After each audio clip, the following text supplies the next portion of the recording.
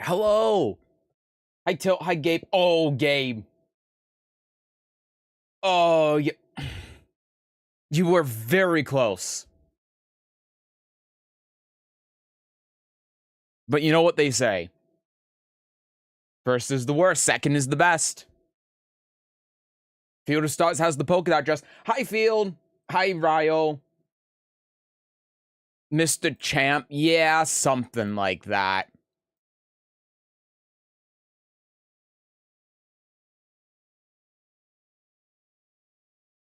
A second here. Okay. I'll be mostly looking today as per usual. I appreciate it. Thank you, Tilt. It's good to have you here. Yeah, so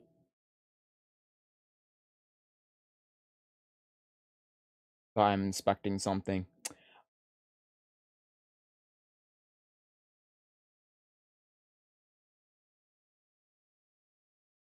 Sorry, I got distracted. Hi, everyone.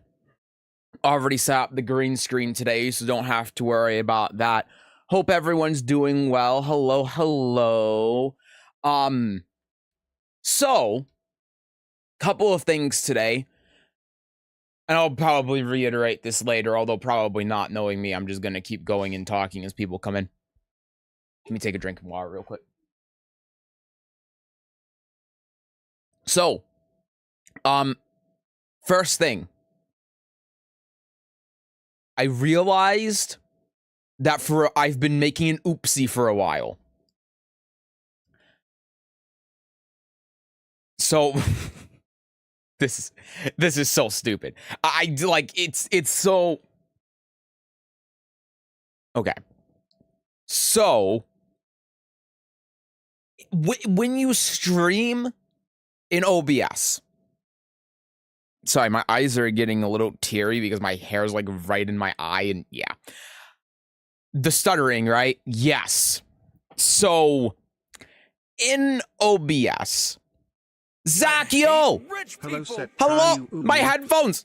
Ah! Did I miss it? I missed it. God damn it. Zakio, thank you for the 9 months! I'm using my controller for this one. Wait, this is the Xbox controller. I'm using the Ryan for this one. This thing can go to hell. That is so not loud. I still don't know where my hammer is. You know, I've been forgetting to look for it. Can I use my multivitamins? Yeah, that works. Thank you, Zakio, for the 9 months. I am doing all right. I slept for about 11 hours last night. I crashed super hard. I hope you're doing well, though. And thank you for the 35 days of quiet. Holy shit, thank you, man. Hi, Jam. Hello, hello. Welcome in, everyone. So, when you stream, if you aren't a streamer, I'm going to give you a little bit of education. So, streaming mainly utilizes your CPU. Hi, Rue. Hello, hello. Welcome in.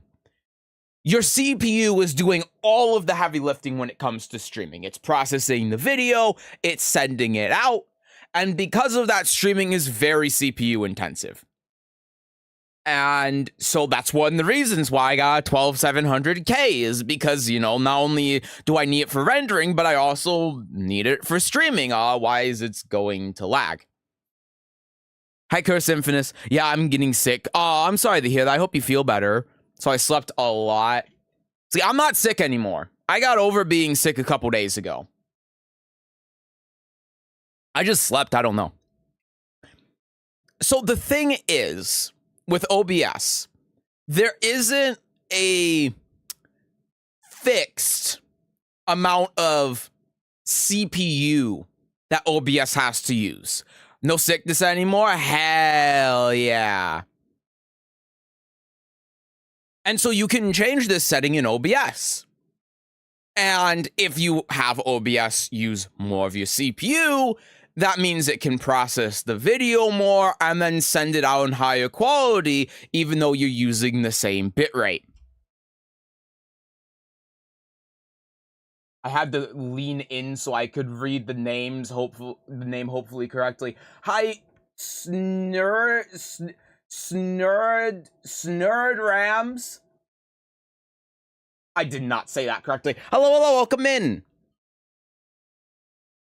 So the thing is, when I got the computer I'm using now, and I got that 12700K, I upgraded from a 4770. And so, when I upgraded, I changed the CPU setting in OBS to go from using less of the CPU to more of the CPU.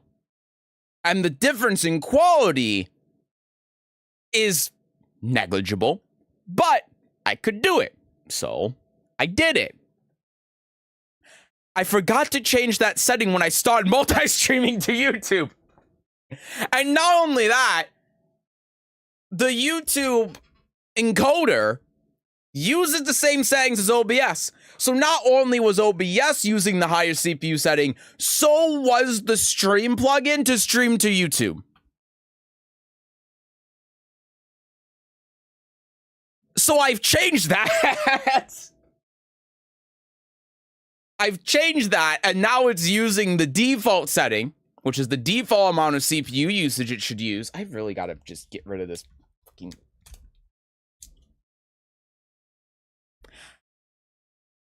And so now, hopefully, the CPU is going to be better.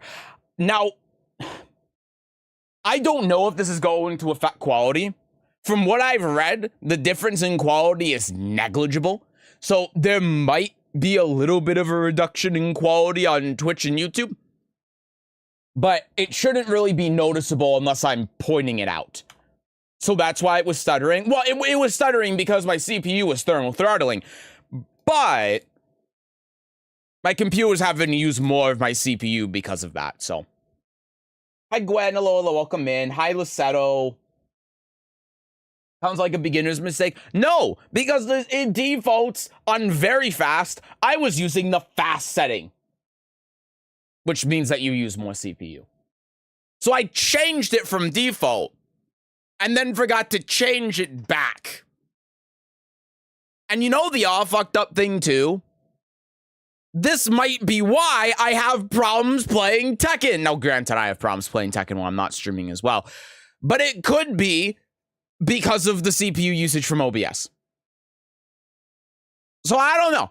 But I've changed it. We're going to test it today. And hopefully, fingers crossed, everything just works better. Ken Tem. I see, I figured out now. Well, I don't know if I got figured out. See, here's the other thing. So for those of you that are on YouTube right now, on Friday, we streamed Neo on the Variety channel. We did that because if you remember, Steam was broken on Friday. Apparently, Cloudflare wasn't working. So we couldn't even play Tekken. So I just decided, fuck it, we're just going to stream Neo 3. And throughout that entire stream, the VOD on YouTube, if you watch it, is kind of a mess because it kept stuttering. And there wasn't really anyone there because it was on the Variety channel. The Variety channel is like 30 subscribers. So, you know, like there was basically no one that was even at that stream. Because not only was it like Neo, it wasn't Tekken, but also no one really knew about it unless you were in the Discord. So, didn't really know about it until like midway through the stream. I tried changing settings. I tried moving stuff around. Couldn't get it to work. Found out my CPU was thermal throttling. And so I tried dusting out my CPU cooler between Friday and today. And it wasn't really dusty. Not to a point where it'd be thermal throttling the way that it did. So I think...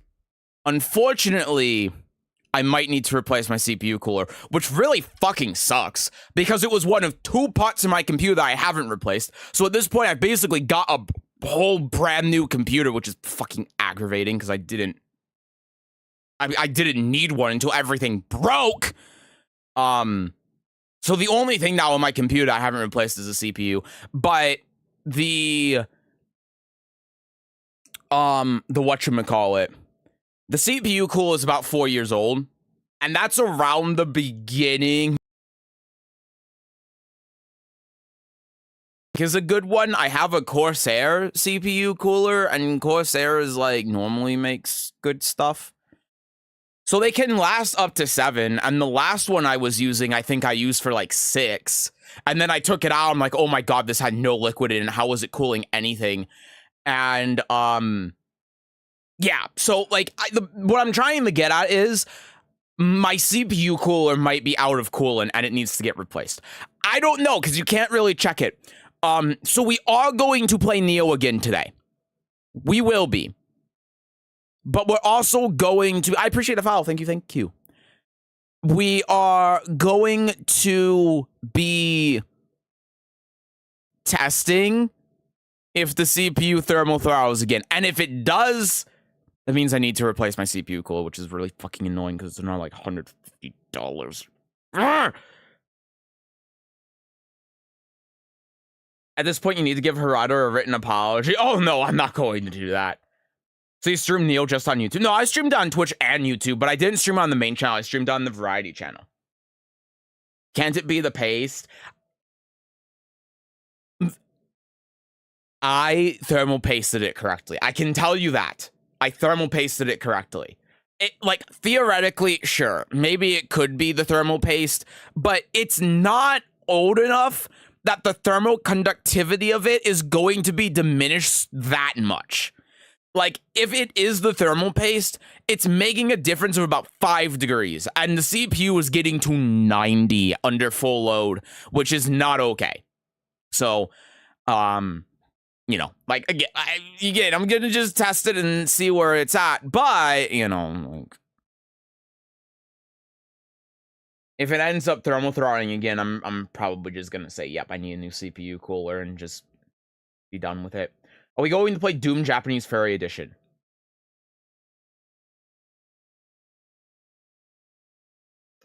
Can you please not phrase it like that? Thank you.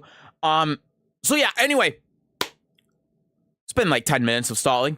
Let's talk about today's stream. I just got PlayStation problem solved. No, because then you have the input lag that comes from it. So let's talk about what I did yesterday. So some of you may have realized that I did not stream yesterday. We did not do viewer games this week. I went to a very small tournament. There were 10 people there. It was extremely small.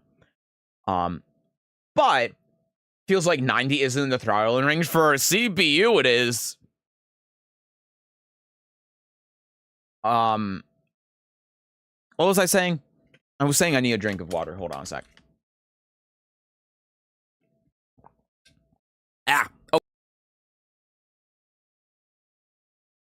Only 10 people. There wasn't a lot of people there. I mean, when in Michigan, there isn't anything. There's shit. Is nothing. So it's about the best you can get is like 10 to 12 people. But I went there because I wanted to play Miari in tournament before season 3. If you've heard my take on Miari, you know that I think she's top 10, if not top 5. I think she's really strong. However, that doesn't really matter. It doesn't really matter right now because season 3 is going to come and there are going to be all the balance changes, and where characters are at tier-wise right now doesn't matter, especially with Miari, because like she's basically not in contention to compete in season 2 at all. And the only thing that she could compete in was TWT finals, and you know, a couple of people played her, but there wasn't any success. And a large part of that is because she's so new. So while we're in this weird in-between period, and I think Miari is super strong, and I think she's really easy, I wanted to test that at a tournament. And this was basically the only tournament that there was that I could realistically be able to attend before season 3 came out. So that's why I went to this one. And let me tell you, it was an eye-opener. I believe after, and again, like, this isn't like a big tournament. This isn't anything that's super prestigious or anything like that. Like, I get it. But I've played enough in tournament, whether it's big ones or small ones like this, to be able to get a good gauge, a good idea on, like, how characters will feel in a bigger tournament if I go to a small one, how consistent they are, things like that, you know? Like, how easy it is for me to be able to adjust, how does it work in the tournament setting, and oh my god, Miari is busted. Like, I can't even begin to describe to you. Hi, Haru. You brutalized defenseless people with an 18-year-old young woman from Madagascar, front-facing baby chicken emoji.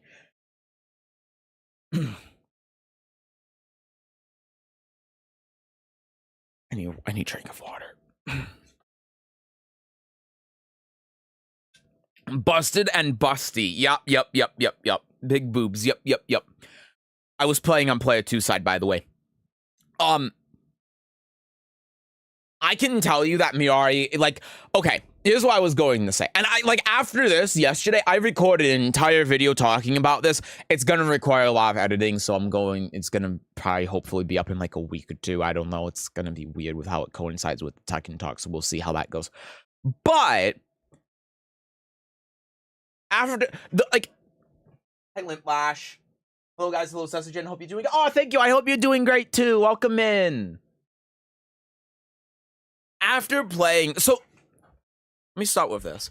I've been playing Yoshimitsu and Lydia throughout this entire game's lifespan. And both of those characters are super difficult, specialist characters, really hard to play in tournament, really hard to main. You know, you can argue like Season 1 Yoshi, playing him as a pocket character, Season 2 Lydia, playing her as a pocket character, whatever.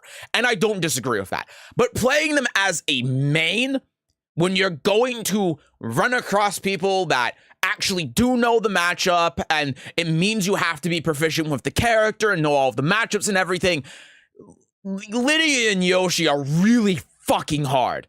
I mean, there's a reason why no one mained Yoshi in Season 1, despite him being considered one of the best characters in the game alongside Nina. Like, it was him and Nina in the top 2 spot, and you only saw like Kane and Trench and Sin and the normal Yoshi players playing him. Like, you didn't see anyone pick him up. And it's the same with Lydia. You know, like, you see people play Lydia as a pocket character to great success because that's what she's really good with, but you don't see anyone play her as a main. Like, Austin Ash dropped her as a main, Farzine's playing Victor as a main and Lydia as a pocket character, Tetsu plays Lydia as a pocket character. Like, no one plays her as a main because actually playing with her against people who know the matchup, which you're going to come across in tournament, is extremely difficult. So yeah, you know, like, you're going to get free wins with her, but then the other side to that is that unless you are really, really good with her and you really know what you're doing, you come across someone that actually knows the matchup. If you are not one of the like top 10 best Lydia players in the world, you lose on the character select screen. Just straight up. She's that difficult. She's one of the most polarizing characters in the game because of her difficulty, unorthodox game plan, the matchup knowledge requirement. Like, what other character in the game do you need to be able to react to the second hit of Can against? What other character in the game do you need to know what characters have 11 frame throws and how much that like changes your entire offense structure and your game plan, right? There's no other character in Tekken that's like that. And so going from playing those characters and Dragunov in Season 1, 2, Core Circle 4. I mean, Dragunov was top 5, but he wasn't considered on the same level as Nina and Yoshi, and I wouldn't consider him up there either. But if they don't, it's a huge advantage, nice pocket character. Yeah, like, Lydia is the best pocket character in the game, easily. And that is what I talked about in the video I recorded the other day. The entire like thesis behind the video is that Lydia's true strength and what makes her unhealthy and broken in this game is that she is undoubtedly the single best pocket character in the game, and it's not even close, which is an opinion that I've changed my mind on, because at first I said it's not worth playing Lydia as a pocket character because if you play her as a pocket character and you run across someone that knows the matchup, you just lose because she's so difficult. She's such a specialist character that if you pick her as a pocket character and you are a Lydia main, you will just lose. And I still think that's true, but there are so many people that don't know the matchup, and you can kind of gauge their awareness on the matchup if you prepare and you look at games that they play against Lydia players, that you can make an informed decision whether or not to play her. And even if you're halfway competent at Lydia against someone who doesn't know the matchup, you just win on character select. And there's no other character in the game that's like that. I can't even think of another character in any fighting game where you win on the character select screen. I can't. And, you know, at Frosty as well, I played against Only Tekken, and that's what he said. He said after I beat him at Frosty last year, and this was again back in season 1, that he knew the game was over on the character select screen because I picked Lydia. And so this has been going on since basically her release. And even some of the top players in the country, in North America, have said that to me, and it kind of went over my head before. But, you know, after seeing like Arslan and Farzine and all these top level Tekken players play her, yeah, it's like with the John, you know, after seeing that, my mind has changed on that. And I think that Lydia is like as a pocket character, completely broken and busted. If you played on player 1, you'd be too distracted. Yeah. I was distracted on player 2 as well. Anyway, I don't remember exactly what I was saying before I went on this small tangent. But the point is that what I was talking about was that Lydia, like as a pocket character, is just broken, right? Just completely busted, stupid, broken, you know, and like, again, if you play her as a main, she's one of the most difficult characters in the game, easily. Like, playing her in a tournament is like impossible. She's that difficult. But playing her as a secondary, playing against people that don't know the matchup, I mean, she's one of the easiest characters in the game. Just you, if not the easiest character in the game, because you just floor people. You know, like, you don't have to do anything except forward, 2 stance mix up, and then you just win. And even though we should be saying, well, you know, these players need to know the matchup. And I agree with that, right? Like, like if you know the Lydia matchup, then you will just win on character select. Like, that's the problem with Lydia, right? Lydia is a character knowledge check on the character select screen. If someone picks Lydia, if you know the matchup, 99 out of 100 times you're going to win. Unless you are playing against a known player, one of the top 10 Lydia players in the world. So if you aren't playing against, like, me, XO, Farzine, Ken, like, if you're not playing against one of these players, Tetsu, then you just win on character select if you know the matchup. But if you're playing against any, like, Joe Schmo, random-ass guy, and you don't know the matchup, and they pick Lydia on character select, you lose. That's it, you lose. And is that good character design? I don't think so. As much as I love Lydia, and I love playing Lydia, I think she's one of the most fun and well-designed characters in the game, a character should not be that polarizing. There's no character in any fighting game that should be that polarizing based on the matchup. And again, it's like, well, they need to learn the matchup. And I agree with that, especially with the people that are complaining about her. Yeah, like, if you learn the matchup, you're going to make your life a hell of a lot easier. But at the same time, not only is this the reality that we live in, where, you know, people don't know the matchup, and it's understandable that people don't as well, because Tekken's a difficult game with a lot of characters, and if you're going into tournament, you're going to be prepared for some of the more common tournament picks, like, you know, Anna, Nina, Brian, not Lydia, because no one plays her. So it's understandable why pro players wouldn't practice for her, because not only is she a really niche character that no one plays, there are no good Lydia players to spar with. Like, look at none. And that's why the Pakistanis don't know the matchup. It's not even necessarily their fault. They don't have any matchup experience against her because there are no good Lydia players. So how can you get the matchup experience and know how to play against the character? You can't. So it's not even necessarily their fault.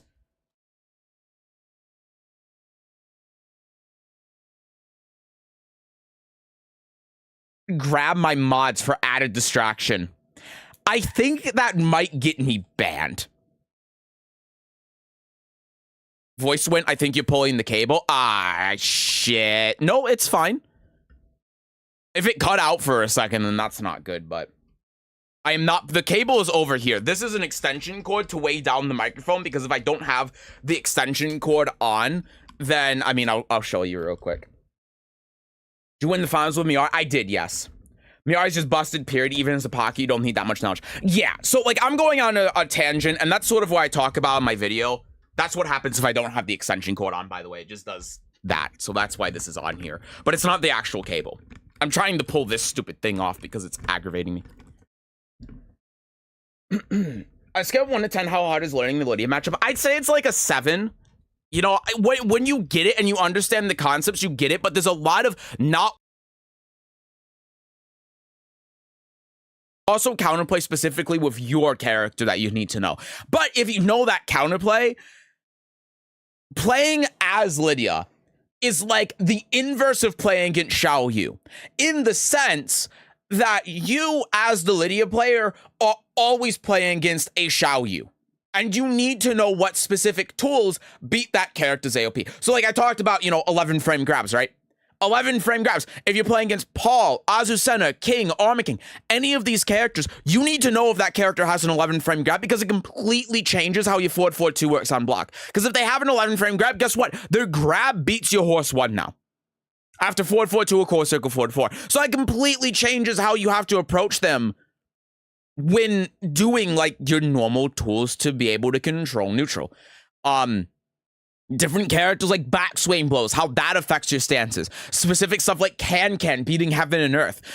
All of these very character specific things you need to know with Lydia if the opponent knows like those tools. So I guess back to your point, how hard is learning the Lydia matchup? It's like a 7 because you also need to know how those tools interact with Lydia. But if you do know them, then it's on Lydia to be able to know the counterplay. You can just throw that out and it's not going to be like, you don't need to know like, okay, well, if I do this and she does this, then what do I do after this? No, that's something that Lydia has to think about. You can just be like 11 frame grab after forward 4-2 and then just go from there. You know, because all it's doing is limiting Lydia's options. Your mic goes on and off. Does it? I'm looking at the mic thing right now, and it's saying that it's fine. Why'd my comment get deleted? I don't know. That's YouTube's automatic thing.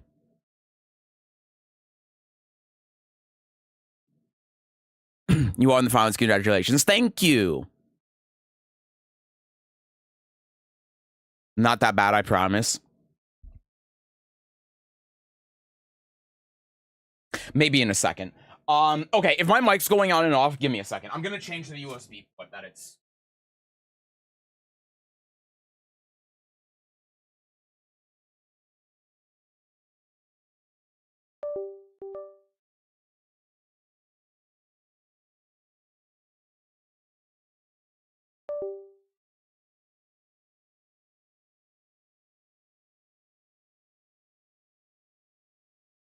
Okay.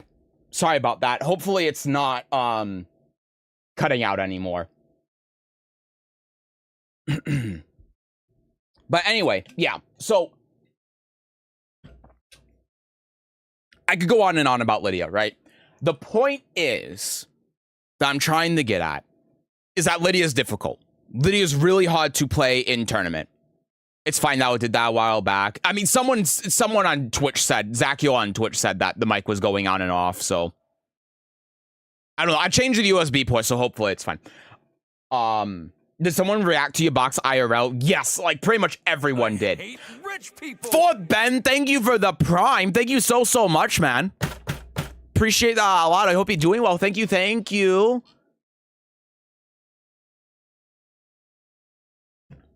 So yeah, Lydia's a really difficult character to play as a main in tournament. That's what I'm trying to get at. As a secondary, as a pocket pig against people that don't know in the matchup, like super easy, easiest character in the game, completely stupid, right? But as a main, really difficult. And so pretty much my entire time playing in like major tournaments, right? I've just been playing Lydia. And so going and playing Miari now was eye-opening. It's a completely different world, because not only is Miari super strong, but you don't have to worry about any of that shit that I just talked about. You don't have to learn it about matchup specific stuff. You don't have to worry about what your opponent's doing, what character they're playing, all of this other really important stuff. And Miari is very forgiving as a character. Lydia is not forgiving if you play against someone that knows what they're doing. You play as Lydia against someone that knows sidestep right duck after forward 4-2. It's like, I threw out my 1+2 when I shouldn't have. Oh, you die. Like, that's it. That's just the end. Miari's very forgiving. She doesn't have stuff like that. She doesn't have a lot of stuff that's just like, oops, I probably shouldn't have done this and now I'm dead. That doesn't happen with Miari. Miari is a very forgiving character. She basically plays herself. Super easy and very strong. And I haven't experienced that at all in Tekken 8. I haven't. And so playing Miari has made me realize that my tournament results have not been necessarily because of me. It's because of playing Lydia. You know, it's because of the character that I'm playing. And I didn't realize how just extreme it was and how hard I had it until playing Miari.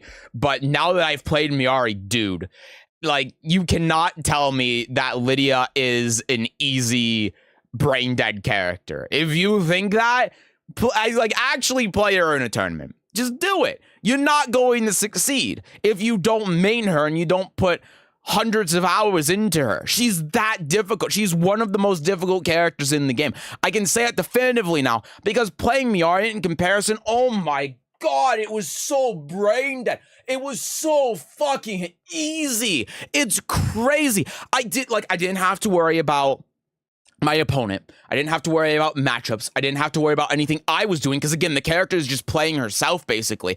I didn't have to think about the stack system, the heat. I didn't have to think about anything. I could just sit there and like fumble around on buttons and do stuff, and I just won. And I imagine this is what it's like playing like Armor King or Falconram or Brian or any of these other characters that I could say like fundamental Tekken. It's so fucking easy to play these characters. There's so little that's going on that you have to think about. You don't have to make any adjustments. The game just plays itself. It's fucking crazy how easy it is to play Miari compared to Lydia and Yoshi. It's unbelievable, man. And so, no problem. Thanks for the coaching. I'm glad that you hopefully found the coaching helpful. Doesn't Lydia need some nerfs in heat, though? Lydia needs nerfs in neutral, not in heat. The things that make Lydia broken are her setups and her wall game. Stuff like Wow Rising 1, busted, stupid-ass move. Her Wow Rising 1 needs to get nerfed into the ground. From crouch down forward 3, broken as hell. Down 1+2 and the opponent is grounded. Just, why does that move exist? Why does it do 33 damage? That move is fucking stupid. But when Lydia's in heat, no, Lydia's heat is like fine. It's really like a lot of her set play stuff, her wall stuff, her Oki stuff. That's the stuff that's broken and needs to get nerfed.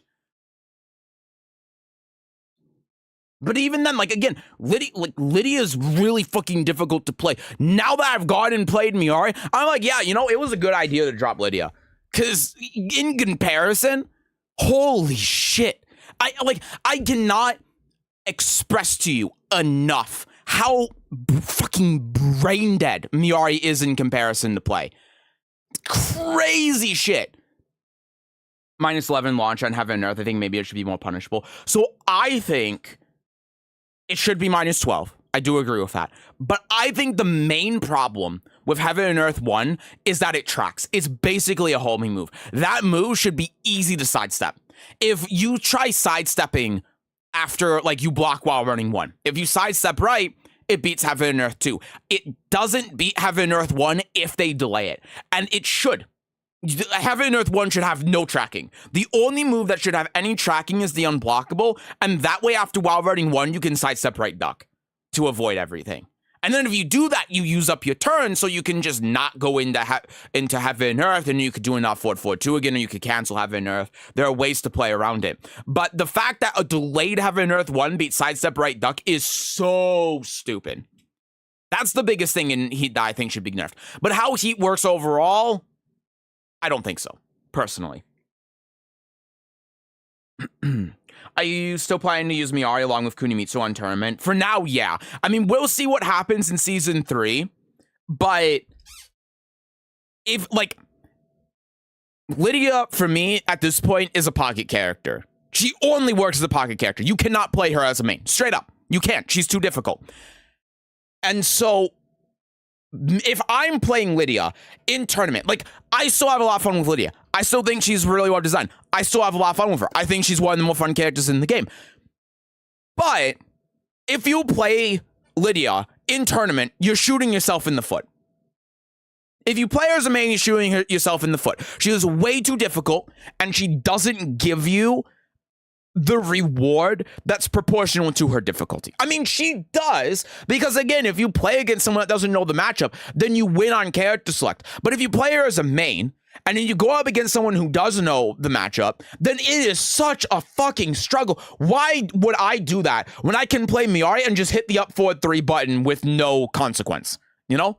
Like, why do I have to think about my neutral, my forward 4-2, what I do afterwards, 1 frame links, high execution stuff, instant while running 1, dash jab combos, micro dashes? Why would I deal with any of that shit when I can just play Miari and press, like, down 2 or 31 or down forward 4? Like, why would I do any of that? And so there comes a point when you're playing in tournament where it's like, you know, yeah, I mean, at the end of the day, you're trying to have fun. But if you're paying like $300 or whatever, $500, $1,000, depending on where you are, to go to Combo Breaker and play at Combo Breaker in tournament, and I'm sitting there playing Lydia instead of Miari, I've spent so much money to go there. I shouldn't be playing the character that is both weaker and harder to play. I just shouldn't be, you know? It's one thing when you're like going to a tournament, you're playing a friendly tournament, or you're playing in a small tournament, whatever. But if you're playing in like a bigger, serious tournament where there's actual money on the line, you have to spend a lot of money to get there, and it's more serious, playing Lydia is just a mistake. It's not the right thing to do. She is way too weak as a main.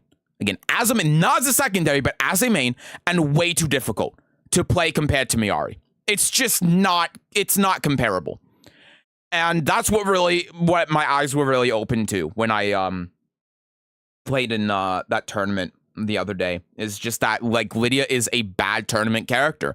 And in fact, not only is she a bad tournament character, but I don't think that she is viable to use in a tournament setting just because she's so difficult. It's the same as Mishima's, you know, if like with JDCR, you know, JDCR is known as a Heihachi main, but he plays Armor King. And what's the reason for that? Because even though Heihachi is strong, he is not consistent enough to be able to play in tournament.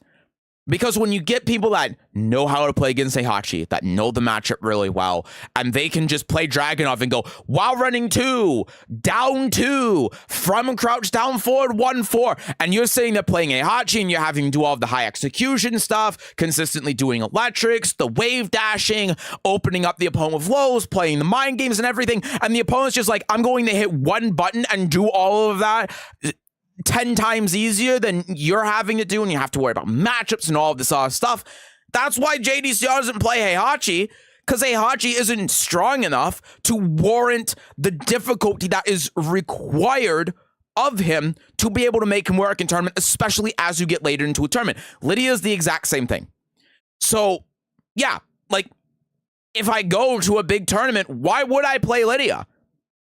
And the only reason is because, well, for all of you who are watching, but I'm not good enough to be able to go up against like a pro player and pick Lydia and be able to consistently beat them, you know? I can do well, but why would I do that when I could play Miari and have a much better chance of being able to beat the pros? Like, you know what I mean? Give myself a better chance of success. I always thought JDCR was a drag main. No, well, I mean, he is, but historically, he's been a Hachi main.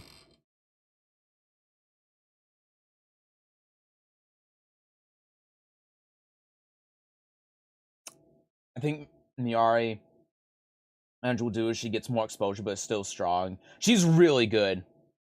I might get hate for this, but I feel it's playing Reina. I'm still learning, so I still play as Reina. When I get good, I probably won't play her in tourney. No, I think that you're 100% correct, and Reina's the same thing. I mean, people shit on Reina because they're like, she's the easy Mishima. Dude, Reina's also super fucking difficult. Tekken players, like, they see real Tekken and the difficult Tekken characters as being characters that are very fundamental based. Fundamental based Tekken characters, at least in Tekken 8, are so much easier than the highly technical characters like Reina, like Xiao Yu, like Yoshimitsu. Like, it doesn't. Yoshimitsu was top 2 in season 1, and no one played him besides the Yoshi mains.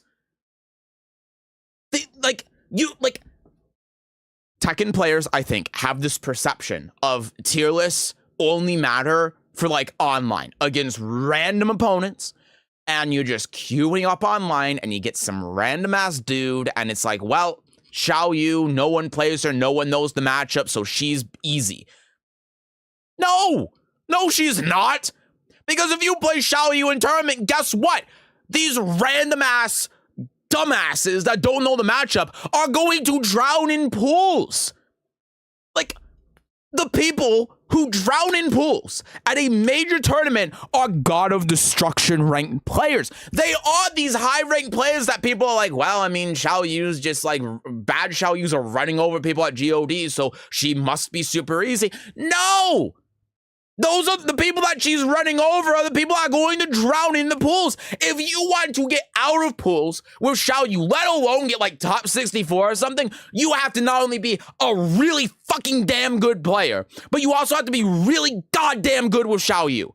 And if you're not, then you are not going to succeed. And Tekken players can't get past their own ego and stop projecting their own matchup knowledge or lack of knowledge onto every other player who plays Tekken.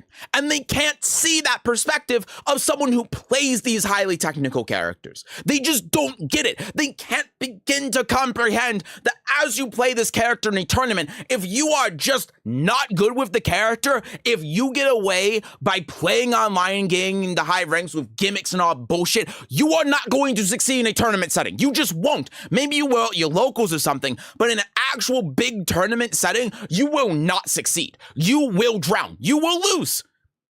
You will only succeed if you play one of these technical characters, if you are really good with the characters, and that's what makes them really fucking difficult. Even if a lot of people don't know the matchup, even if not knowing the matchup means you just insta-win with the character, you are going to run into people who do know the matchup. And if you can only succeed against people that don't know the matchup, you lose. And Reina is the same shit.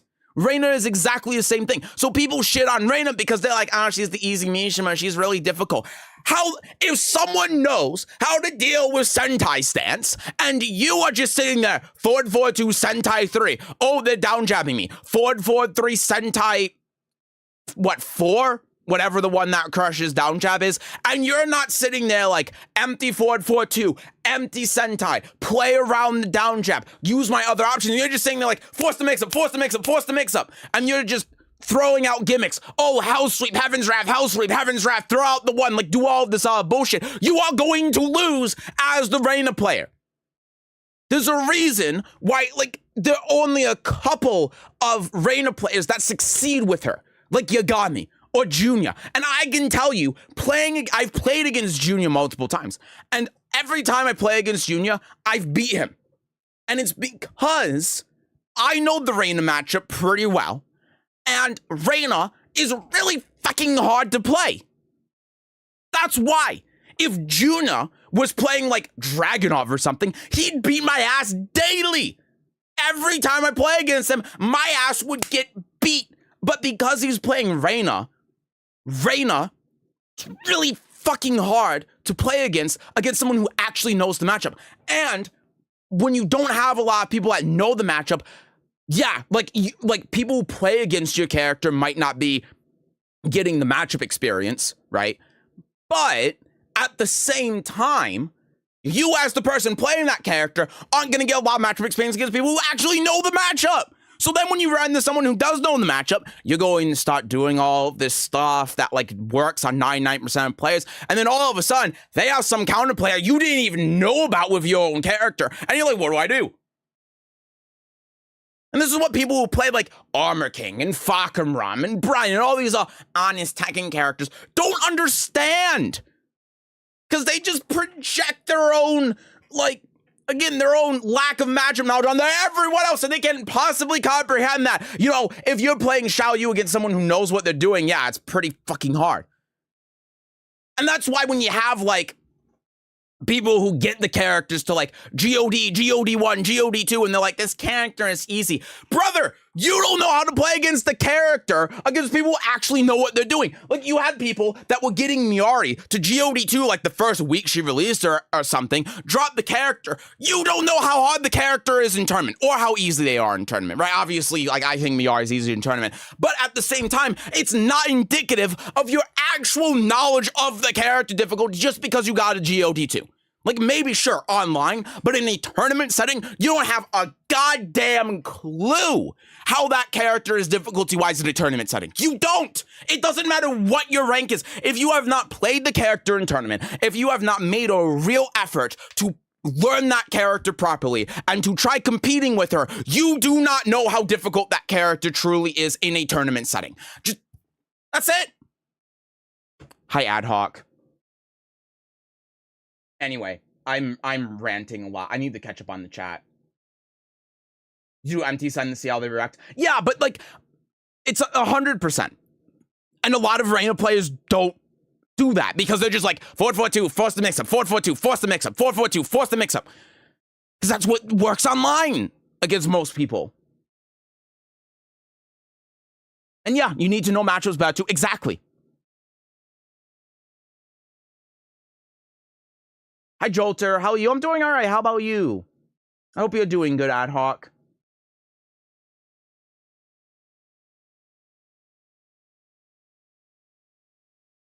Do you think Miari is a knowledge check character right now? She's a new character? I think that there's an extent, obviously, because no one's really playing Miari, so people don't have matchup knowledge. But I think that she is just strong. I think that her knowledge checks definitely, like, assist her, for sure. But I don't think it is the main thing that makes her strong right now. I think, like, even playing against people that know the Miari matchup, I'm not really doing a whole lot different than someone that does. And that's what makes her really consistent in a tournament setting, is that I don't have to worry about how much my opponent knows the matchup or not. I just do basically the same thing. I'm well, thank you. That's good to hear. So I don't fault players from Pakistan. The visa's hard enough. You actually get a chance to travel that far, man. Do everything it takes to win. No, I agree 100% with you. Absolutely. They're putting a lot of effort and money to make tournaments. They shouldn't take that chance. Again, agree 100%. Yeah, absolutely. That's what gets me when people are like, oh, this person's tier whoring. They are spending thousands of dollars to travel internationally to go to a tournament. And that the results of that tournament are going to not only determine, like, if they get their travel money back, but it's also going to determine sponsors, future tournaments that they can go to. Why wouldn't they take the advantages that they can get if they can play the characters that they think are stronger? What?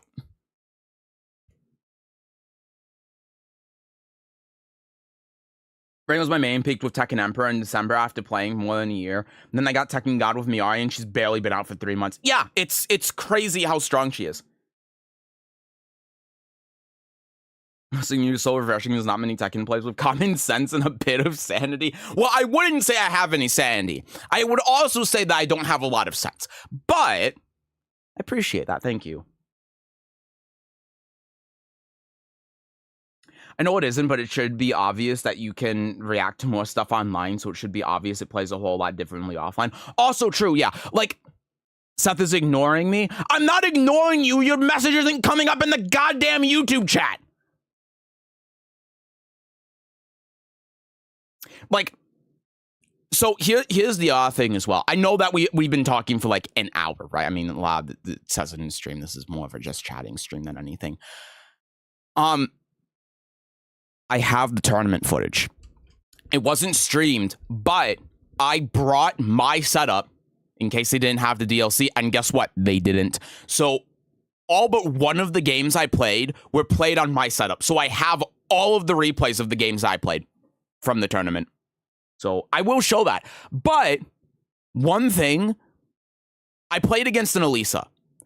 And as you all probably know, I mained Elisa, and they changed her down back 4 to be faster, but not launch punishable in Season 2, to a point where it shouldn't be reactable. I was reacting to Elisa's down back 4.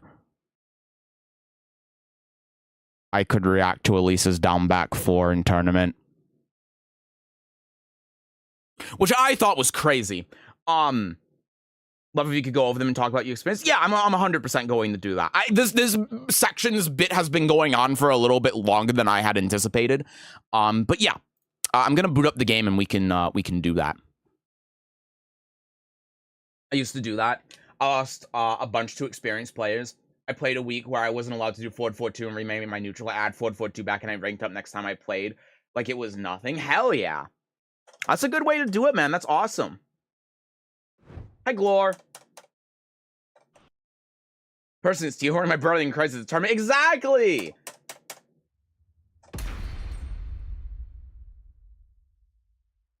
Also, it would be like, if I would have gotten Miari TGS, I may not win because of the fact that I'm good with the character, but it would be because of people's lack of matchup knowledge.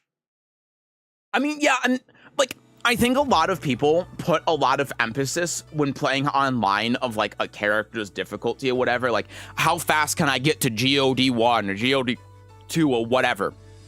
And no, that's not accurate at all, because again, when you play online, you're going to be playing against a bunch of random ass people who aren't necessarily going to be prepared for whatever character that you're playing. They're not going to be looking at the brackets, and they're like, again, like GOD rank is where people drown in pools at major tournaments.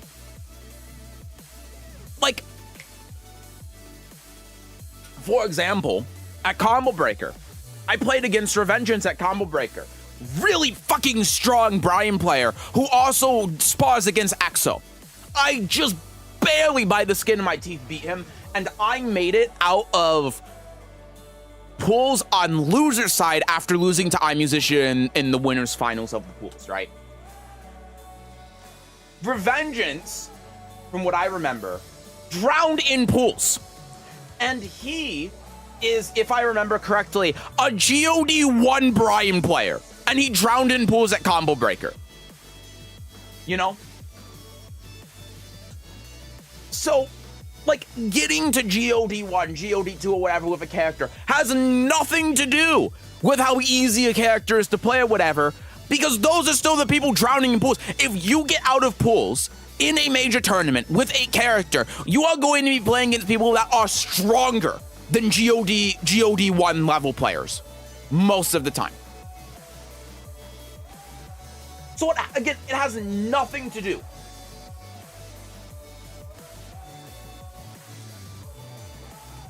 I'm trying to look up his thing to see what his rank is. I can't find it. Yeah, I can't find it. He must have changed his name or something. But anyway, you get the point. And that's why, like, certain player, you know, who has all of the characters at God, and people are like, oh, he must be an authority then on like how difficult characters are because he has them on all God or God1 or whatever it is now. No, he's not. It doesn't matter because you can get to God1 if you're a strong enough player, and he is a strong player. You can get to God1, God2 or whatever with every character by just fucking around with them and not knowing how to play the character if your fundamentals are strong enough. It has nothing to do with your knowledge of the character or how difficult they are. I saw SpeakX be a God3 Jin with a really basic Jin that's just pure fundies. It told me you can be super high rank and not know the character. Yeah, absolutely. Takahachi's down back 2 is Tori reactable offline. 100%. Which turn did you play in with Miari? Just a small local one. It didn't have a lot of people. But I did it just to get a tournament experience, even if it wasn't like, you know, a bunch of super high level players or whatever. I haven't touched Tekken 8 since season 1. That Kunimitsu character looks cool, so I might come back in season 3, and season 3 still not it. I'm gonna venture the virtual fight in DOA. Yeah, I mean, that's completely fair. Hopefully Virtual Fighter 6 comes out soon. I got the GOD with Lydia 2 days ago. Hell yeah, congratulations. You think there's a huge difference between GOD and GOD1? I don't play ranked, so I don't know. I like, genuinely, if I was to try answering that question, I'd just be giving you some bullshit. I don't know. I'm not knowledgeable enough to be able to answer that question, honestly. But congrats on the GOD, man. That's fucking awesome, dude. Just shows that defense is important in Tekken 8 because being able to get to a high rank with strong fundamentals shows you that you just need for online ranked. Yeah, 100%. Agree with you. Absolutely. I'm really excited for DOA 7, my favorite franchise. I hope DOA 7 is good. I really do hope it is. All right, let's take a look at this now. Let's take a look at the games. So,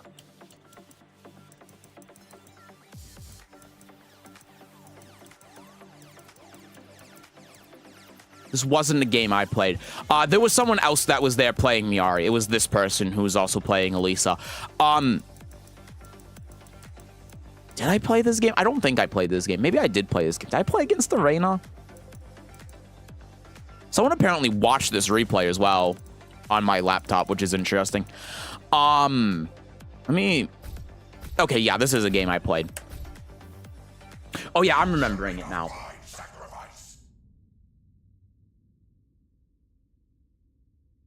I'm taking a break from Tekken, but I reached Raijin with Miari highest rank so far. I mean, nice, dude. That's awesome. Congrats. It's always great to get those rank milestones right when the season's about to end, so you get that little, like, plaque thing. Hell yeah, dude. Nicely done. Do you have a bracket link? I don't have it on hand, no.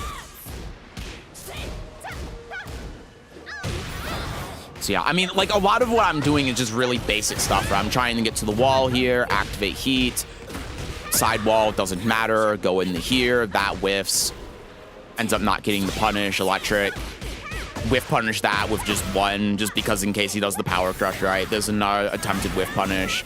Just heat smash, down forward 1, try to play it simple. I did the down forward 1, the 3-2, he tacked into it, so I can do like down forward 1-4. Why would I take that risk? Small little low, no big deal. Right, but I'm just sitting here, I'm like, I really just don't have to, you know, like, again, the game's kind of playing itself. Like, I just frame trap with down back 1+2, I frame trap with 3-1, it gets blocked, doesn't matter, it hits, great. So here, I do power crush, it whiffs, that was a good whiff punish, waiting for my power crush. And yeah, I mean, just down forward too. Boop, activate heat, my micro dash wasn't good enough.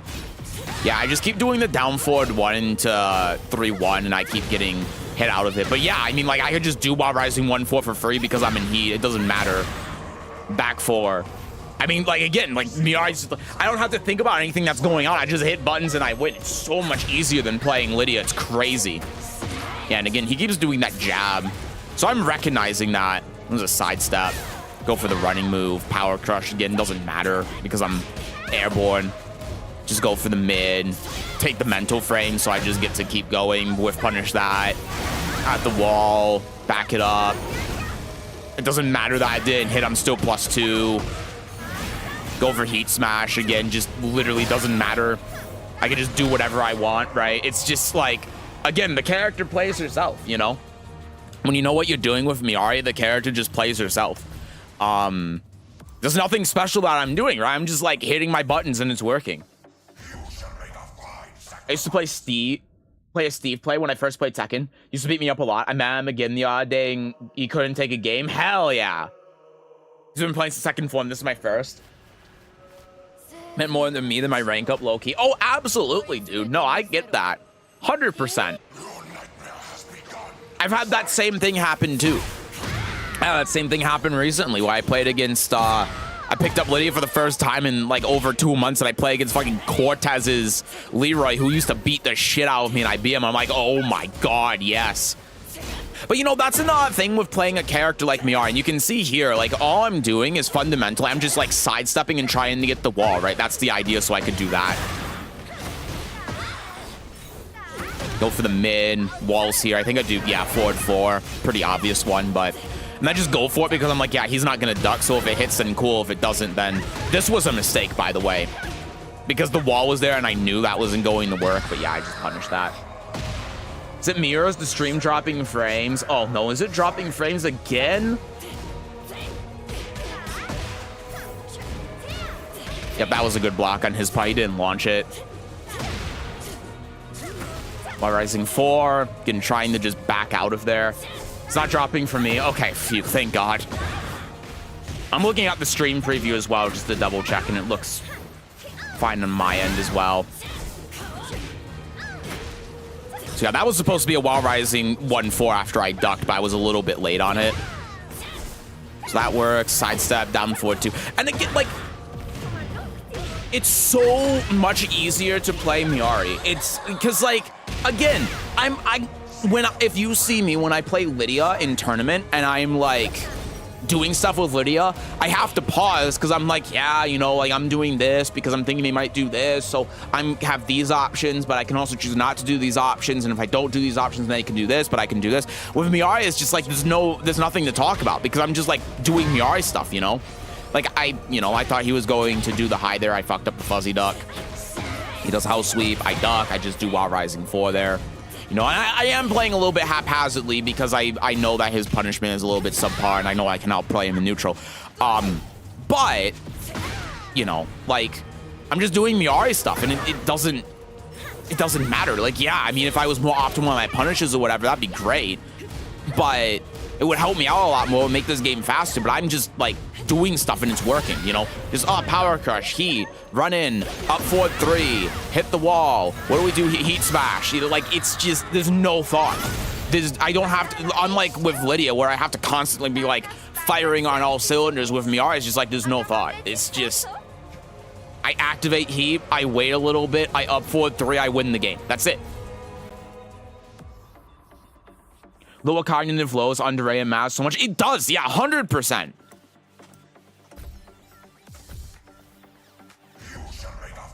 I feel like you Lydia players need to be very precise with their actions. Oh yeah, like Lydia is a very unforgiving character.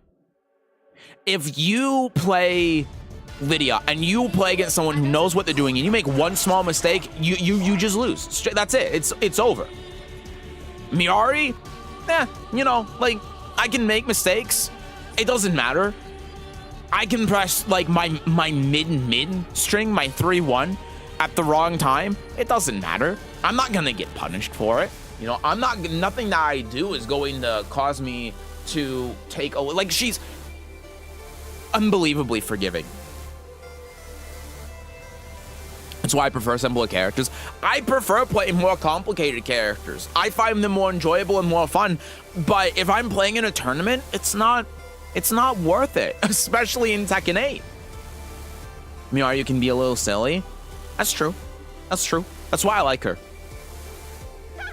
For now, she's forgiving. Yep. Yeah, that was unfortunate. Tried doing the Noir Rising too. Yeah, we get the punish on that. Forward 4-2. I'm the one on the right, by the way. I played player 2 side this entire tournament, just to practice player 2, because I was pretty sure I was gonna win this thing. But yeah, I mean, there's the up forward 3, run in. I'm trying to get off my heat. I thought there was going to be a heat dash, so my idea was, like, because of where the wall was, I do while rising 1 and 4 and then heat dash, and then I get to the wall, right? And then I'm in the corner, and if I do while rising 2, then I'm probably going to get less damage, or I'd have to break the wall because of where the wall is, but I just ran out of heat, so that was the idea. Late on the punish there. I didn't hit confirm that. I whiff punish the down forward. One that whiffs. I don't end up getting a grab break here. I think I accidentally broke like 1+2. Yeah, I plinked it. Yeah, that whiffs. I just get the counter hit. Again, backing up. I see the duck. I try punishing with while rising 1. I don't get it. And again, it's just like, you know, I'm playing Miari, so I don't have to play neutral. I can just, like, up forward 3, and then, yeah, that's -4. So I'm like, I just hit a button. And immediately after, I was like, I should have pressed 3-1 instead of 1-1-2, but it's still counter hit. But again, like, it doesn't matter. Sidestep, low parry at round start. Boop, boop, boop. There's the wall. Break the wall. Sidestep, try going for Oki here, dot, go for the homing mid, it ends up connecting, I get counter hit there, I tried running up down forward 1, but I was just a little bit late, so it is what it is. There's the running tackle, a little low, get the sidestep, that was a really bad punish. I wasn't sure if the second hit was going to whiff or not, to be honest, that's why I went for the 1-1-2, but yeah, just go here, and then yeah, whiff wake up kick, I just down 2, you know, like again, no thought. Right? It's just like, stay at the range outside of wake up kick and just down 2. If they stay on the ground, it hits them. If they wake up kick, it hits them. If they block it, it's -4. I still have a neutral, right? That was a really bad punch. I got scared of the second hit.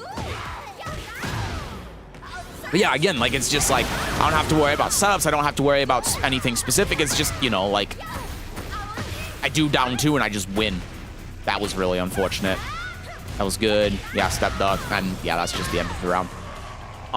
Yeah, I mean, it doesn't help too that her 13 frame punish is so good that shit, I didn't mean to go back. Her 13 frame while rising punish is so strong that if I don't get the while rising too, who cares? You know, it doesn't really matter that much. So this was game 2. They switched to Elisa. This is the same person. This was winners final, so it's the first of 3. What do you think Cooney will be? I mean, I couldn't tell you, you know, I don't know what changes they're going to make to her. Bro's training on player 2 in a tournament. Yeah. Haven't seen Miari in a while. I forgot how big her buttons are. God damn. I know, yeah, her ability to play at any range is legitimately insane. That was a bad punish, you know. This entire game, I punished really poorly. But yeah, I'm just again, I'm just doing Miari things, right? It's just like, I thought that was going to get the wall. That's why I did that again really bad of me. I tried using my +2. They down jab. That was a good call. And yeah, I mean, you can see like right here, I'm actually reacting to Elisa's down back 4 here. Look at my block here. I block out here. See, I reacted to down back 4 there. And you're going to notice that a lot where I'm reacting down back 4 like this entire game. That was a great block on their part. This person's defense, by the way, was super good. They just, their problem was that they were doing a lot of Elisa stuff that's very gimmicky because they're used to it just working. But yeah, I blocked that. I thought that would kill. I didn't launch. But whatever, I just threw out the last hit. Again, it doesn't matter. She has 2 big buttons I like to press. Yeah. Do you use Nina at all? I do not know. She's not a character that's really for me. Down forward 4, that whiffed. I could have done down 1+2 there, but yeah. I was waiting for the second hit as well. I just threw out a while rising 1 just in case it would catch. Getting down jab there, so that lets me know I can do forward 4 too late. Yeah, you can see again here. I reacted to down back 4. Down back 4, I-18 win. Yeah, that would be something. But yeah, right here. See, I reacted to down back 4 again. I'm pointing this out because I'm really proud of this. I'm really proud. Even though they nerfed the frames on this, even at 20, I can still react to down back 4. And yeah, this is -14, so this was the right punch. And I'm glad that I wasn't launching it. I had that problem when Season 2 came out where I kept launching it and it's not launched, it's -14 now. That's crazy, not gonna lie. I mean, I've played Elisa a lot, you know? I know the move's animation.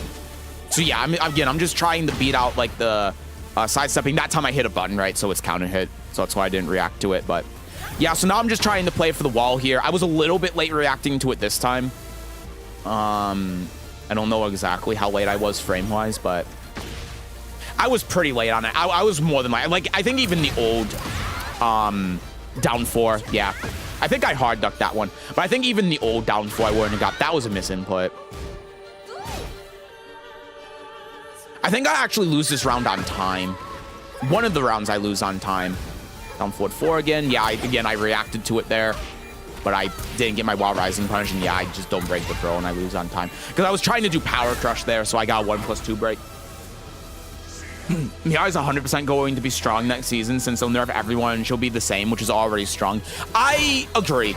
I think like Clive, she's not really going to get any notable changes. That was a great Wild Rising too on their part. Just waiting for that time I get the break, go on the wall, that ends up connecting, but yeah, that's a punish. Walls here, I can go here because they've been down jabbing a lot, tried the frame trap, I do the wrong thing. It's a little bit spaghetti at this point, but boop, boop, boop. While Rising 1, just trying to fish something out. That again was a reaction. I just fucked up my punish there. And then, yeah, I duck under 1-1 here and then punish it. But again, my punishment was just like ass this entire time. But yeah, like there, I tried react. Yeah, I tried reacting to it. And you can see like I pressed down back, but I got 1 frame of up forward. So I think my controller just like malfunctioned there. But yeah, I duck under the 1-1 and I just like don't launch it because my punishment sucks. I really need to work on that, especially my Wild Rising punishment. I thought that would kill. That was a great block on their part, the Wild Rising 4 whip. That's something I gotta remember is that that down 4 at max range. That was a great block as well, but yeah, I react to the down back 4 again. So. It's never been 100% to be fair, but it's really consistent, which is crazy for a 20 frame low. I mean, like, you also have to remember I'm playing on PC, right? I'm playing on my laptop. So that helps.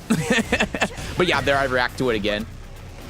So I'm reacting to it. I'm reacting to it more than half the time. But yeah, that was another reaction as well. And there I just ran up and like blocked. But yeah, duck under that again. My punishment is ass. I tried reacting to that and I don't react to the down whatever you call it. That's -13. That was a bad punish. Yeah, and that's -12, and I was like, oh my god, this is -12. I'm so stupid. 1+2. Yeah. Hi, Crip. Hello, welcome in. At least his boot lows are so important to use. I agree. Yeah, the jump BM. It was 1 frame of up forward. I'm pretty sure my control malfunctioned, but. Also, I appreciate the follow. Thank you. Thank you.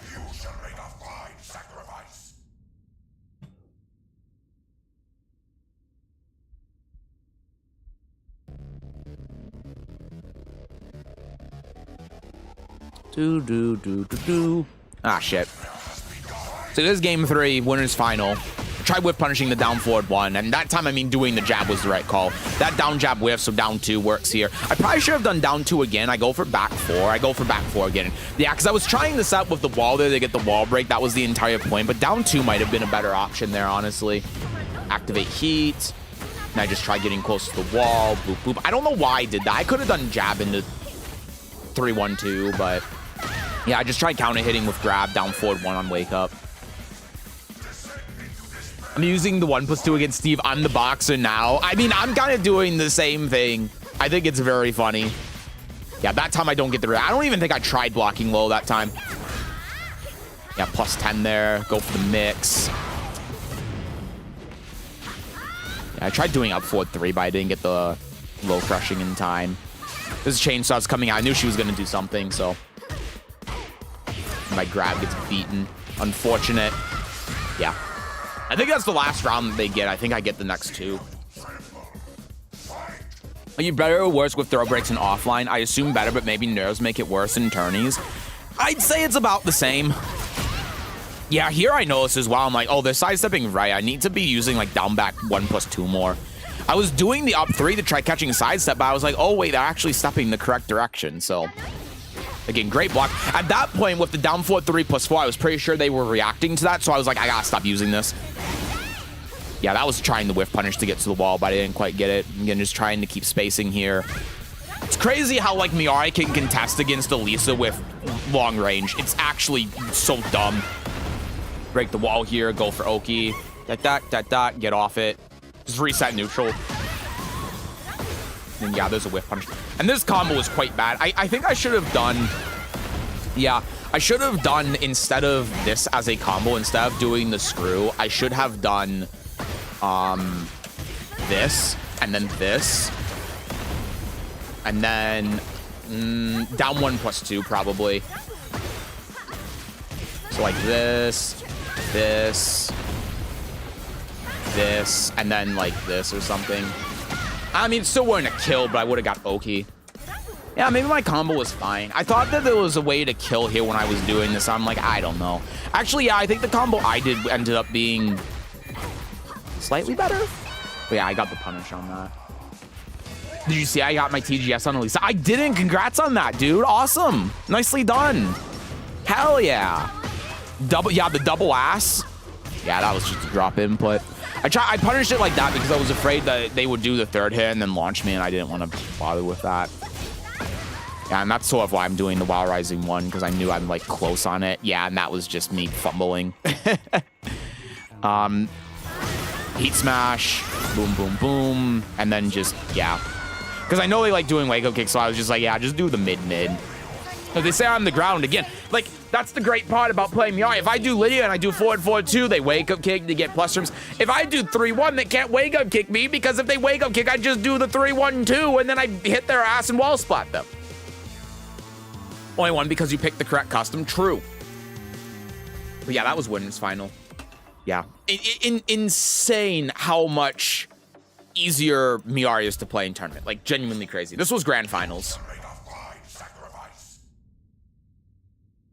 Down forward 1-1, 1 plus 2, 3-1-2 might kill him. Down forward 1-1, 1 plus 2 wouldn't connect. They would get not too far after the down forward 1.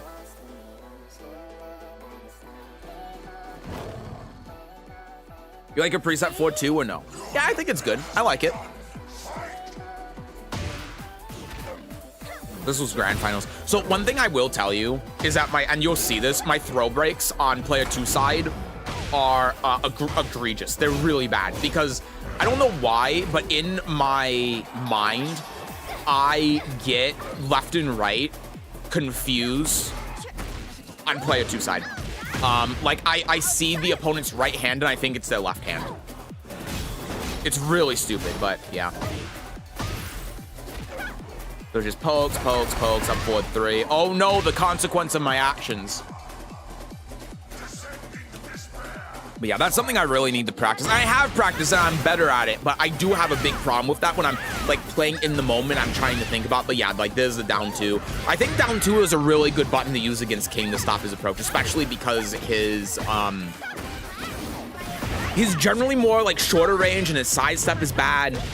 But yeah, I got the read that he was going to duck there, and I'm like, well, I mean, even if I get hit, the psychological warfare. And so we're just playing a one-player game at this point. Oh, down forward 1-1-1 plus 2 at the wall. Oh, yeah, maybe you're right. It's a good call. Yeah, I saw him duck that, so like, again, no consequence to me, but now I'm just throwing shit out. That was a counter hit, last hit. He power crushes through it, which is like fine. I just do the front crouch low because I'm like, he's probably going to just like do grab. He's probably just gonna do giant swing or something. And he did. So I was like, yeah, just go for the front crouch low. If he hits me with like counter hit down forward 2, then it's like, whatever. Block that one. Go for the low this time. Go here. Again, just because, you know, King, like, if he runs in Shining Wizards, you know, I know it's going to be Shining Wizard because of the pushback. So now I'm going into here. Boop, boop. Do the heat dash. I don't actually agree with doing the heat dash looking back at this. He has a pixel left. I just need to get, like, a down the floor. I always see Giant Swing, by the way, as Shining Wizard, so I never break it. I'm shocked that hit the wall. Like, looking back at it, I have no idea how that hit the wall. That's something I gotta work on, though, is, like, when I play against King, I always see that, like, forward movement of Giant Swing, and I think it's Shining Wizard. I think they're doing instant while running. Slapping him into the wall, yep.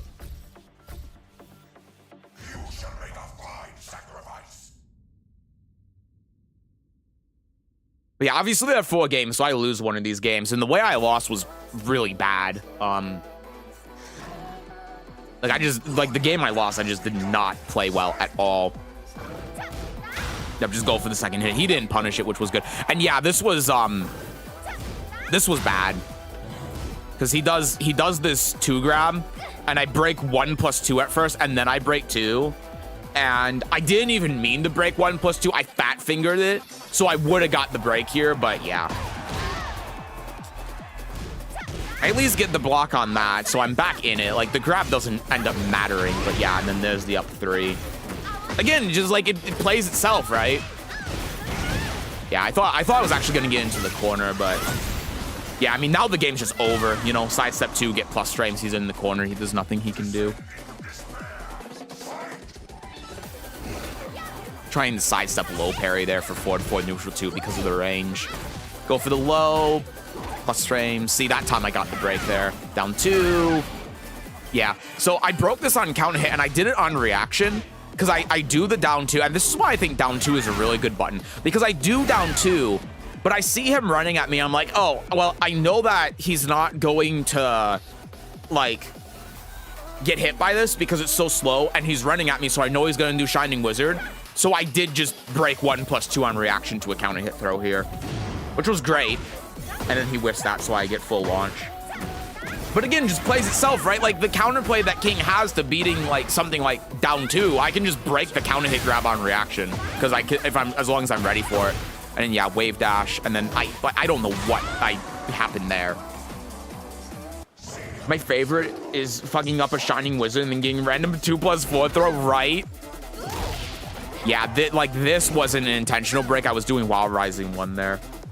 Pretty Girl versus Big Buff Masked Man. Yeah, something like that. Anyway, I get thrown. Yeah, just little. I didn't duck that. I really should have. Yeah, and he punished that too early. So now I'm just, yeah, waiting it out. I don't know why I didn't get a punish on that. See, like, I don't know why, but at this point, I'm just playing so much worse. But I do win this game, though. It's the next game I'm remembering that I lose. So yeah, just wait for that, try the wake-up kick. I don't get it. Interrupt. This was happening a lot where he was doing a lot of things that were just, like, jab interruptible. So I was doing that a lot. And then, yeah, plus frames jab. Single jab in case he ducks it. I didn't want to do one. There was no point in doing 1-1, right? His health was so low. If the first jab hit, then I win. If it gets blocked, then I don't win. Regardless if I do 1-1 or just 1 or not. So that's why I did single jab.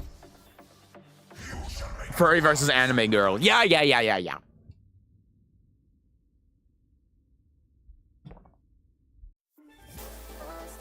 So here's game 3. This is the one that I lose.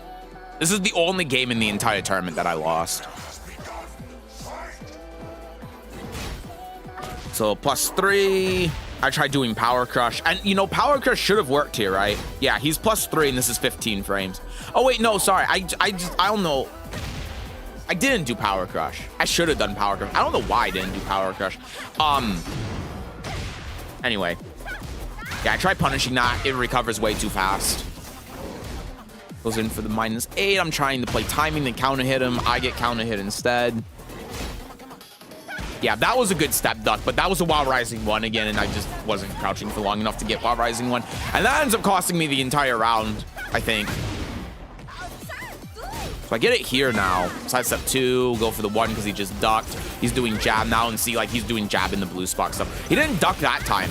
See, like, before, you know, I had done the 1-2 and he ducked, so I was like, oh, I'll do the 1-4 this time, and if he ducks, then I just win. He didn't duck, but he also didn't punish it, so...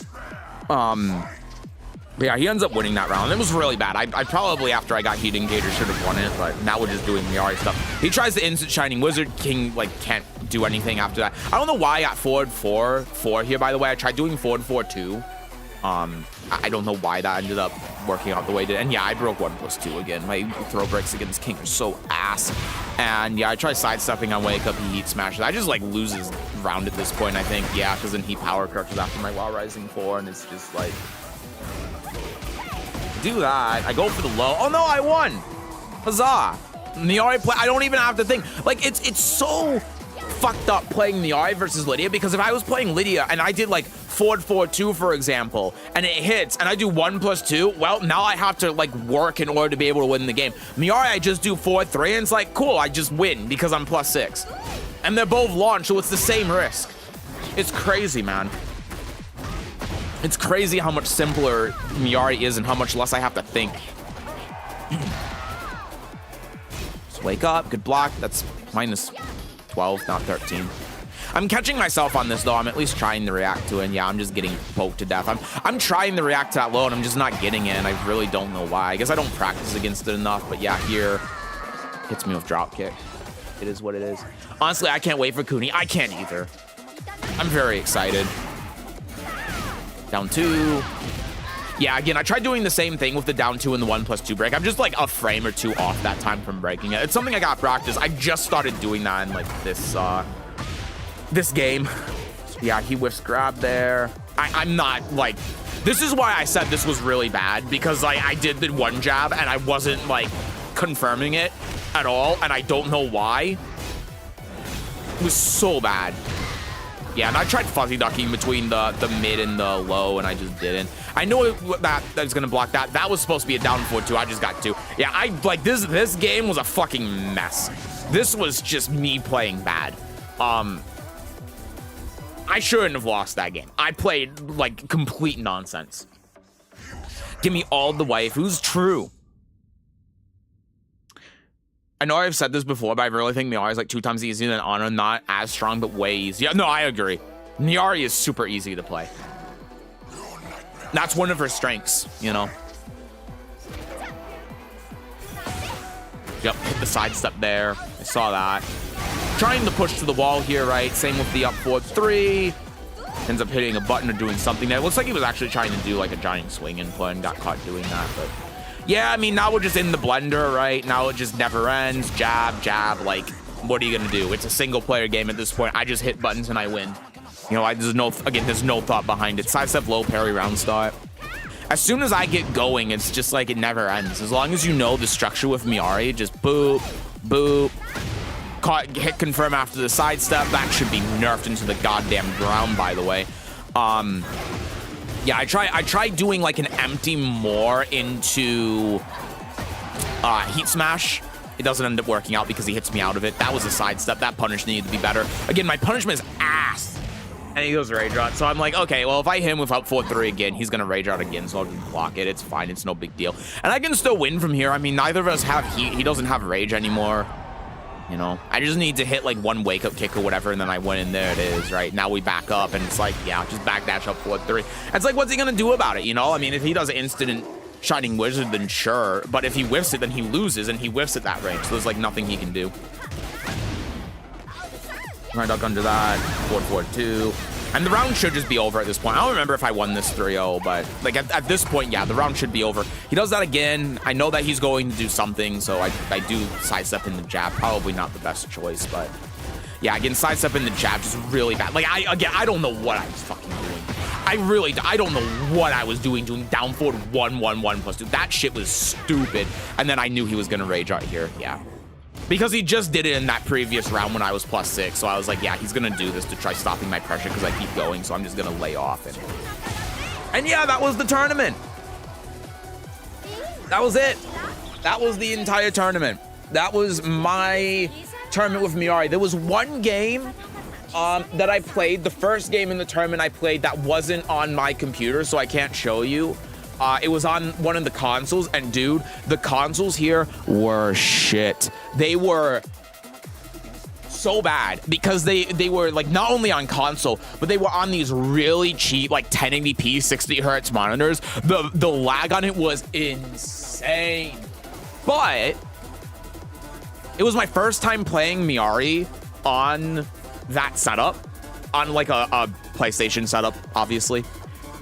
And so normally, like if I'm on one of those setups, I feel like shit because with how execution heavy Lydia is and how unforgiving she is to play, if you make a small mistake on a console setup, and especially on a stream setup, then you're just fucked, right? You are at such a significant disadvantage because you're already playing a character that's hard to play consistently, but now you can't play the character consistently because of the lag.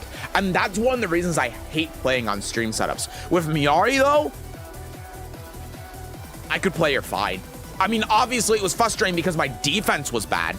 But when I started doing my offense, I could do anything that I wanted. And the actual setup itself didn't make a difference. Nothing about playing on a really laggy, shitty console set with a bad monitor made a difference in my ability to be able to play Miari. And I'm so used to having to play Lydia on that and getting absolutely neutered for playing on a setup like that. Like, just so screwed. that I wasn't prepared for the difference in that. So, and that's part of Miari's consistency as well, you know? Like, if you play in major tournaments, you're going to play on a stream setup, and having playing a character that doesn't play well on a stream setup. But, yeah, I mean, playing Miari, like, I can tell you, you know, if you saw me play at Roundhouse, which was a small 64-player dojo, it was the last major, it wasn't really a major tournament, but like mid-sized tournament that I went to, the last like proper tournament I went to in season 2. I played Lydia on there and I lost, and I shouldn't have lost. I lost against I don't remember the name, but a lead player, and I lost against the mayor. Both of them I shouldn't have lost against. The lead player I lost against because my hand was shaking so bad that I tried doing down back 3, which would have counter hit and won me the game on final round and put me into 9th place, and I missed the button because my hand was shaking so bad. But then against the mayor, I just played better than him. I shouldn't have lost against him. And I lost because I was getting really frustrated because I was making all of these small little mistakes, and I was playing on a stream setup.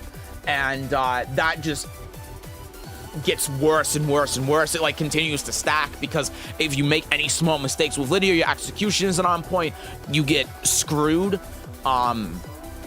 Really hard, and it makes it really frustrating, and it makes the mistakes worse, and you have to keep like a really calm and clear head, and that's really fucking hard to do when you're playing in tournament, and especially if you're playing like on winner side and at the finals, and you're like poised to go into winner side top 16 and play against Juna.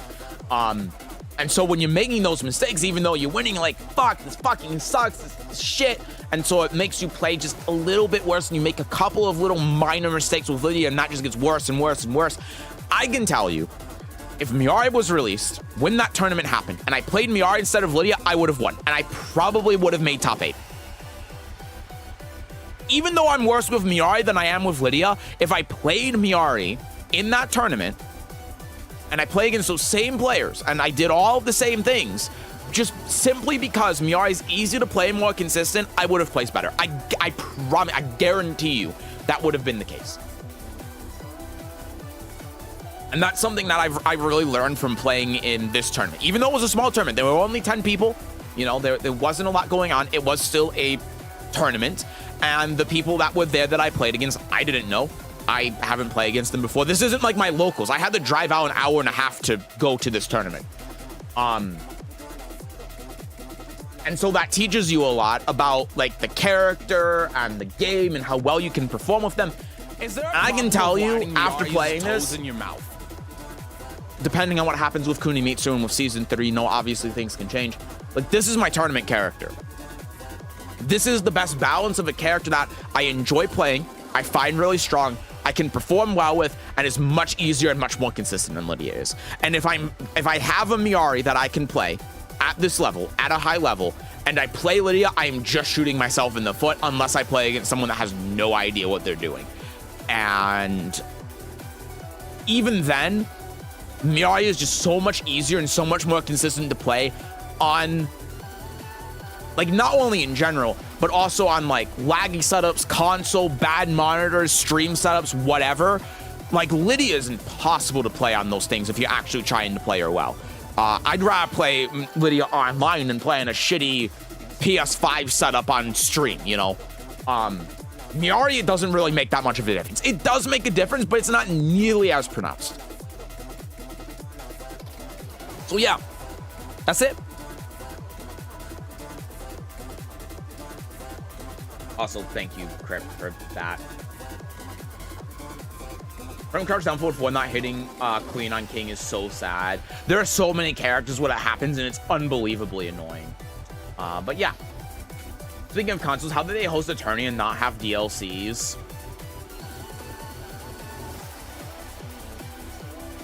I don't know. They had one setup that had the DLCs, but they had one that didn't. So they had the people that didn't like play the DLC characters on the side that didn't play the DLCs, and then they had the people that played the DLC characters on the set with the DLCs. And then I brought my laptop for a setup as well that had everything on it.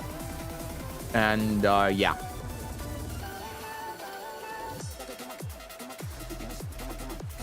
Lydia is better Okay, it depends on what you mean by that, but if you mean strength-wise, no. No, she isn't. Miari is 1,000 times better and easier to play in tournament. It's not even a comparison. There's a reason why I've dropped Lydia.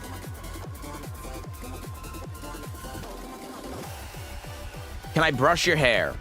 No, please don't touch me. Will they tell me that I lost to a bottom 5 character? No, not at all. The people there were nice. No problems with them whatsoever.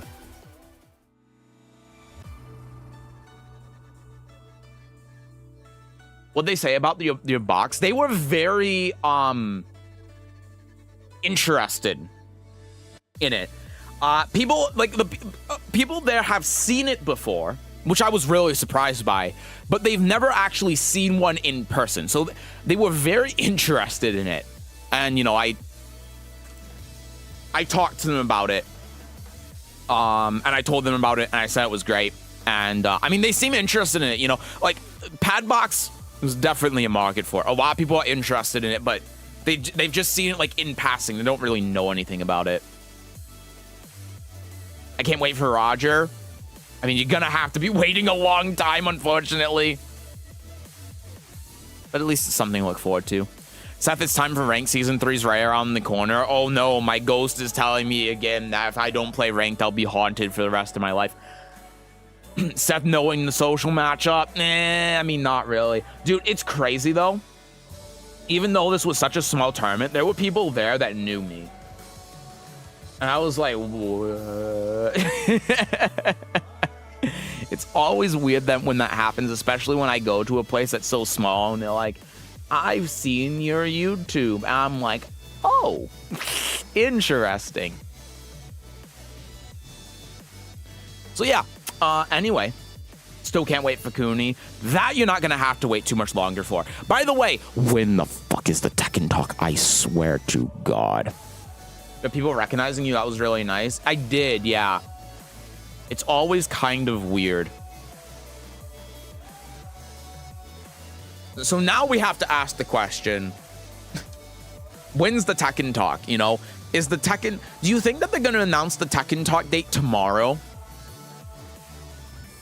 I know you, Stare. That is... Hey, all right. I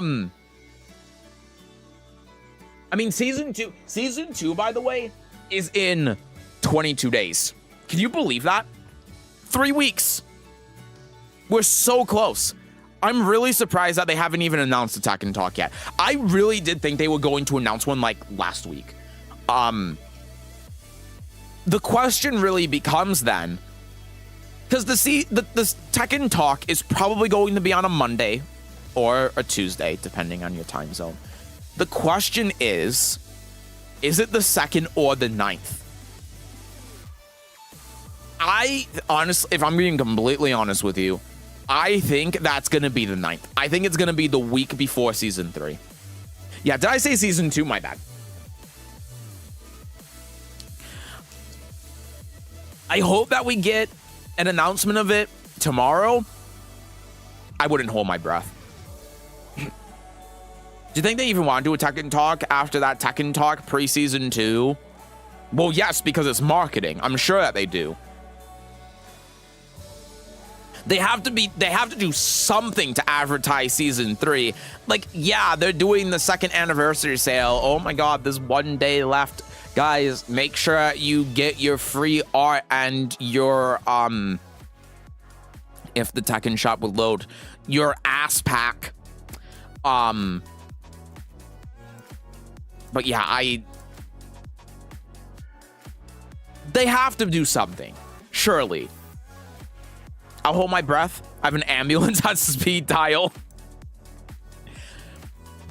You can just start breathing at any time. You don't need the ambulance to do that for you. Yeah, we got 21 days, 7 hours, and 19 minutes left until season 3.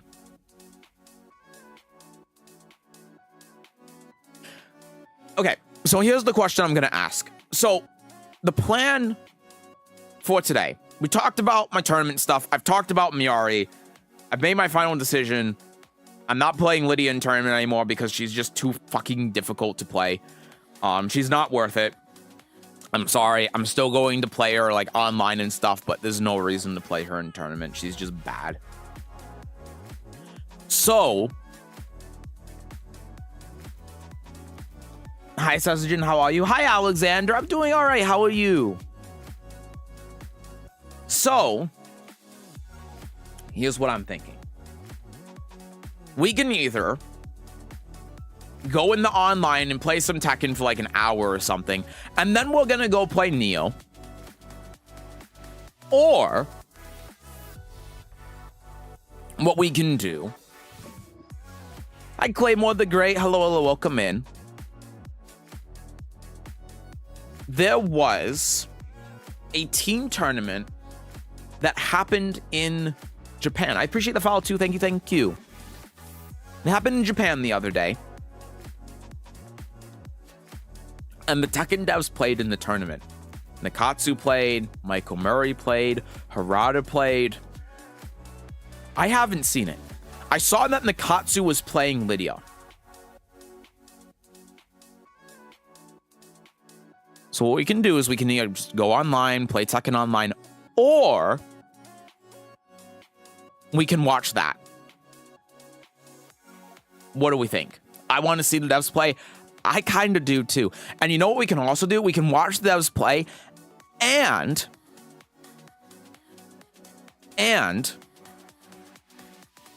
we can also probably do low rank Tekken.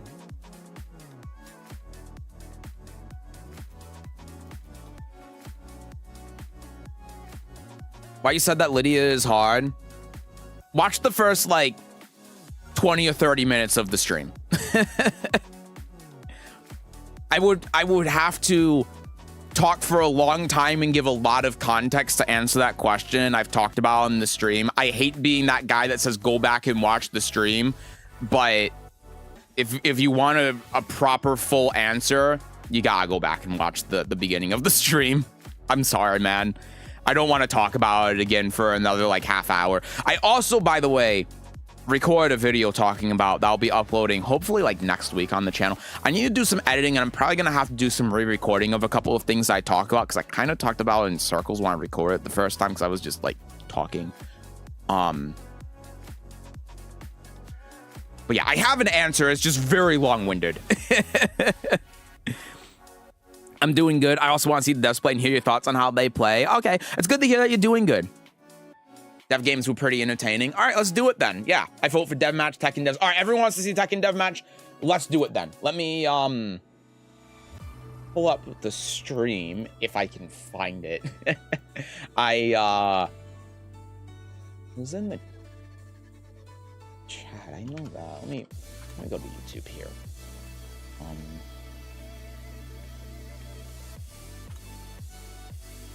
Let's see if I look up Tekken. Joka upload a video. Tekken devs compete in their own game. I guess I'm ripping off Joka now. Oh, it's on Majin Obama's channel. Okay. Tekken Master Cup. Sure. It's neat that Harada played in this as well. There aren't really any timestamps though. There's timestamps for the first, second round. There's not even a there's not even a bracket in the description.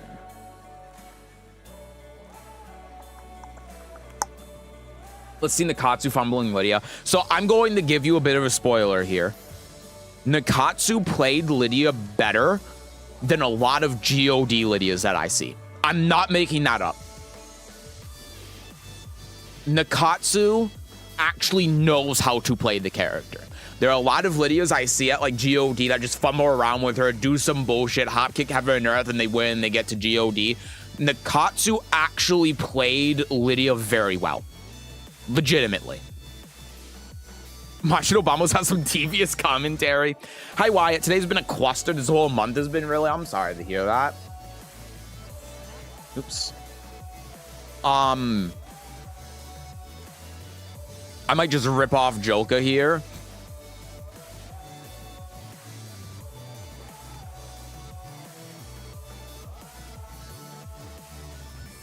just to try finding where... Okay, it is in the first round. Okay, cool. So let me skim ahead a little bit and try finding this here. Gonna have to give me a moment. I have to, like, skim through the entire fucking VOD. Makes me happy, not gonna lie. I mean, same, because, like, if Nikatsu knows how to play Lydia, that means he knows how to balance Lydia. Which is good. When the Tekken devs know how their own characters work, I just skipped to a random point and I saw Kayane. I'm like, did Kayane win? Kayane did win, right? Yeah, that was sent in the Discord. Hell yeah. Okay. I found it. I'm spoiling myself a little bit.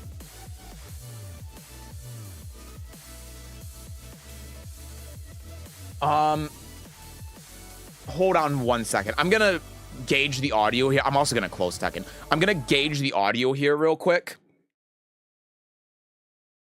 and see if the English commentary is just overwhelming on the gameplay itself. It's not really. Oh, man. I need to find what this damn stream is. Oh, I found the Start GG bracket. Maybe it's on here. That would be easier than having the English commentary, because I'm going to be commentating over it. Sorry, I obviously haven't prepared for this in advance. So just bear with me for a second. Exactly, and I respect it a lot too. Yeah. I'm new here. Why you drop Yoshi? Because in Season 1, I thought that Lydia was stronger than Yoshi. And in Season 2, I think Miari is stronger than Lydia and Yoshi. And I played Yoshi instead of Elisa because when the game came out, I thought Yoshi was stronger than Elisa. So that's pretty much it.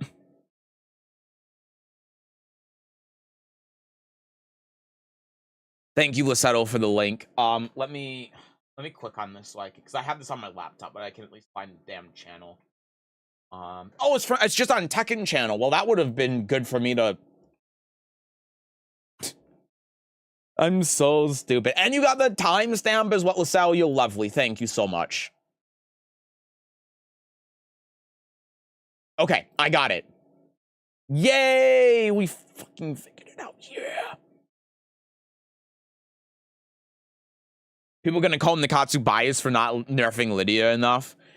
Yeah, and those same people will be like, no, she's just stance mix-up bullshit. No, I don't know how to deal with it, but I feel like this isn't a personal attack on my own self, so therefore the character needs to get nerfed.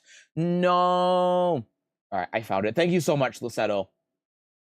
I saw a Joker video, but I didn't click on it. Yeah, this was a team tournament that happened in Japan.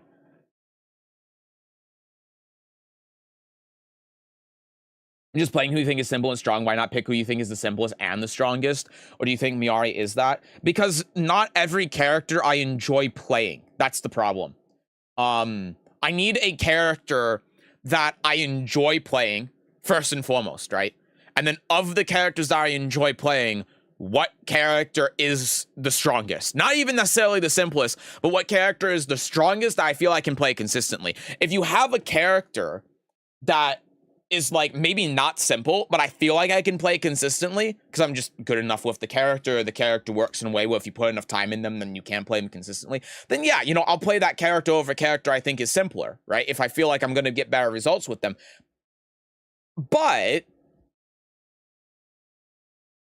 in the case of Miari, when in the case of Lydia, I think that Lydia is a character that can't be played consistently, like at all. So that's why I gravitate towards Miari. And I think Miari is stronger than Lydia is. So.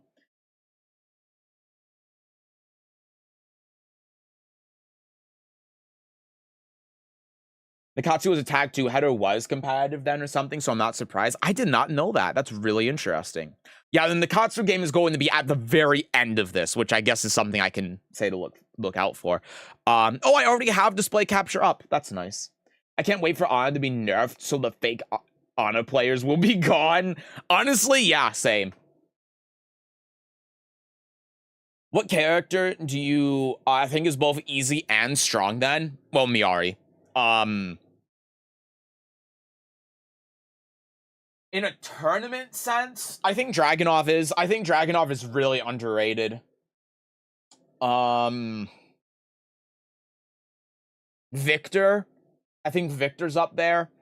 You know, and these characters aren't necessarily top 10, but it's just strong and simple. And I think Victor's one of those characters. Jin is probably one of those characters. Although Jin kind of gets into this fringe area where it's like you still, like, he's not the simplest character. You still need character knowledge to get him off the ground and working, but I think he's very consistent. Yeah, maybe Miari is just the best combination the more I think about it of simple and strong in this game. I can't think of another character that has the same level of that dynamic than Miari does. But yeah, maybe Miari is the premier simple and strong character in the game. I'm not sure. Do you think Yoshi can be played consistently? I do. I do think he can because he has a lot of very strong fundamental tools in Tekken 8. And because of that, you can very easily with Yoshi fall back to a very simple and conserved game plan and be successful with that. You can't do that with Yoshi in other Tekken games, but you can in Tekken 8. He's kind of designed that right. Yeah, that way. I have a rule of not switching around when learning a game. Yeah, that's fair. Active learning starting to be more of a pain because on one hand I can see the information.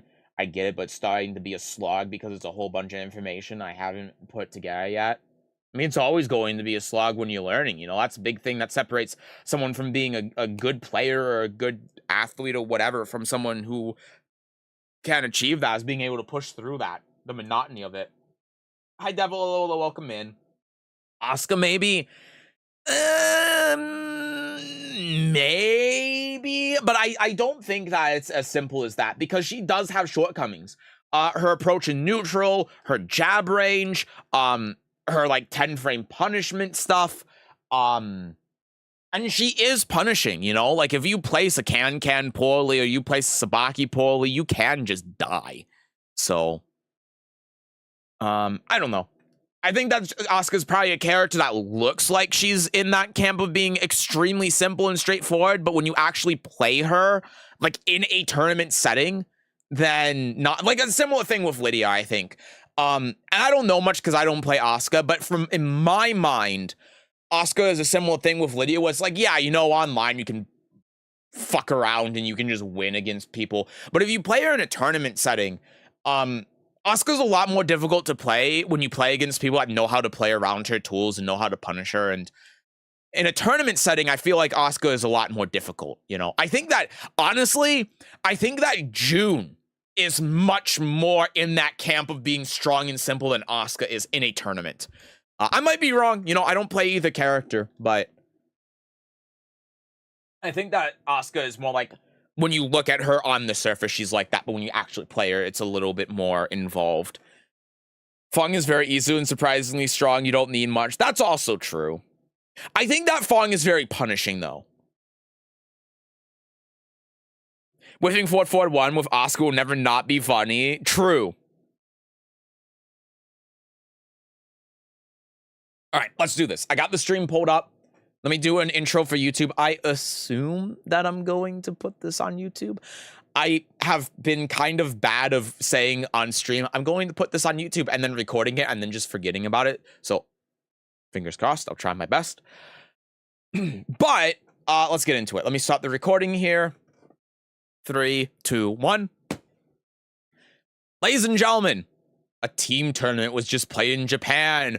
Ooh, and guess who was there? None other than the Tekken devs. For a long time, we've been wondering, the Tekken devs, their balancing is garbage. They don't know how to play the game. They wouldn't be able to succeed in a tournament setting. Well, that, ladies and gentlemen, is where you might be proven wrong today. We don't get to see the Tekken devs play the game a lot.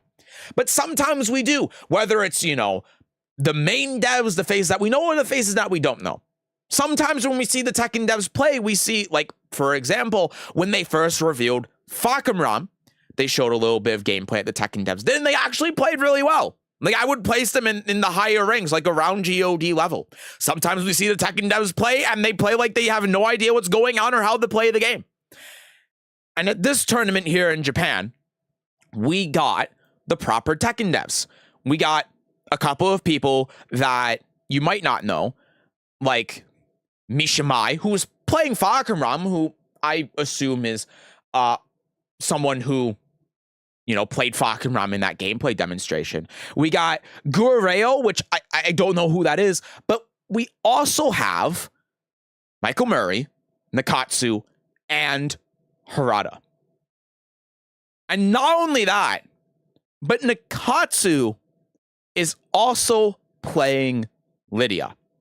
And for most of you on this channel, you know, like, Lydia is the character here.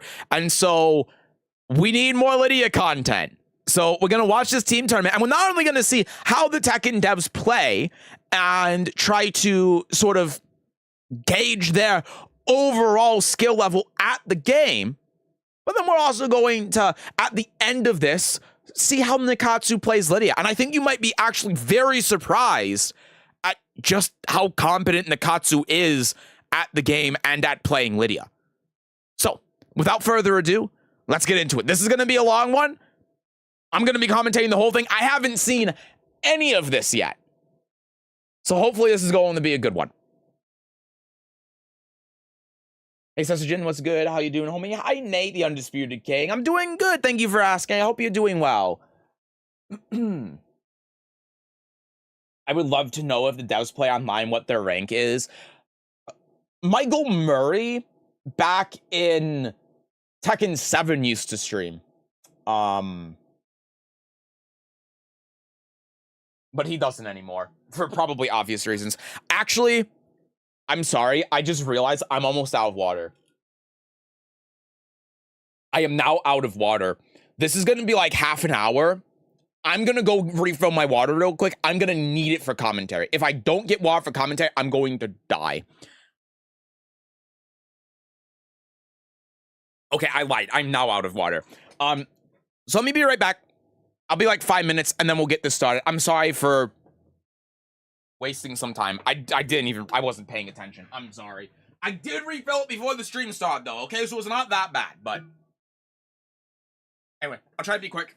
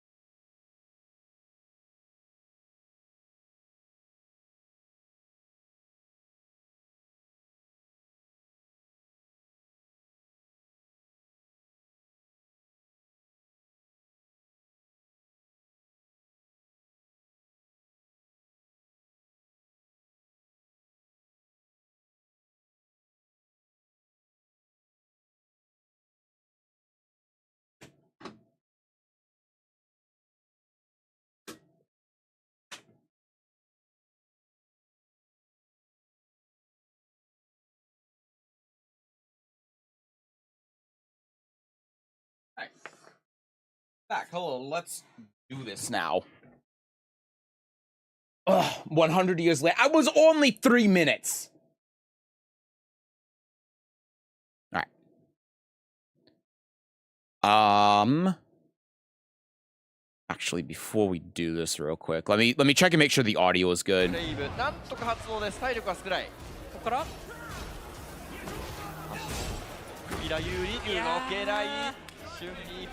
gonna turn it down a tad. I'm gonna turn it down to like there. I hear it. Yeah, I know. I'm just like I hold on. Go back here. How's that? Maybe I can turn up like a touch like that. That's probably fine. That's probably good.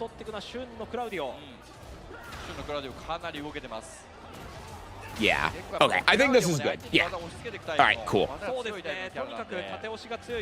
Go back to like the beginning here, and then let's do this, and then let's do this, and then let's do this. All right. Here we go. First game, Eddie versus Claudio.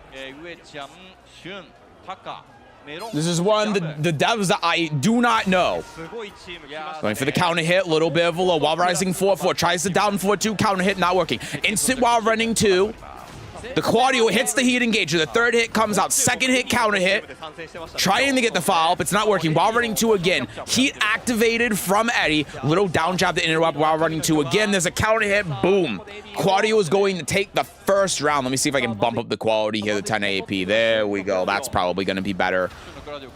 Little jab into low. Side step 4. Getting the lows going in. Counter hit. There's a counter hit grab as well. This damage is stacking up really quickly. Not even 10 seconds in. That's going to be launched. Oh, the Claudio Shun does not get the launch punish on that. Going for the 3, 3, 3, 3, 3, 3, 3. The only button we know is 3. The Tekken devs apparently also know this to be true. Tries to fuzzy up the while running 2. Stands up a little bit too early, and Shun is already on game point here. I don't know how this format really works, to be honest with you. I don't know if they play a full set or one game or what. There's the Wild Rising 1. Going for the Wild Rising 4. Nice built-in sidestep. Oh, server activated. Little jab there. 2-1. Second hit counter hits. Wild Rise or sidestep 4. Again, Guerrero, the Eddie player, already enraged. Activating heat, trying to bring himself back from this down jab was no punish. In fact, I think that's -9 because it's Claudio, which is very funny.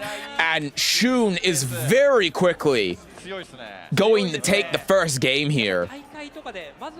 Extremely quick first game for him. Let's skip ahead a little bit. We got Harada coming in now, so I guess they rotate if they lose. It's just one game. We got Harada coming in, and Harada playing on the Tekken 8 stick. No longer part of Bandai Namco, but still going to the Bandai Namco events. Having more time to be able to practice and get better at Tekken if he wants to. He will be playing against Shun now. Going for the 1-2. Trying to use the mental frames. Could counter here on that down forward 1. Trying to play it safe. The third hit from Shun connects. Harada right now getting hit by all of the lows. Tries for the mid counter hit. It connects, but it doesn't counter hit. Heat dash coming out. The shoulder interrupt. And goes for sidestep 4. Oh, not big combo jumping out of there. A big one. Oh my god. It combo, but he didn't get the launch. With punish Rage. It's going to punish. Shun's going to get the first round. What in God's name, man? He didn't even heat dash. Harada didn't even heat dash after the shoulder. TO! That's my stick. Oh, big counter hit from Shun is starting out round 2. This is looking really good for the team that Shun's on. The all losses on Uichan, whatever that means, I don't know. Sidestep 4 again. Sidestepping down forward 1. Catches Shun ducking. Shun's going to get the throw, though. Harada trying to roll out of there. Wake up kick. Grab ends up whiffing. Down forward 1 counter hits. Going for some plus strings into a forward 3 trap, but it doesn't work. Counter hit, grab, and it beats Power Crush, so it's guaranteed. Runs up, hits the mid, plus on block mid in the stance. The forward 3 ends up getting sidestep. Shun not getting a great punish on that, both in rage. While running 2, hits Harada in the face. Shun's on game point here. Can he get 2 games straight against the Mishima Zaibatsu? Trying to use that back Kempo step to get something on. Throws out the mid. Sambo combo #1 from Harada. The second low also connects. Big whip punish from Shun. Getting the full wall. Side step 4. Going for the Oki while running 2. Heat coming out from Harada. The shoulder whisk. No launch punish from Shun. Big counter hit from Harada. Sample combo #2. Going for the Sabaki. It doesn't work. Shun going in the heat now. Getting a big DP, but not a big combo there. Oh, and special style turns on as Harada gets turned off of the game. Harada is out. Shun is just clean sweeping everyone. But now you know who it is. Michael Miari coming in. He's ready. He's gonna beat someone's ass right now. He's been playing. He's been training. He's got the cheat box. He's got it plugged in. He's got the glasses on. You know it's serious when Michael Miari puts on his glasses. Skip ahead a little bit. Oh, Mishima is the one, is Michael Miari. He's the Fakaram play. I didn't know, man. Murasaki, at least plays someone else. Anyway, 3-1, 3-1. Miari knows that is punishment. What a punish on that. And the full charge is going the combo. Michael Miari, it looks like has some he has sample combo #3 coming up. Big counter into the charge. What's he going to do here? He goes for the grab, can't backdash out of it because of the wall. 7 golden letters from Michael Miari. This is already starting out really good. Sidestep counter hit launcher. Oh, he does not have the sample combo. Power crush coming out from Shun. Nice job being patient, staying on the ground. Doesn't get the punch. That's -14 on block. Gets attacked out of it. Michael Miari not trying to even sidestep it, which is interesting. The grab, though, coming out while running 3. Ducks under the grab to try getting the frame trap. Jab interrupt. Goes for the counter hit. Doesn't work out.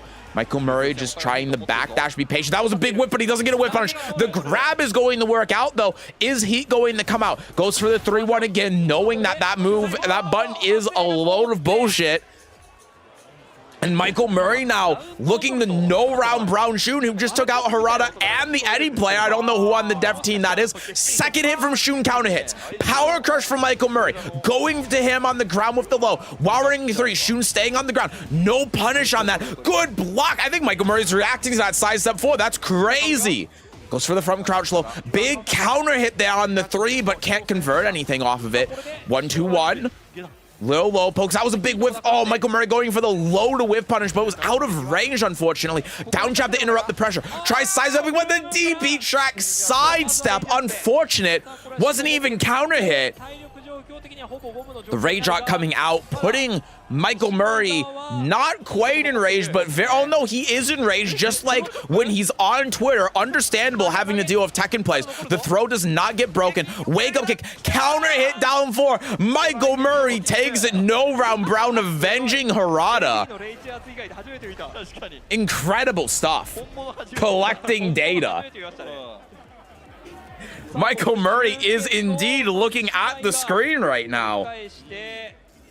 If you want, Kayane upload her matches of her team on YouTube channel too. Thank you for letting me know. Well, I'll think about it. Alright, let's zoom ahead a little bit. We got Moronko now on Nina. If anyone can contend with Fakaram, well, I can tell you it's not Nina. The 3 coming out immediately, going for the low. Full charge to try pushing to the wall. We are already at the wall. Big counter hit there. Great punish from Michael Miari on the power crush there. The perfect punish, actually, from crouch low. Going for the downfall counter hit. Doesn't work. Keeping up with those things. Big punish. Big whip punish from Michael Miari on the side step. The wall does not give him the wall splat, but that was the idea. Regardless, he's getting a very clean first round. Sidestep 4-3, whatever it is. Again, great punish from Michael Miari here. The health is just going away. Full charge into mix. Oh, does not close enough to the wall, so the grab ends up whiffing. It's fine. The downfall counter hits. Michael Miari looking to end this game in the span of about 10 seconds. Going for the duck on the high. He is aware. He does look at the screen while running 3 whiffs. Oh, he doesn't get that duck on that. He tried whiff punishing it, but he was a little bit late. Moronko is doing his damnedest right now to bring this back. Michael Murray going for the grab. There's a low again, trying to keep up the plus frames. Moronko does not respect it there. Gets the grab coming out. They're going to get their first round on the board. Going in the round 4 here, Michael Murray is looking really good, but can he keep it up? He doesn't get the duck on that. Down forward 1 counter hits, trying to be really patient. There's the orbital coming out, doesn't really do much though. Going for the plus frames, frame trapping with the jabs. Power crush comes out. Bunch berry after blocking the what? What are we doing? Counter hit, doesn't get anything there. What a block on that from crouch down forward 3+4. Michael Murray's reactions are so good. Goes for the mid. Moronko ducks, and Michael Murray looking so dominant right now. After a 2-round deficit from the Mishima Zaibatsu, he brings it back and ties it up 2 games to 2.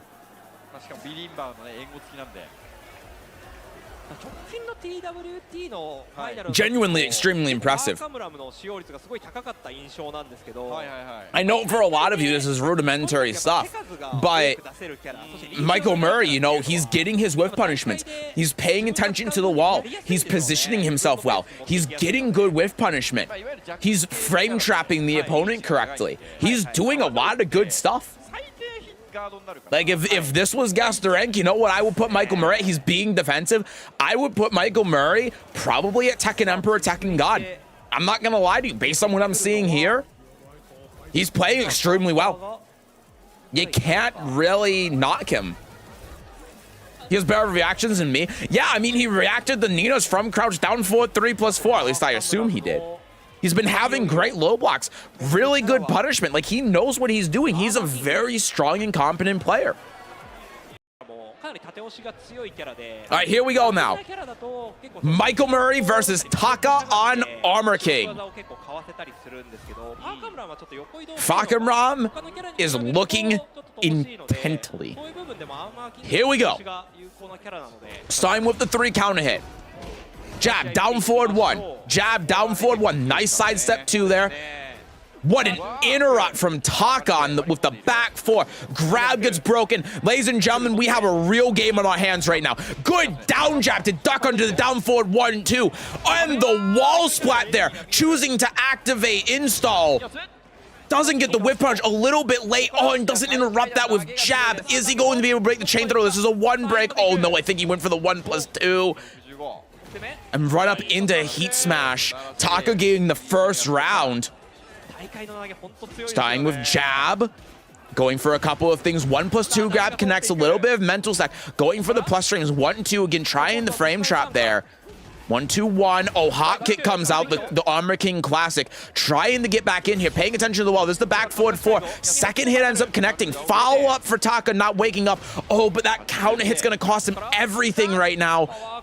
Beats Power Crush after the heat engager. A good call from Michael Murray, but unfortunately with Armor King's grabs, just a couple of jabs in the 1-1 to catch out. Taka trying to take their turn. It's 1 apiece. What a high crush on that down forward 2 round start. Oh, that doesn't work. Michael Murray again trying to punish, but he has the right idea. It's just always a little bit late. Trying to play the neutral game now. Jab into counter hit throw is not a bad option at all. For the first time finishing that string, and it catches out in the moment it needs to. Taka's back is to the wall right now. Big counter hit. Michael Murray in install. Oh, tries fuzzy ducking under Shining Wizard, but wakes up a little bit too early. Probably wasn't prepared for it because he was ducking. Nice down jab from crouch low. Big block on the low, but he gets counted, and he rage ons out of the mix. Taka on game point here against Michael Murray with the rage on. Michael Murray thinking that it's his time to shine, but in fact the crowd was cheering for Armor King the whole time. Sidestep for a counter hit, spring kick to counter hit again. Really back and forth these two, taking the plus strings, trying the frame trap with that grab again. Michael Murray might do well with playing King at this rate. Or wrong. Big counter from Michael Murray. Where did Taka's health go? Pixel left, tries whip punishing, doesn't get it. Michael Murray doesn't duck. Giant swing coming out, the frame trap. Michael Murray getting the tech, activating heat after the run-up, trying to get some plus frames. Another giant swing, beating airborne. Shoulder on wake-up, beats wake-up kick. Gets broken, the Shining Wizard 1-1 count it. We are on final round between Michael Murray and Taka. 3 counter hit. 3-4 natural counter hit. Plus frames, trying the frame trap. Again, Taka choosing to use the armor. Down jab to get around giant swing. Trying to go for the plus frames. Plus frame counter hit grab again. Running in, little low. Taka in range. No more heat. 3-1 goes for the mix up the 4 hits. Michael Murray clutches out 3 games in a row. Unbelievable. Michael Murray sweep.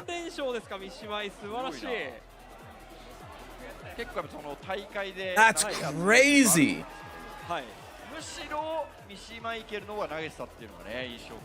And they say the Tekken devs don't know how to play their own game.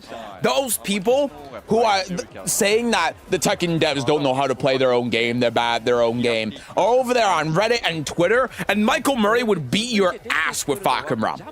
He would! All of these people that are like, yeah, they don't know what they're doing. The devs suck at their own game. They don't know what you're doing. Michael Murray would sit across from you in a tournament and beat your ass. Let's fast forward a little bit here. All right, here we go. Michael Murray has just taken out 3 of the champions. He is now against the Xiaoyu player, Jam. Is Michael Murray prepared for the Xiaoyu matchup? Jab, plus frames, goes for the frame trap. It doesn't work. Gets the launcher after the spring kick. Boop, boop. Unfortunately, the combo drops, but Michael Murray on half of his health and at the wall is going to mean he's on a lot less than half. Goes for the Oki mix. Goes for the low into heat smash. What's he going to do? Down jab to interrupt from crouch low. Goes for another low, but it's -4 on hit. And that's -14 on 15 Jam. More plus streams. Goes for the throw mix again. That time it ends up working out. Good block on wake up though. And there's the punish. Jam getting the first round here against Michael Murray. Goes for the side step into the low. Then a couple of lows. That was a big counter hit. Oh, the combo ends up dropping Seth and I'm's weird-ass little legs. Jam on wake-up tries going for the launch. It doesn't work. Nice counter hit, but Jam is not ready to lose it yet. Michael Murray not ducking under the high. Doesn't want to take the mid. Heat smash coming out. More plus streams. 1 and up for 3. A huge read from Murray there. The trade coming out while running 3. Grab, counter hit. Jam on a pixel left. Is Michael Murray going to be able to do it? Goes for the load. He takes it 1 round apiece. This fight is not over yet. Good launch from Jam. At the wall now, activating heat, going for the Oki, presumably. Oh, but it drops. Oh, Michael Murray not ready for the wall spot, not ready for the airborne state, just trying to get the small push in install though, going for the plus frames. Again, going for that frame trap with the grab.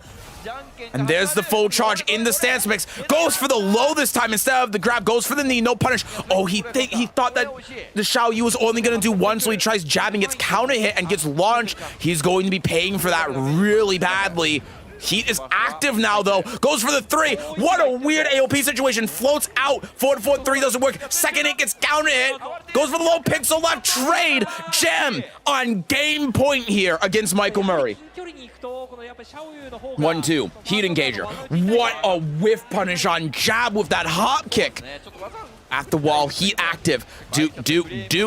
Guaranteed follow-up. Goes for the back turn. The grab whiffs, but Michael Murray's late on the punish.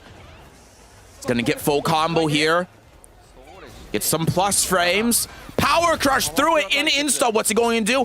Threatens the full charge, tries mixing up. It doesn't work. Jam is steadfast. Big punish from Michael Murray though. Oh, the hop kick might do it. The sidewall could save him.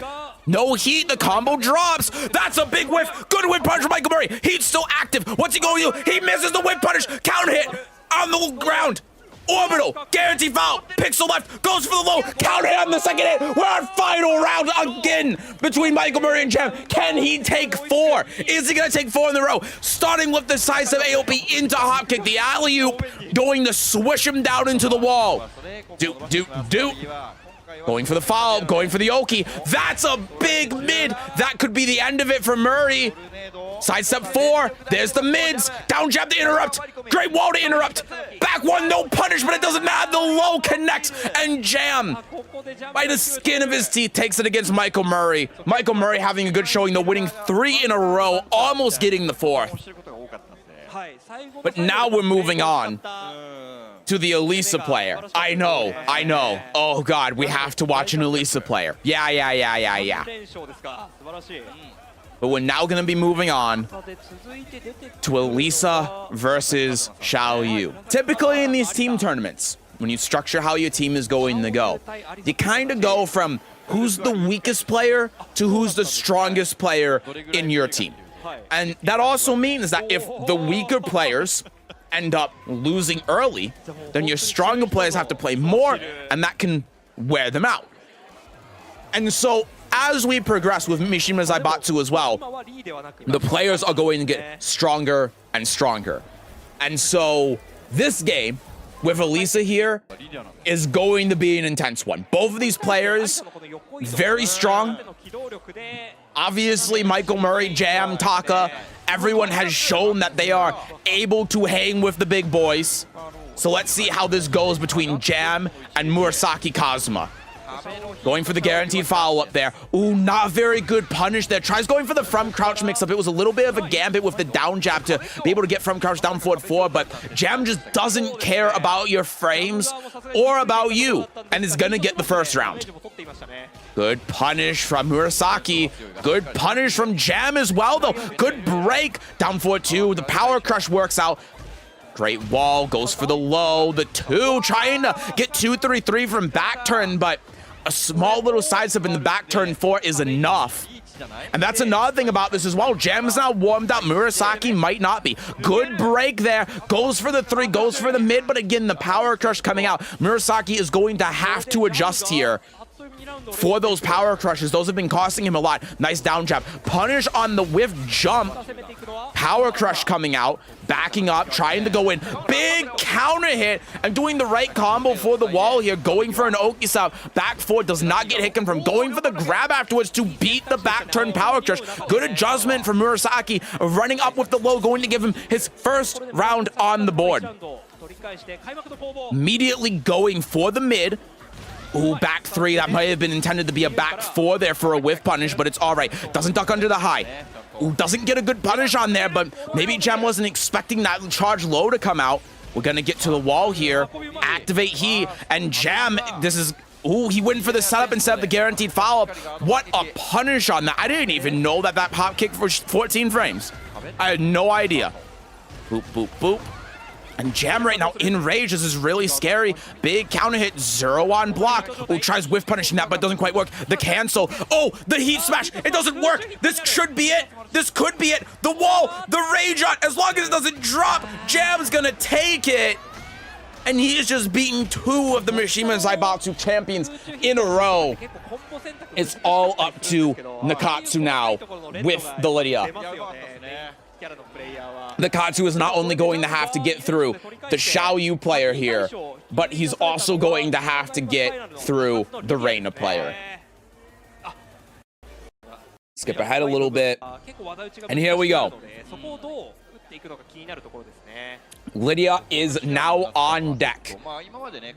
The best player on their entire team. And what a reaction to Snake Edge at the beginning. Not getting the punish. The Nakatsu probably not ready for it. Maybe didn't even have his hands on the stick. Going for the red poppy to beat sidestep there. I think Nakatsu may have watched my videos. Going for the wild running 3, goes for the homing low. Nakatsu backdashing out and then punishing with grab. Big counter hit grab. Good reaction to seeing the sidestep and doing forward 2. But instead of killing, choosing to go into heaven or to get the stack so he's stronger for the later rounds. Knowing that because of the health difference, the chances of him winning are so likely that's better for him to get the stack and not kill there. Jam here, getting the float, going for the forward 2, activating heat, boop, boop, running in now, spring kick to interrupt, doing the forward 4-2, the 1+2, going for the lows, going for the mids, good counter hit. The Jam might not know it, you can power crush through that. Oh, bad punish from Nakatsu there, but goes for the 1+2, and Jam just doesn't know what's going on. No interrupt, no down jab, no punishment. Good counter hit on the sidestep 4 there. Going for the full thing. While rising 4, goes for the forward 3, no duck. Good block on that -12. Nakatsu not getting the right punish there. Maybe thinking that that was going to whiff. Down back 3, into horse 3. Going for full political stone. While running 1, sidestep AOP avoids it. What's Nakatsu going to do now? He's going to be low on health and he's going to be low on heat, but he needs that stack still. Going for the spring kick. Gem aware of it. Nakatsu's been doing that a lot. Again, no punish on that heaven and earth here. Yes, he goes for Wolf 1, knowing that Gem has been very patient. Goes for the 3 and Nakatsu taking it very quickly. Being very aware of the Xiaoyu player's defense and knowing what options he has at his disposal to be able to get into Gem's head. Taking that very quickly and very decisively. And in a best of 1, like what's going on here, Lydia is very strong in something like this. Lydia gets weaker as you have to play more sets because it's easier for the opponent to adjust. But with Lydia, a lot of the time, if you're a good player, your natural inkling, yes! He knows! The dress buff! Oh, I can't believe I'm rooting against this poor guy. As you progress, it gets hard with Lydia because a strong player, if they don't know what's going on, your natural inkling is going to be, well, I'm going to hold back, right? I'm going to just hold back when I'm having to deal with all the stance stuff and all this bullshit to try getting an understanding of what they're going to do. But Lydia's damage is so explosive when you're doing that, that it becomes an active detriment for you to just always be holding back. And you saw Nakatsu taking advantage of that by like manually going into Wolf, going into Heaven and Earth, because Jam was being very defensive because they were trying to wait it out. In a best of 1 like this, you cannot do that against Lydia. This is the best format for Lydia to be in, is in the best of 1. And here we're going to see the last game between Nakatsu and Ui-chan. Down 4-2, Heaven and Earth. No grab, no down jab, no interrupt. Forward 4-2, going for the power curse. Second hit connects. Running in with a low wave dash. Big counter hit, goes for the mid. Going for the low here. Crouch cancel in the down back 3. Interrupt on that second hit. If you waited, it was launch 1-2-4. Doesn't hit confirm the 1-2-2, but Nakatsu still gets round number 1 here. Down 4-2 counter hit, good start. Afterwards, forward 4-2, goes into 2 in the heat dash. I don't think I agree with doing that. That's a big waste of heat to start out with. But we're going to get the full combo here, 38 damage. Going for the forward 4-2. Ooh, doesn't quite get the block on that jab. Good punish there, going into Wolf. Recognizing that Ui-chan is being very defensive, so why do the 1+2 when I could instead go in the Wolf? Amazing power crush after the down 4-2 is blocked. Not a good punish from Ui-chan. That's launch punishable, goes for Wild Rising 4. And Nakatsu right now on match point for Team Mishima Zaibatsu. 1-1-2 connects, goes for the 2. Good jab interrupt, going for the 4. Ui-chan again not knowing that you can power crush interrupt that. Going for more plus frames, activating heat. Oh, wow, I forgot the name of it. The homing move, catching the sidestep there. While rising 4-2, trying to catch Ui-chan out on the approach and trying to get the stack, but Ui-chan is taking the momentum. That was a great while rising 3 and then a high value 4-2 instead of forward 4-2, trying to get the stack Nakatsu was, but unfortunately didn't work out. Core circle forward 4. 1-1-2 comes out. Electric there. Down 4-2. Good block on that. Tries to rage out to interrupt, and it's not the worst option, but Ui-chan getting the first round on the board. Can Ui-chan bring it back for the Ui-chan team? It's looking really close right now. That was a good flow and a good float combo.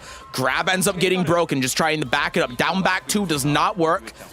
That's a big trade. Ui-chan tries to get the conversion, but it's just not enough. Good awareness from Nakatsu to get that while rising 3. And Nakatsu did my down forward 4 slide 4 tech. He knows. He's a no. Nakatsu is a knower. 1-2, down 2, and that's going to do it. Nakatsu with Lydia, winning for Team Mishima Zaibatsu, using my mix-up. I invented that. I invented that tech that he just did. Where's my hammer? I don't know where my hammer is. Damn it. But there you go. That there was the Tekken devs playing Tekken in a tournament. And they played really damn well. He stole everything from you. True, he actually did. This is accurate. Ow, I pulled my hair. Damn it. Don't tell anyone, but I'm actually Nakatsu. Yep. But yeah. So that, I'm going to redo the outro here. But anyway. I was skeptical, but that was actually sick. No, like, they actually played well, right? I thought that was Street Fighter 6. I'm not really following.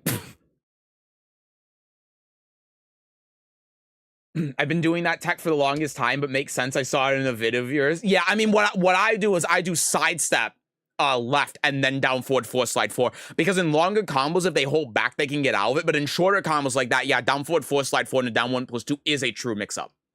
That's something I invented, legitimately.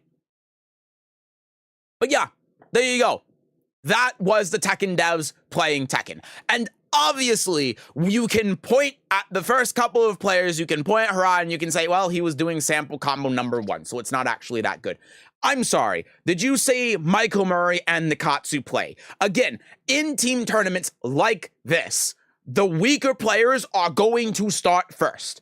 And if you look at how Michael Murray played, at how Nakatsu played, and you tell me that they didn't play like they were at minimum Tekken God level, then you're out of your mind. I have legitimately seen God Lydias play worse than Nakatsu. Obviously, it helps that Nakatsu is on the dev team, but the understanding of how the character works from Nakatsu is better than 99.9% of Lydia players that I see.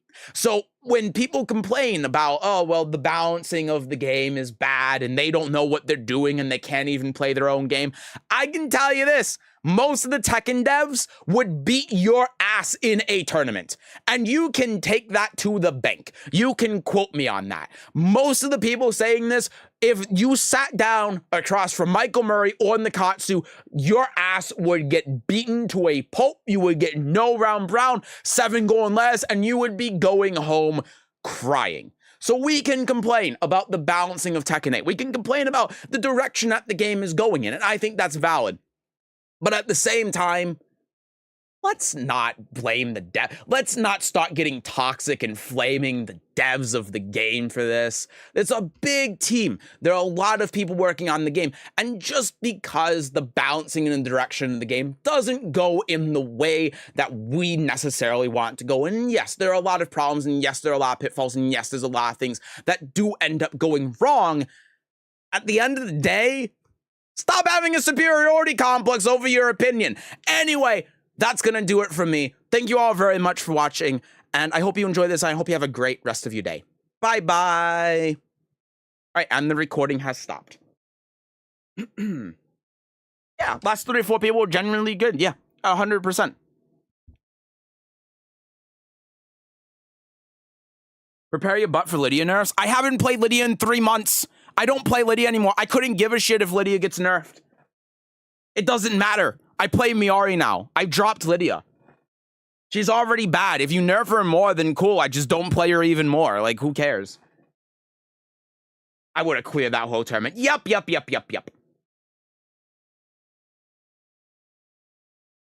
Lydia is basically Vanquisher Reina. Yeah. Buff Devil Jin. Don't even get me started on Devil Jin, man. If nothing else is clear, they've spent time on the characters. Yeah, absolutely. And, like, the fundamentals were good, too.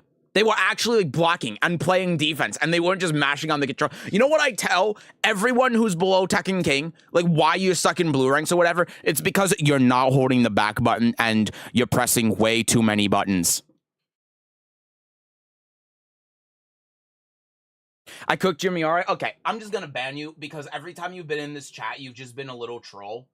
And you also key charged and then like left after one game. You can't say that I cooked your Miari when you play one game, you key charge, and then you leave after one game. When, if I remember right, you were playing on console Wi-Fi as well. Whatever. I'm just gonna ban you because every single message that you sent in this chat since we played that one game where you key charged and left, well, sorry, you teabagged and left, you've just been a little troll. So I don't know what's happened in your life to get you to this point where the only way you find any sort of validation is by attention seeking in other people's streams over the course of multiple days. I tried to give you the benefit of the doubt, but the fact that you've done this over multiple days over the course of the past 2 hours in this stream alone tells me that there's something very deep rooted inside you that's wrong with you, and you really need to seek help. And I don't want you to seek help here. I want you to go somewhere else and find that for yourself. Anyway.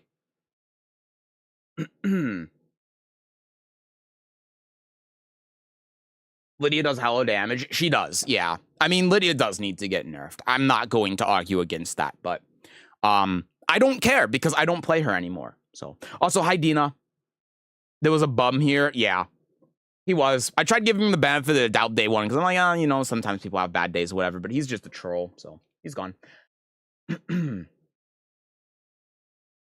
Not one stutter, huh? Felt that one. And that's how you know it's bad, when it's me that's not stuttering. I always stutter. I have a problem with my... I don't know what the word is, but my auditory processing. No, that's when you're hearing words. You know what I mean. I have trouble speaking. My Elisa would have cleaned up for real. Yeah. I'm sure it would have. I'm sure that every time Michael Murray did orbital into grab, you would have broken it every single time. Yep, I'm sure. But anyway, yeah, that was that. That was fun. I hope you all enjoyed watching that too. It was fun to watch. The only game that I saw was the last game that Nikatsu played against the Reina. I didn't see the one previous. I didn't see the Xiaoyu. I didn't even know he was going to play against the Xiaoyu. But that was fun. Team tournaments are fun. I wish I could play in team tournaments. Team tournaments seem like a really good time. Like 5v5 team tournaments like that seem like a really fun time, but yeah. I'll do the monkey mix on Murray, don't care. All right. What do we do now? Got on Tekken because Kuni's coming back, grinding Miari to learn the game before she drops. Hell yeah. I'll have a lot of content on Kuni when she comes out. I hope season 3 is good, but I hope Kuni's good too. I'm sure that she'll be fun. Bro calling me out for not drinking generic grabs, rude. Yep. Team tournament, Seth plus viewers. That would be interesting.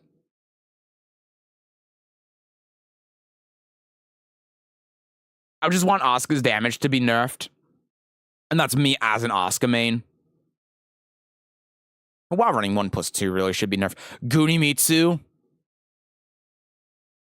Okay, I'm gonna go use the restroom real quick. Hey, this has been a pretty long stream where we've mostly been just chatting. Do we want to... That's why I was going to ask. Do we want to do... It's been a while since I've done this. Some lower rank Tekken. For the end of the Tekken portion of today's stream. What do we think? I know that we just watched like half an hour of a tournament, but I want to see what you guys are thinking. Yes, sure. Low rank woo, please. I just arrived. Hi, Garyu. Hello, welcome in. Heck yeah. Watermelon Mitsu. The Kayane matches, maybe another time. If I do that and then low rank Tekken, or I do what we just did and then the Kayane matches, I'm not going to be able to have the energy for all of them. So let's do the low rank Tekken. Kayane matches, maybe we'll do another time if I feel like it. And, yeah, and then we'll end Tekken, and then we'll probably switch over to Neo or something.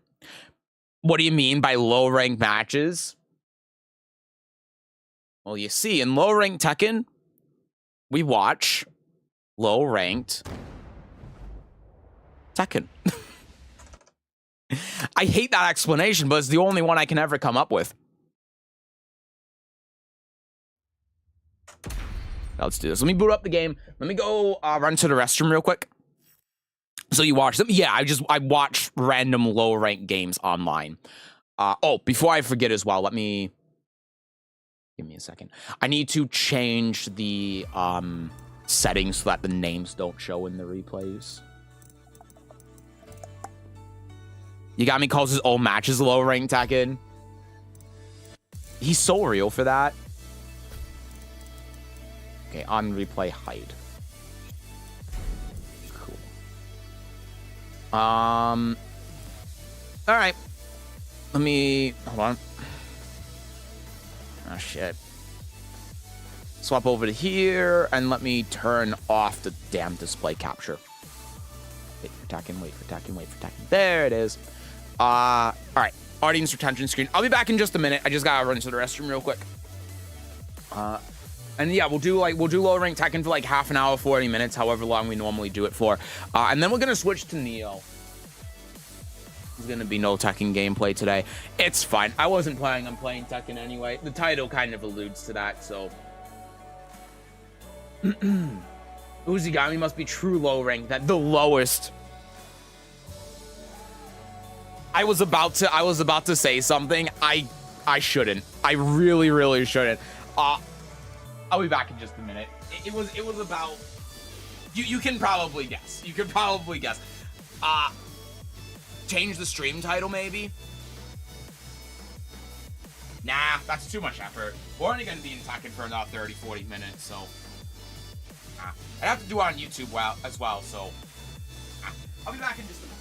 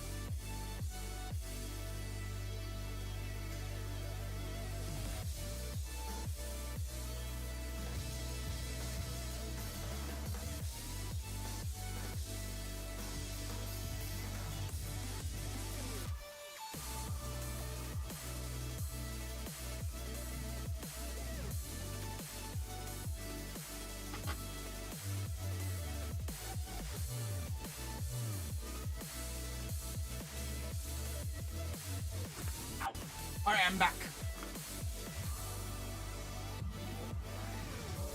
Hello, hello. All right.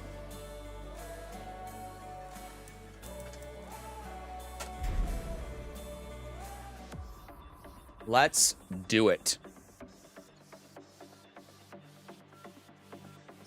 Let me go here. Start recording. Here out of my way. Ahem. Ladies and gentlemen, low rank Tekken. That's it. What is there anything else to talk about? Oh, it says you haven't done low rank Tekken in a month. Shut up. Listen, wait until season 3 at least, and then we can have some more content on the second channel, okay? Seth, you haven't uploaded on the second channel in like 3 months. Yeah, but I've been uploading on my main channel, so subscribe to the main channel then if you're that upset about it. Anyway, low rank Tekken. Hey, here we go. All right, what do we got to start out with here? Mighty Ruler Lee and... I'm so sorry, the Lily players. I just called Lily Lee. Lily and Eddie. Let's go. Fight pass level 219. Shut up. Don't remind me. Polang Reckon? Something like that. Lily will become Lee. Don't wish this upon us. Please don't. God help us. All right, here we go. The bubbles are coming out. Big float. Tries. Oh, wow. A down forward 3 counted. Never mind whatever I was going to say. At the wall now, activating the stack, going for the hell sweep. Your grab has no effect here. Your punish also has no effect here because you don't know the punish. Doing the grab, the roundabout, while running 3. This Eddie is just mopping the floor with this Lily with his feet. Oh, no. That was a big size up. Wow, that just whiffed. That makes no sense. This guy's not battle ruler. There's no way you just low parried like that. Jabbing her up, going for the jab. Hatchet kick. Activate heat. Trying to go for the power crush that ends up whiffing. Keeping in the corner though. The high counter hits. The Lily has no idea what's going on. It's just plus, plus, plus, plus. No break from the Eddie. The Eddie chose to key charge to break that grab. No whiff punish from the Lily either. Oh, but that's a big counter hit. Oh, but didn't get the screw there with the forward 4 hatchet kick. Low. Ooh, tries going for the frame trap, but it doesn't work.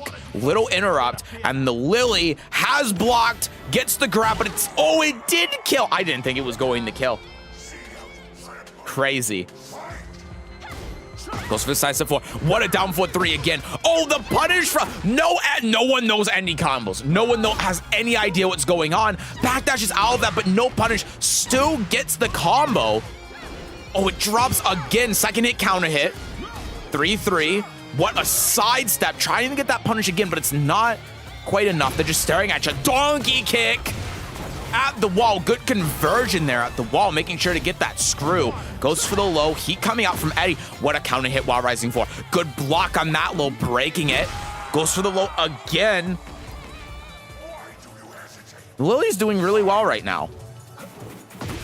What a whiff punish.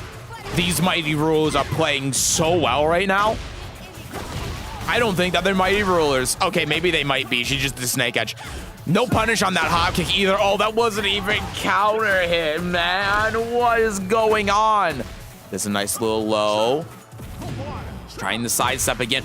Ooh, down forward 3 plus 4. That's going to be a big punish. We're getting to the... Never mind. We just turned off the... Oh. Okay, that was a block. I don't know if that was exactly optimal. I don't know if I described that as that. Both in rage now. Oh, that's just counter hit. That's it. He's got the follow-up. Oh, it's final round. I didn't even realize. Battle Rule and Odd Countries look so different. I've never realized. No, Battle Rule doesn't normally look like this. Minus 13, just heat. Anyway, why not? Just risk getting counter hit launched by the slowest mid in the game. Yeah, sure, why not? Goes for the low again, it doesn't work. Jab interrupt, jab interrupt. He ducks, jab interrupt, jab interrupt, jab, jab, jab, jab. Does the pirouette on his head.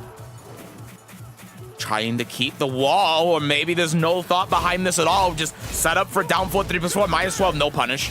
Who needs a punish anyway? Minus 11, no punish. Who needs a punish anyway? The Eddie at least knows the guaranteed follow-up at Battle Ruler. Crazy stuff. Floats out of it. Down forward 3 plus 4. The interrupt. It's 3, 3, 3, 3, 3, 3, 3, 3, 3, 3, 3, 3, 3, 3, 3. All right, let's move on to the next one. I gotta hit the 3 button to skip this.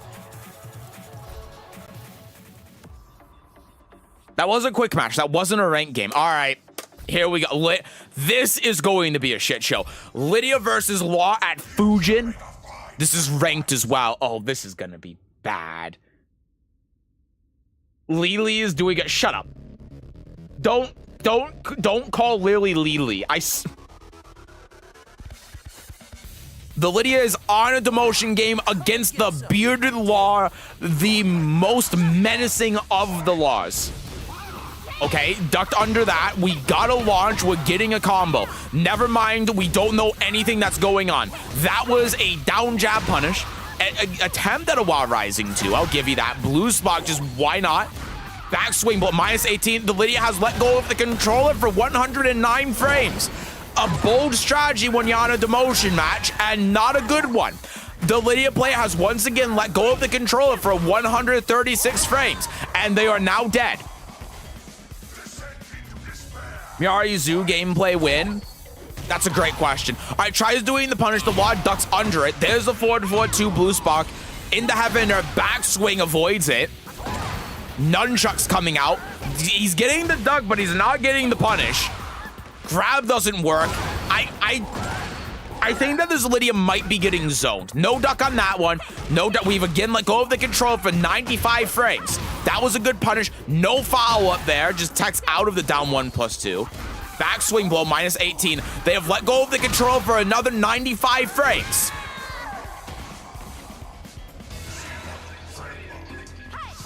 What do you think is going on right now? They have let go of the controller for 165 frames. Okay, they got the launch on that one. They let go of the... Guys, if you're stuck at Fujin, please get some help. Like, just get literally anyone.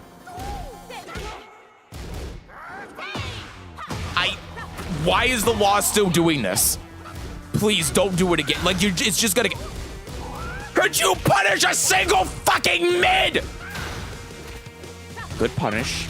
Wasn't really, but it works. Okay, the forward 4-2 doesn't work. Okay, brother, just down back one play. It's not just down back one position. Minus 18. Please, God, just anything. Oh my God, why is he doing the 3+4-4 still? There comes a point where you have to recognize that it's not working. Oh my God, it's minus 18. She has let go of the control for 224 frames. What is this? Oh my God, dude, that was a punish, I guess. They've let go of the controller for 57 frames and then 110 frames. I think that this Lydia might not be a real... I think this Lydia might actually be a bot. And I'm not trying to be insulting when I say that. I mean that these patterns make no goddamn sense. I think that we are watching ChatGPT play. I think that we are watching a neural network play Tekken right now. You know what? Actually, I think both of these. I think this is ChatGPT versus Grok. I think that's what this is. I think we are watching ChatGPT versus Grok play Tekken. No duck again. We have 203 frames. We ducked that, and then we've just let go of the controller for another. We didn't even do anything for another 274 frames until they did Snake Edge. No, I don't. These are both console players, by the way, but they are legitimately playing like they have some bootleg Soviet-era cheats. Like, the only way I can, because like did down foot, the only way I can describe that Lydia, it really feels like they are using some weird ass, like Mao era from a back alley cheating software that will randomly disconnect them for 200 frames. I gotta look at their profile. I have to look at this. I don't normally do this, but that was...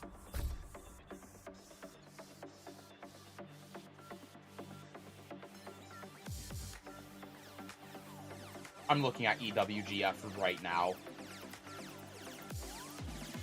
I don't... Because one time is like fine, but when you let go of the controller, you see 3+4-4, you duck, and then you let go of the controller again? I mean... Jin player, of course. No, they just haven't changed their profile, which tells me that this person isn't real. I actually think this was a bot.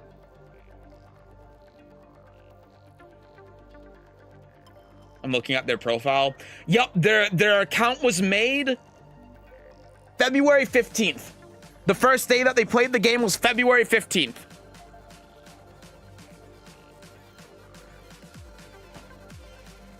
The first day that they played the game was February 15th, and they have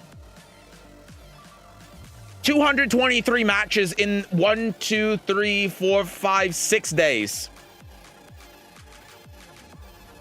Yeah, this was a bot. This was a bot playing the game on console. Yup, 100%. This might be someone who made a new PlayStation account who's testing out cheats on PlayStation or something. That was crazy. This guy I'm pretty sure is real, but hold on, let me just... Sorry I'm interrupting your regularly scheduled programming, but this was fucking crazy, man. They were Kishin, by the way. They were a Kishin Law. Yeah, this Law player also, the first game that they played was February 12th. The first game that they ever played in Tekken was February 12th. So I'm pretty sure that both of these players were bots. I don't think either of these players were real players. Yeah, this... Oh my god. This Law, the first time that they've played the game was February 12th, 2026. And their EWGF shows that they have 5,436 wins and 7,020 losses. In Season 2, they have a total of 2,181 games played. This is a bot. There's just no way.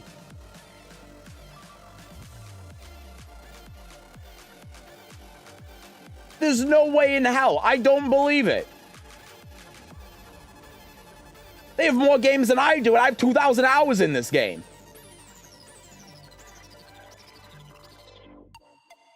That's crazy, man. All right, anyway, that was... How much again? They have a total between their wins and losses of over 10,000 games. They have a total of 12,471 games. And according to EWGF, they haven't played the game at all throughout the entirety of November, December, January, and the first time that they've played in at least 90 days is February 12th. There's no way. And all of those are ranked games, by the way.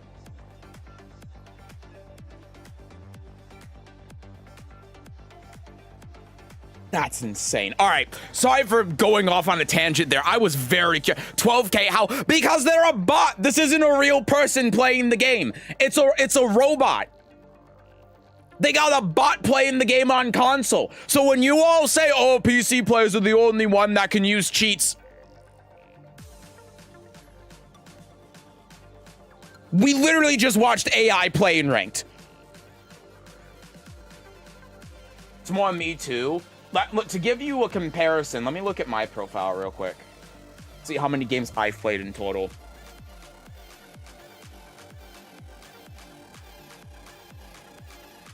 Let's see. I have a total of half of that. I have played a total of 6,672 games. And I have 2,000 hours in this game. Mental. And I've actually been playing the game the past, like, 3 months. Holy shit, dude. That's what my TDR 5 is going. I have like 5 game matches overall, and I've been playing for over a year.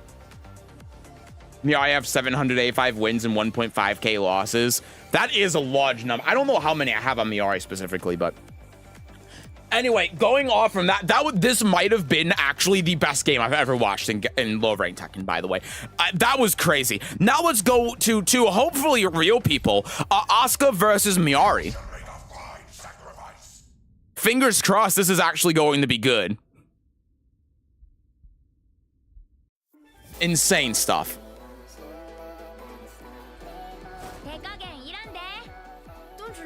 I need to get that outfit on Miari. Miari on player 2 side as well. That is a good omen. Going for the 1-1. Doesn't duck under the high. Oh my god, the 4-4. Just 4-4. Get counter it on the low. Heat activating. Okay, I mean, that, you know, that I'm not going to say that wasn't a combo. Going for the long range, too, I like the idea, but ends up getting grabbed. 1-1 comes out. Oh, the 1+2 doesn't work while running 3. Oh, the down 1+2 to avoid the grab. Okay, you better kill here. Oh, no, not sample combo 3. Waiting on the pull. Dude, waiting on the pull and then the keep out with the 4. Top 3 character versus bottom 3 character. True. Oh, my God. The down 1+2. Just let it rip like a Beyblade. We're throwing out the hot kick, getting to the wall here. Ooh, we had combo, but we didn't quite get it. These counter hits are doing a lot. That's a lot of damage. 57. It's going for the 3. -8. Counter hit grab gets broken. Just a 4-4 again. The Oscar keeps hitting buttons after they get hit by 4-4. Stop hitting buttons. That's another hot kick. You gotta be AFK a shitload, Sesu. No, I know. It's a lot of games. We're just going for forward. And you know what? It's working. Just keep hitting the... Miari is the 4-button character. 4-4. I don't even know what I'm saying anymore. That's for the -1. Okay, I don't know what the ideas was. Okay, that's the time where you should have done heat smash. Why are we hard ducking there? I don't know. Miari with the 4 for the A. Yeah, that sounds about right. This is Settle versus Seth and I'm. Yeah, if we're in like an opposite dimension where the exact opposite things happen, then yeah, I mean, I would be playing Oscar and LaSalle would be playing Miari and I get my ass beat. My ass getting beat wouldn't change. Those were nice customs. They were. It's a shame it was so short-lived. Oh, boy. It's a player match. So honestly, I mean, this could actually be a good game. But that was one of the matches of all time. Miari didn't use my technique, the monkey mix. Maybe next time.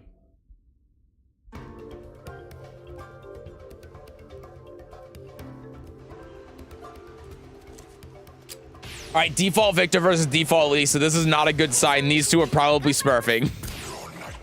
I know what they're first down, but forward 1+2, trying to give him the head.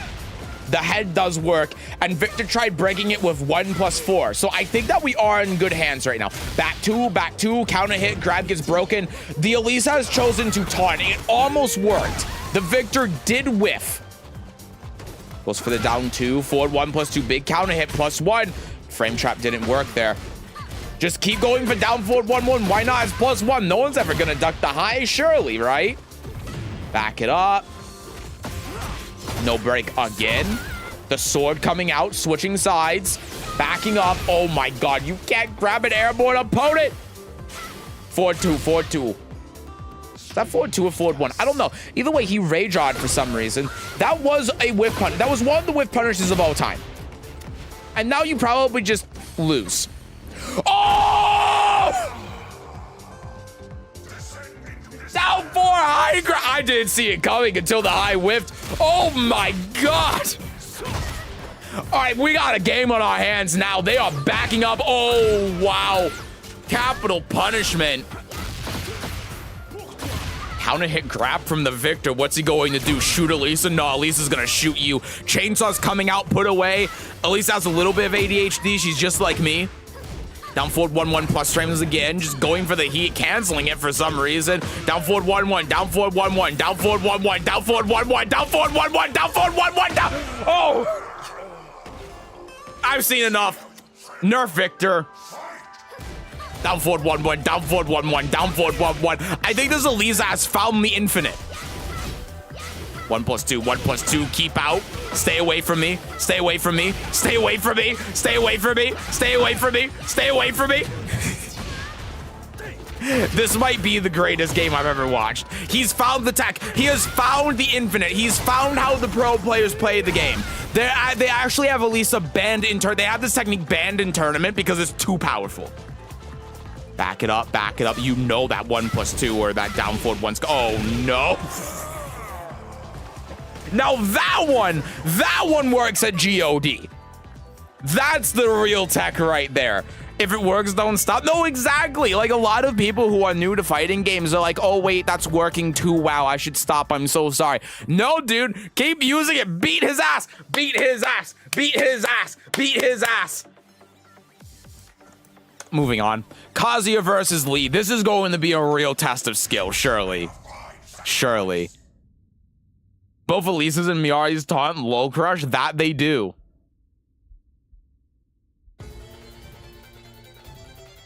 These are both second dot, I can tell. Yep, everything he did was GOD proof. Absolutely. All right, Kazuya and Lee. Starting with the duck while rising one. Woo!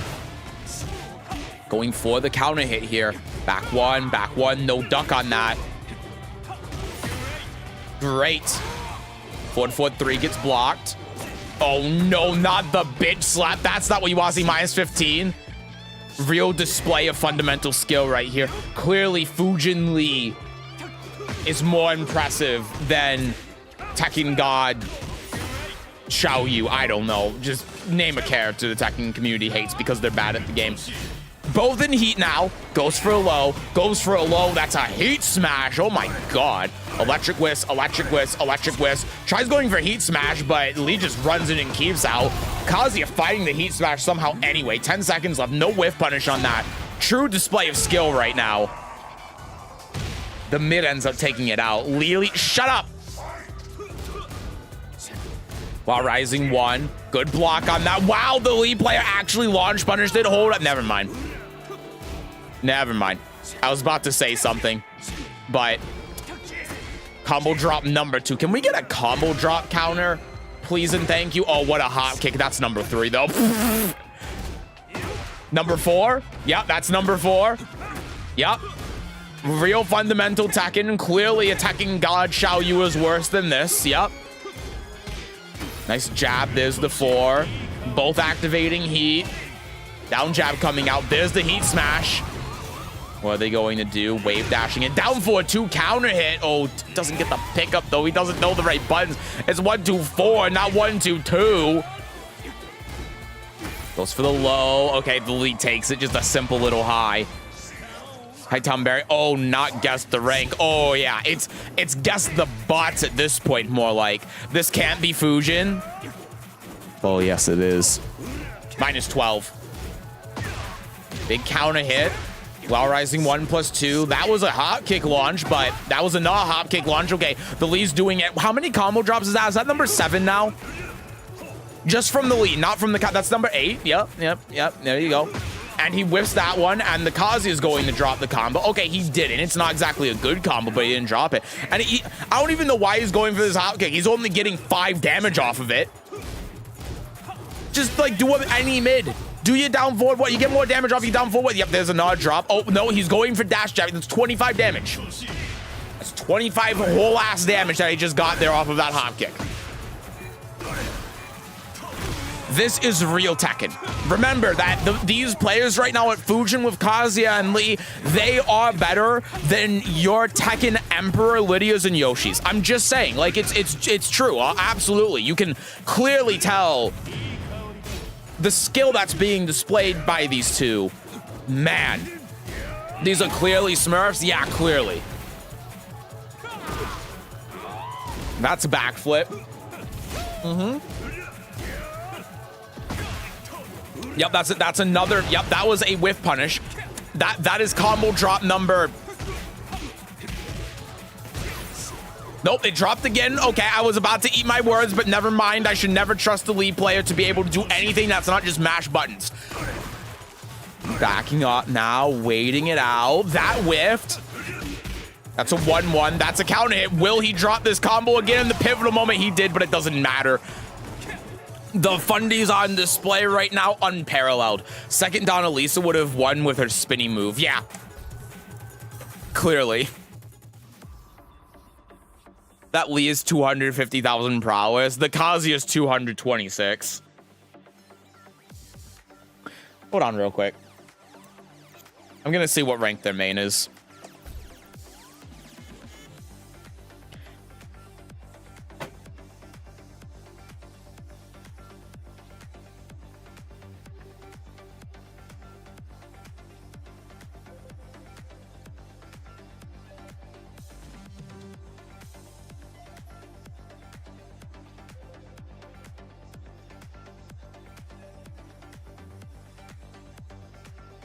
I was talking all that shit. I was talking all that shit.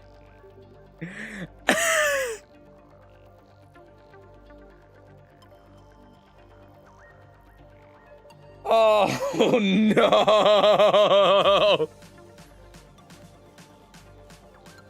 You were saying I was saying Tekken Godling, not Tekken King, but I was talking all that shit.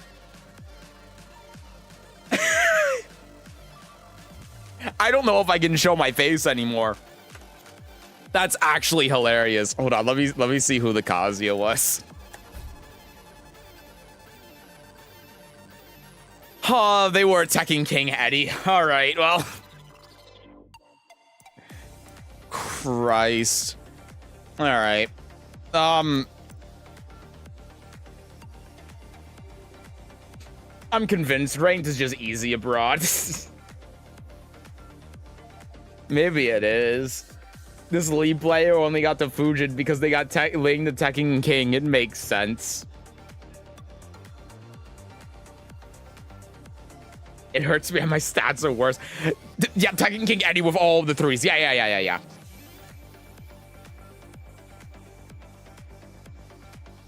Okay.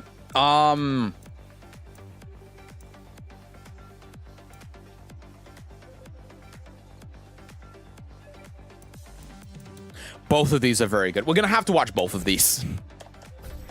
I gotta watch this one for Dina if she's still in the chat. We get a Xiao Yu game in.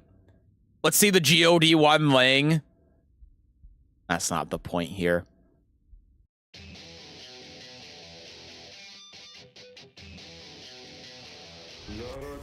All right, let's see this in comparison to that peak performance that was Kazuya and Lee. Same stage as well.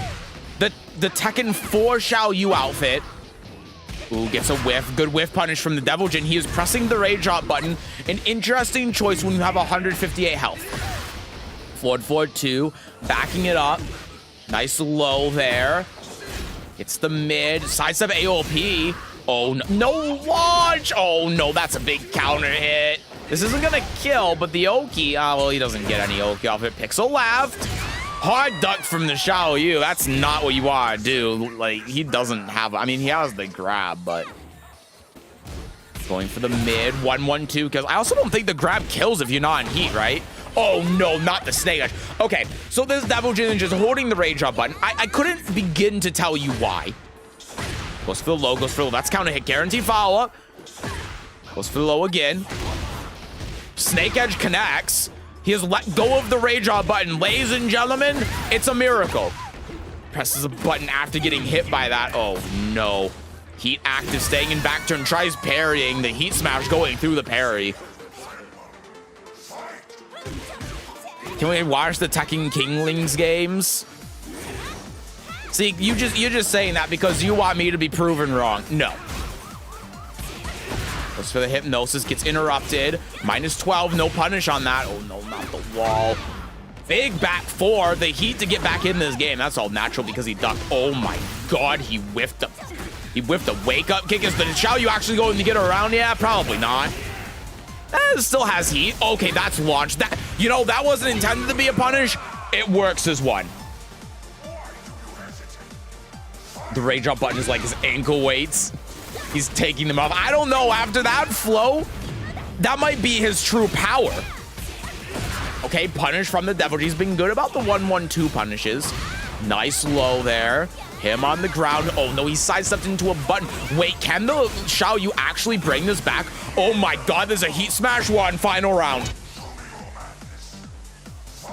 Nice -67 move. 1-1. Nice counter hit. Oh, the wall rising 2 counter hit as well. We're getting at the wall. The rage drop button being pressed once again. What do you want to bet this Devil Jin's accidentally going to do rage drop? Well, when he goes in the rage, we will see. That ends up whiffing.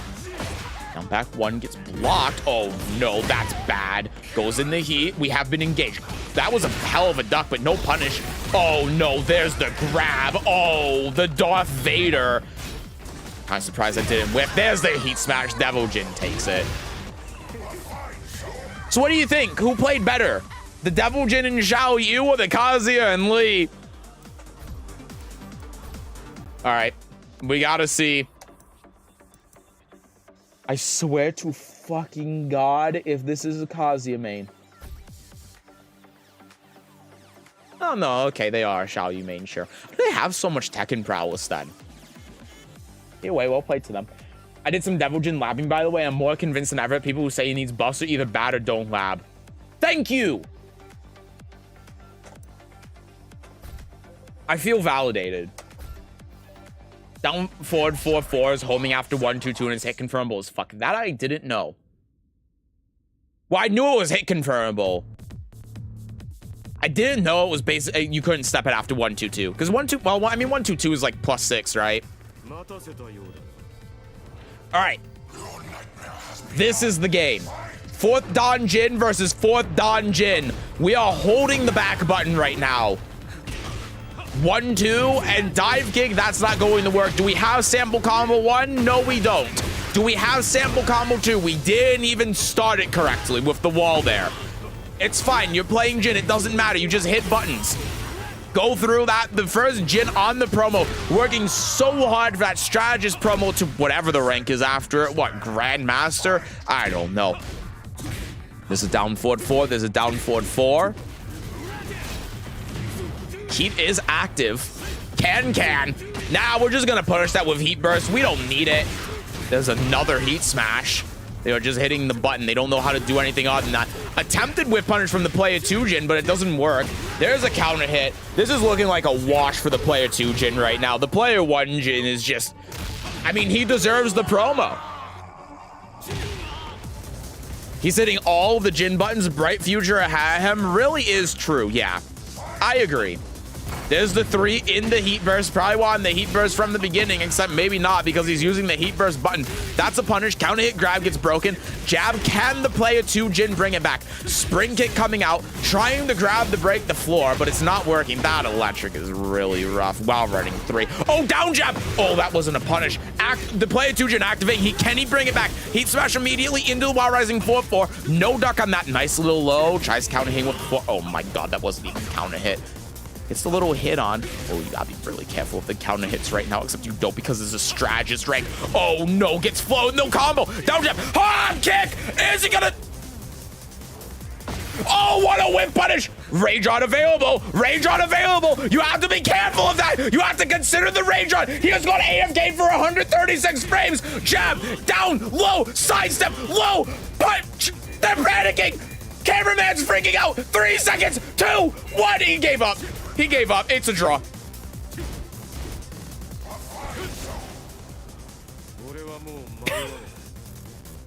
Ladies and gentlemen, thank you for watching Low Rank Tekken. I don't know what this one was. I don't know if I can do this anymore. This series is so taxing on everyone mentally. I don't know how much more I can do this for. But what I can tell you is that I'll probably see you again with this in season 3. And fingers crossed, whatever they do with the ranks, it's gonna stop stuff like this from happening. Thank you all very much for watching. If you want to see more stuff on the main channel, click over on this side of the screen, I think. I'll see you all next time. Have a good one. Bye-bye. What the fuck, man?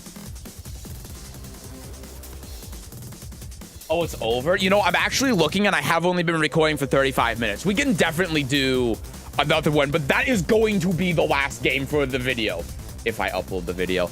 That was sometime, like, you all have to understand, when I'm doing low rank Tekken, I'm recording low rank Tekken, you have to end low rank Tekken on a good game.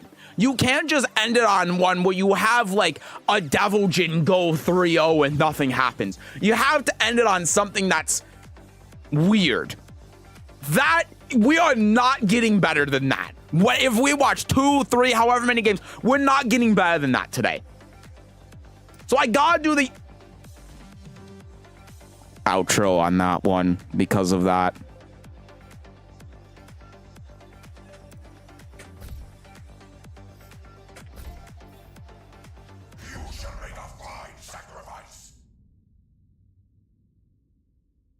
This one was peak. I think I lost brain cells with this one.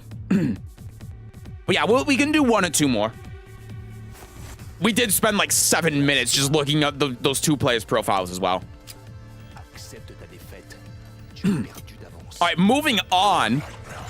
Steve versus Victor, God help us all. Down jab to start out with. That's a counter hit and a half. And we've just flashed him. We've just flashed Steve, and he's not even playing Miari. So we don't get anything out of it.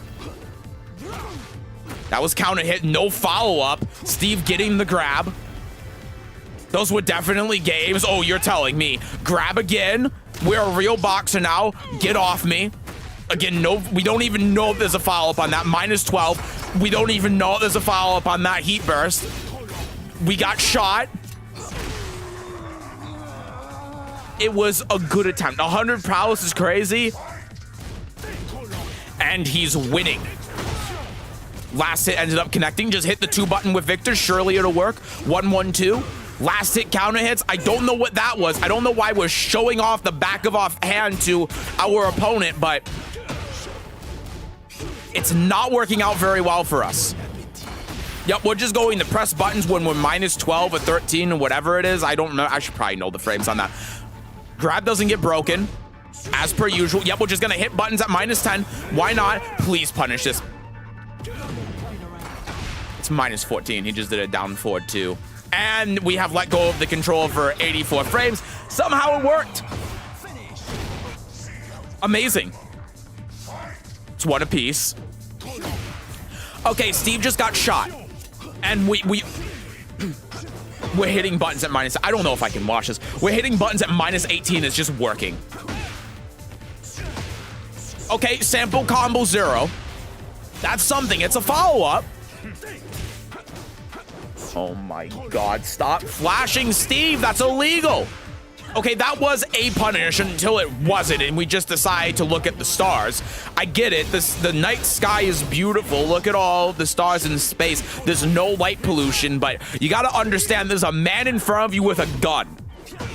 Okay, I think he's understood the assignment finally. Why that doesn't jail, by the way, I don't know.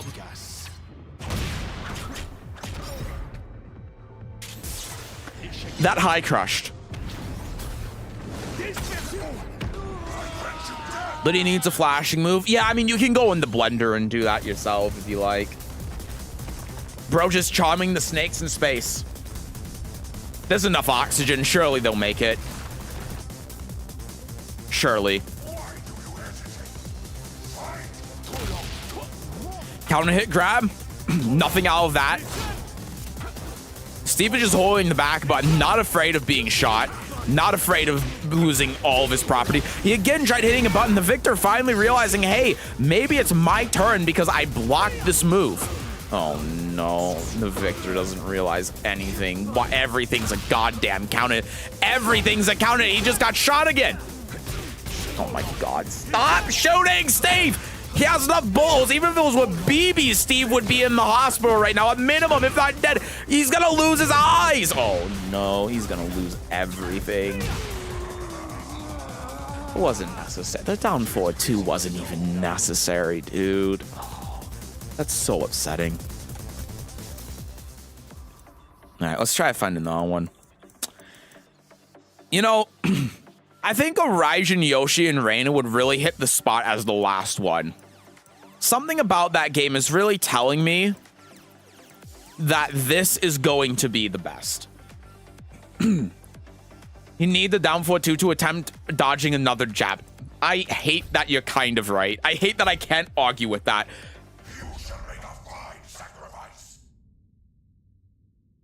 All right, here we go. Yoshimitsu and Reina.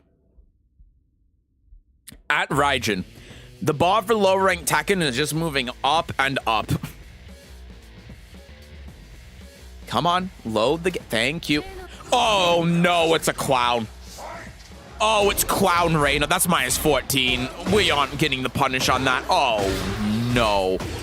Not the size step. Okay, the Yoshi has dropped the combo. It's a common thing we've seen at -12, which we just think it's plus. All right, that's... Jumping low. Yeah, the clown nose in full effect right now. Gets the mid. Oh, it's -13 in this game. It's -14 and 7. I didn't know that. Well, I'm the clown, I guess. We got the full combo here. At the wall, boop, boop. 1-1, -9, just a little jab. Wow, that counter hits a lot. Okay, this Reina actually has sample combo 5. Okay, she missed the second hit. Oh, okay, I don't know what this Yoshi is doing. This Yoshi needs the clown nose now. Oh, I mean, that was an attempted whiff punish. You can't really sneeze at that, but now there's 6 seconds left, and Reina is now tasting the rainbow. Oh, no. The leprechaun at the end is gonna be so mad. Electric. Okay, what does she have for combos? Oh my god, she wasn't ready for it. She's got sample combo 4. That's really good. Okay, jab, jab, jab, jab, -12, no punish. Just down forward 1 a couple of times. It'll work at some point. 1-1-2. 1-1-2. 1-1-2. No duck on the high. It's fine. We're running in. Forward, forward, 2. Just keep up the 1-1-2s. Just 1-1-2 and grab. If you keep doing it over and over again, you can remove your clown nose. It's like Pinocchio. Just do the right punishes and the follow-ups, and eventually your clown nose goes away. But if you keep dropping everything, it just gets bigger. All right, we're waiting it out. 10 seconds left. Please don't get rainbow dropped again. Okay, that's fine. It's 1 apiece. It's okay.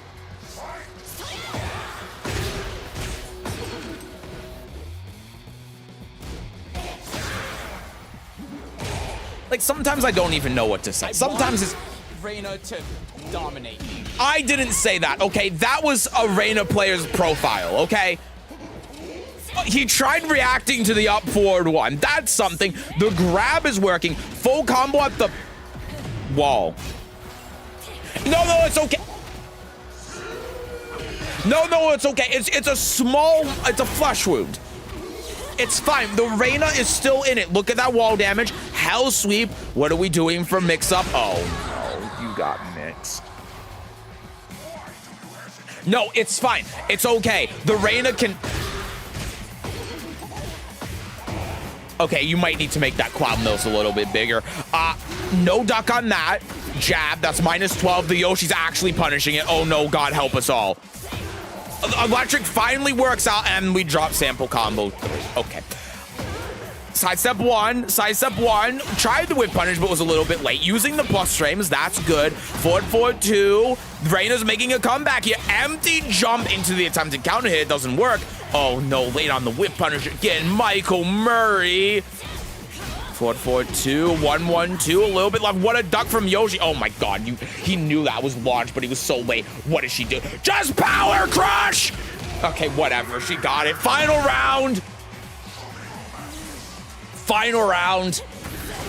Gets the counter hit, running in, flip him over, forward 2, using the plus strings. It's working every time. No punish on the power crush there. -12, that's 1-1 again. You saw the purple letters. Oh my god, there you go. He's doing it. -13, just go. Why not? Go for the low, He's gonna hop kick. You know that he's gonna hop kick. You know that he's going to hop kick at some point. Okay, that's a counter hit. There's the electric wind god kick. Back it up, wait it out. Yoshi in rage. You gotta be careful of the rage on. The counter hit. Sample combo 5 at the end. Oh my god, Clown Reina actually did it.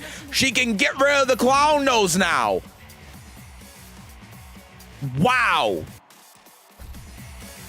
I actually can't believe she made the comeback there. Nerf Yoshi? Yeah, for sure. Yoshi needs to use his 3-slide 4 for that +5 unblock mix-up. He needs to, like, not overthink it so much. Went back and watched the tourney replays. Wow, that gameplay must be really handsome and cool.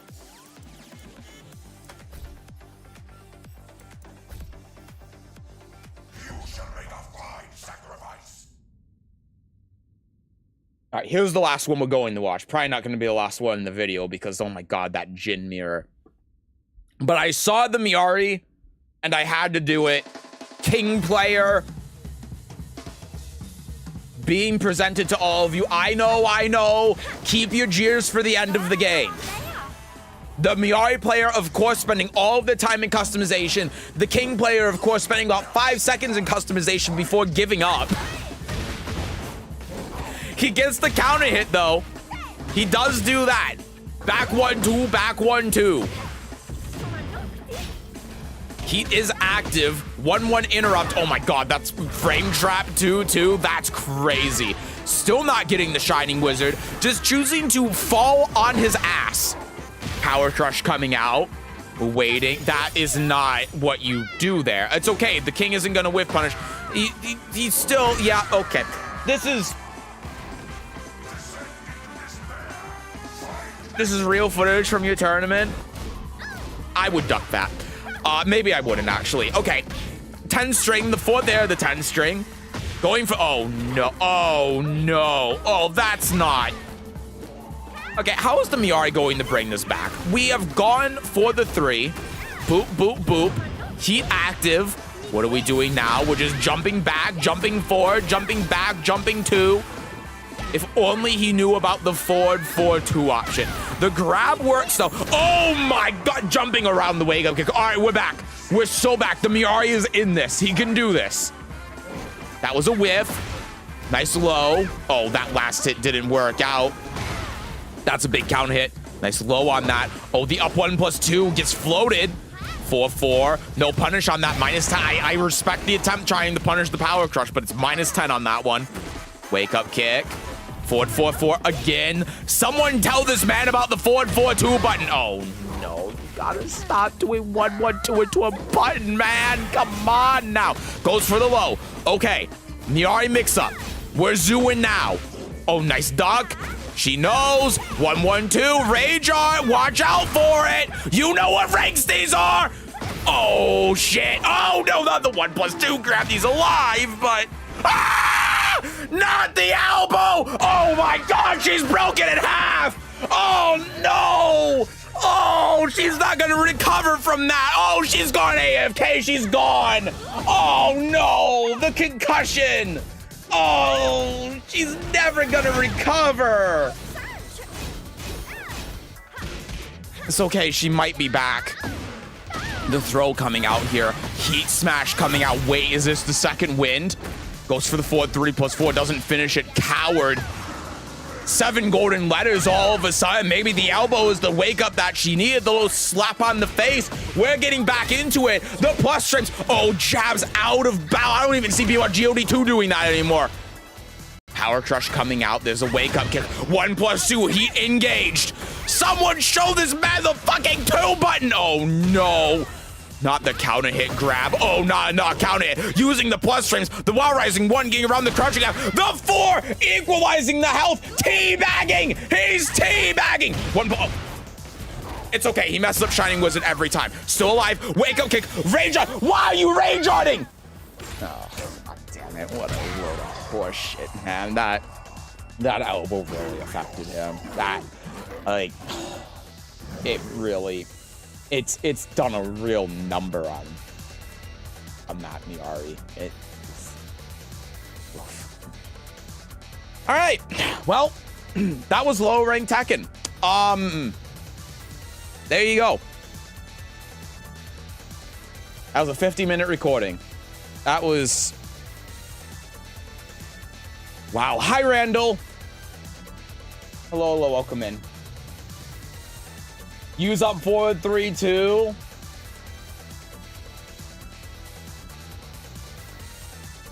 I'm gonna pay you 1 people's elbow to fuck off. All right. Well. Oh, my hair's stuck. I'm tired. That was a lot of Tekken. That was a lot of commentary, but I hope you guys... enjoyed it. Yeah, I don't have much else to do for Tekken today. Oh my. I don't have much else to do for Tekken today. I kind of went in this just wanting to do a just chatting stream. We did a just chatting stream. Yeah. So I think that's probably going to do it for Tekken today. Play some matches.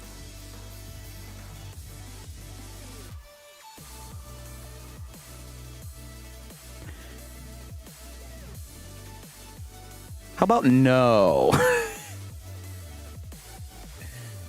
The Tekken 1 elbow with the slow-mo was sick, though. It was. I was freaking out at that.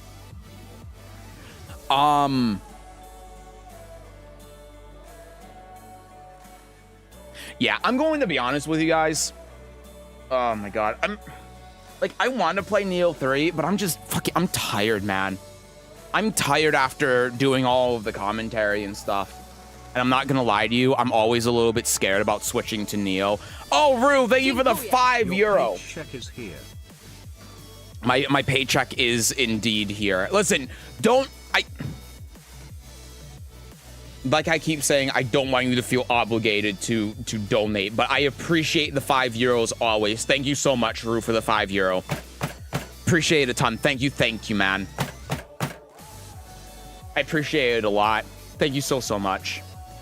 Rest your brains. Yeah, I mean, when I started the stream today, I was already pretty tired. Like, again, I slept 11 hours today. And I was pretty tired because I had that tournament yesterday and did all that driving. And I think that, like, my problem is that driving really stresses me out.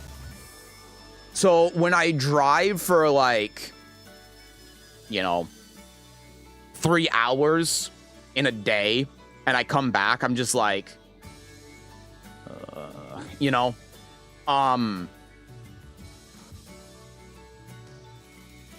so, like, my problem is that if I switch over to playing Neo, I don't know if I'm going to be fully in it. Hold on, I'm checking my CPU temps as well right now, just to see if there's been any. Yeah, I mean, right now it's sticking at like 70. I mean, oh, there are peaks in here of it going to like 80 and we'll just idle on the screen. Damn, dude, I might actually have to swap out my CPU cooler. I mean, that's another thing, too. I'm looking at my CPU temps right now, just sitting here on the screen for Tekken. It's getting to, like, 80. Let me see what happens if I go into, like, a ghost battle or something, like, play the game. It was an off... Yeah, I was an offline. I'm your sugar daddy, so you could afford premium gooning. Yeah. You think, listen,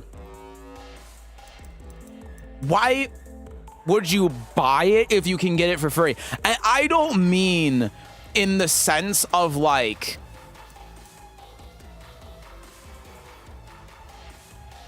you can get something else for free. I mean, whatever premium thing you're looking for, you can probably just get for free.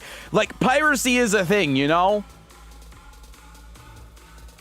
That's a sentence. It was a sentence, yeah. Let's spar with my ghost here real quick.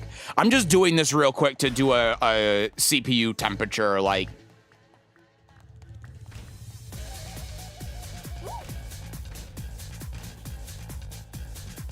They're probably going to use that outfit. Let me use,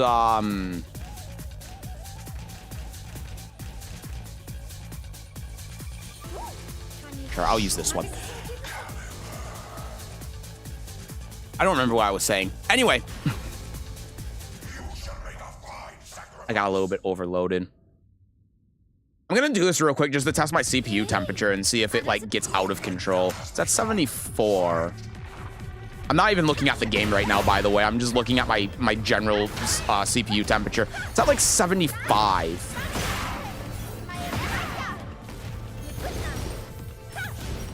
Okay. I mean, that was the punish. Wow, Miari is annoying as shit to fight against. Teehee. Ah, shit. No punish.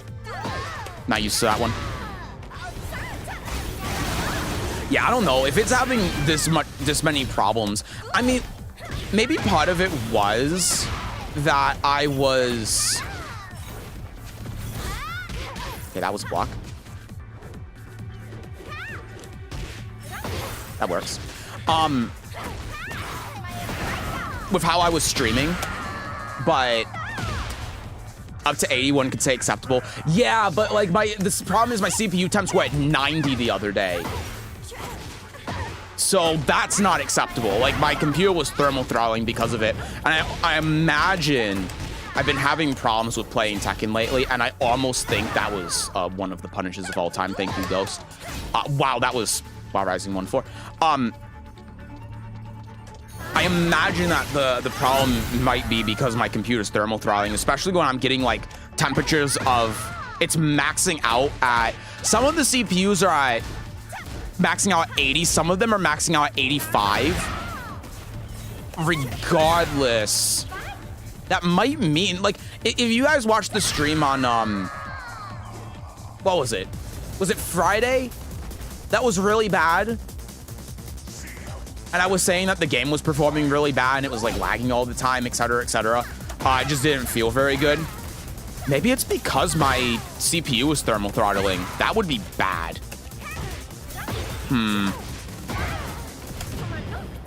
Yeah, it should clock down at 85, 90. And not some of the CPUs are staying at 80, but some of them are going to like 85. You have a water cooler, they fail silently. Yep, I do. I've had it for about 4 years, so it is about the time where it needs to get replaced. I just assumed that wasn't going to be like right now. But yeah. Because I have my, I have OBS encoding less as well. I have OBS encoding at a less CPU intensive preset. And yeah, I have like, yeah, like my CPU 11 is at like 86, CPU 12 is at 86, 13's at 75, 14's at 75, 15 was at 83, 16 was at 85. So yeah, I mean, the ones that are actually being used for Tekken, like, I mean, some of them obviously are only at like 67 because they're not being used, but the ones that are being used are getting to like 85, and then it might be thermal throttling. So I might legitimately need to go out and get a new CPU cooler. And that means, so for those of you on YouTube that didn't watch the stream I did of Neo on Friday. Oh no, sorry, the bad stream was like Thursday or something. When I streamed Neo on Friday, I was having thermal throttling issues throughout the entire thing, so the YouTube stream was like, ugh. And now that I'm looking at it with Tekken, because again, like I'm using less of my CPU because I have OBS using less CPU. I mean, right now, how much my CPU is being used in total? Let me rematch again and see how it is when actually playing. Yeah, I mean, I'm not even using 100% of my CPU. Like, the highest any of my CPU cores are at right now is like 50%.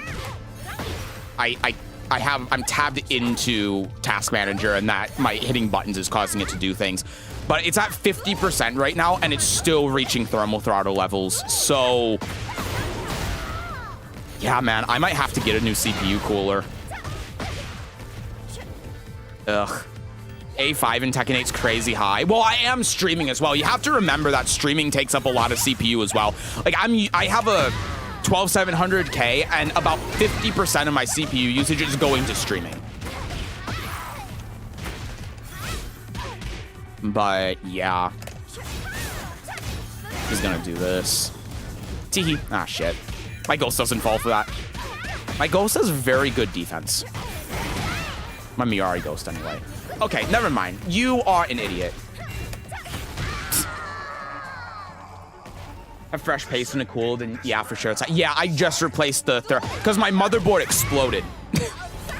my motherboard 2 months ago now? It was a month or 2 months ago, literally exploded. Like, one of the conductors on the motherboard sparks started flying, and so I had to replace the motherboard, and because of that, I obviously had to replace the thermal paste. And so the thermal paste is like a month old. And yeah. So it probably is the cooler, unfortunately.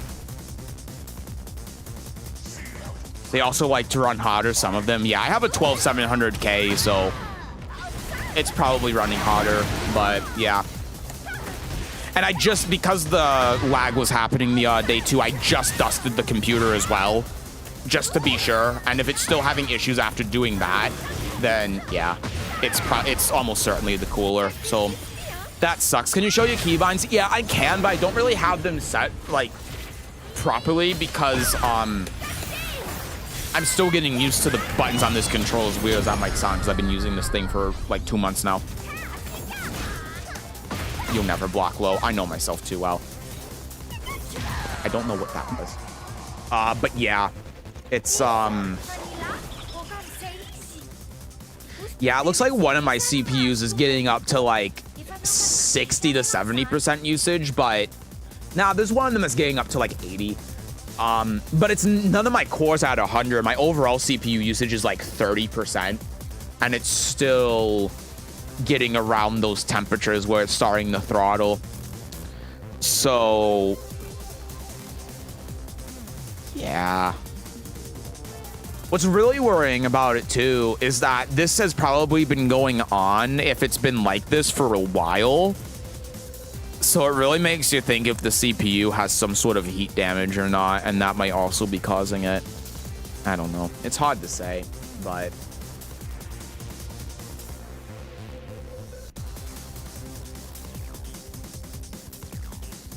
your ghost doesn't seem to know why you're doing things. Nope, my Lydia ghost doesn't know either. My Lydia ghost will like throw out 122 randomly because my ghost doesn't understand that I hit confirm it. Wish me luck. I'm about to get some games soon in AIM 2. Good luck. AIM 2 is a really good player. Super good Elisa player. Good luck. I struggle against AIM 2 when I play against him. I think 12th gen had issues with KMSing and got kaput. That was 13 and 14th gen. 12th gen, from what I understand, didn't have that problem. Here are my binds. My normal binds when I'm using a pad, like when I'm using the Ryan, are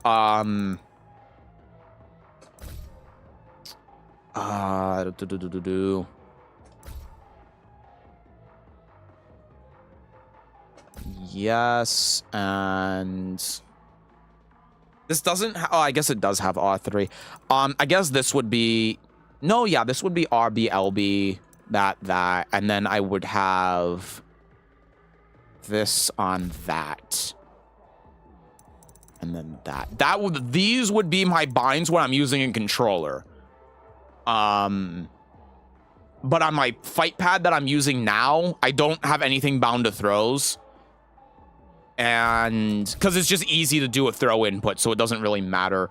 I have the shoulder button I have bound to 1+2, and then I have the button next to 3 and 4 buttons, this one bound to 3+4, and then I have this button over here bound to heat burst, because heat burst and heat smash can be inconsistent. And then these two I have as dead buttons. I keep a dead button because the stick is so loud that if I'm teching, I want to do this so that sounds like to my opponent that I'm trying to tech, but I'm not actually teching. So I keep one dead button for that. And then I really should bind another button to like 1+4 or something if I play Yoshi. But yeah, that's my binds. Miari looks amazing, super good personality as well, but fighting against her, I love and hate her at the same time. Yeah, I mean, again, we just have to wait until season 3, you know? Honestly, you know, something I've thought about with Miari in season 3 that I think is a very likely thing for them to do. I've been thinking about, like, what new move are they going to give Miari? What thing does Miari feel like that she's missing? That she might be missing because they're going to give it to her in season 3 with her new move. What I'm thinking of is a move that lets her convert after tip range bow 2. Because Miari has this problem with tip range bow 2 and down 1, or not down 1, down 2 at tip range where she doesn't get any follow-up. And I feel like the reason for that is because her new move in season 3 is going to be the thing that gives her the follow-up off of those. So a super long range move, that's a super long range move that can hit the opponent grounded. That's what I'm thinking. Yeah.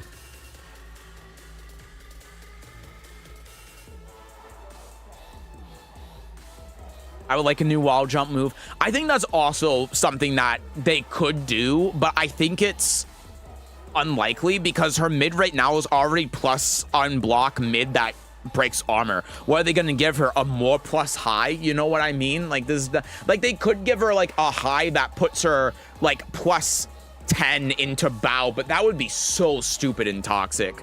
That would be such a mistake. But that would be really the only thing they could give her off the wall jump that would make sense. They could give her a low as well, I guess, but I don't know. It would have to have some drawback with it.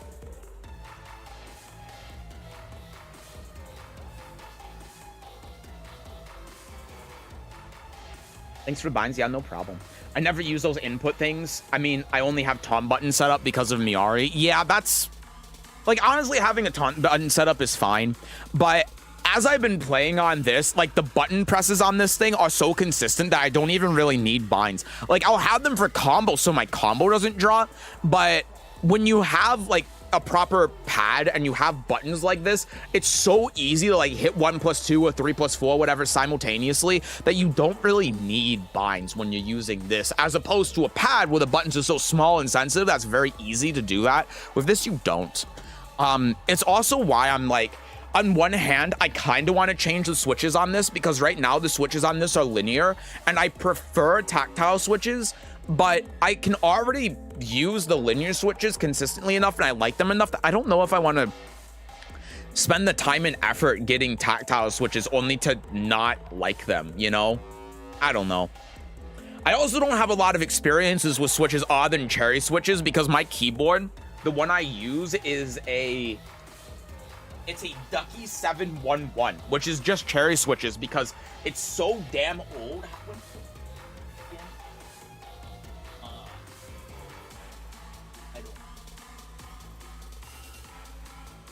It was made more than 5 years ago. It was back when Cherry had their patent for mechanical switches, so they had a monopoly on them.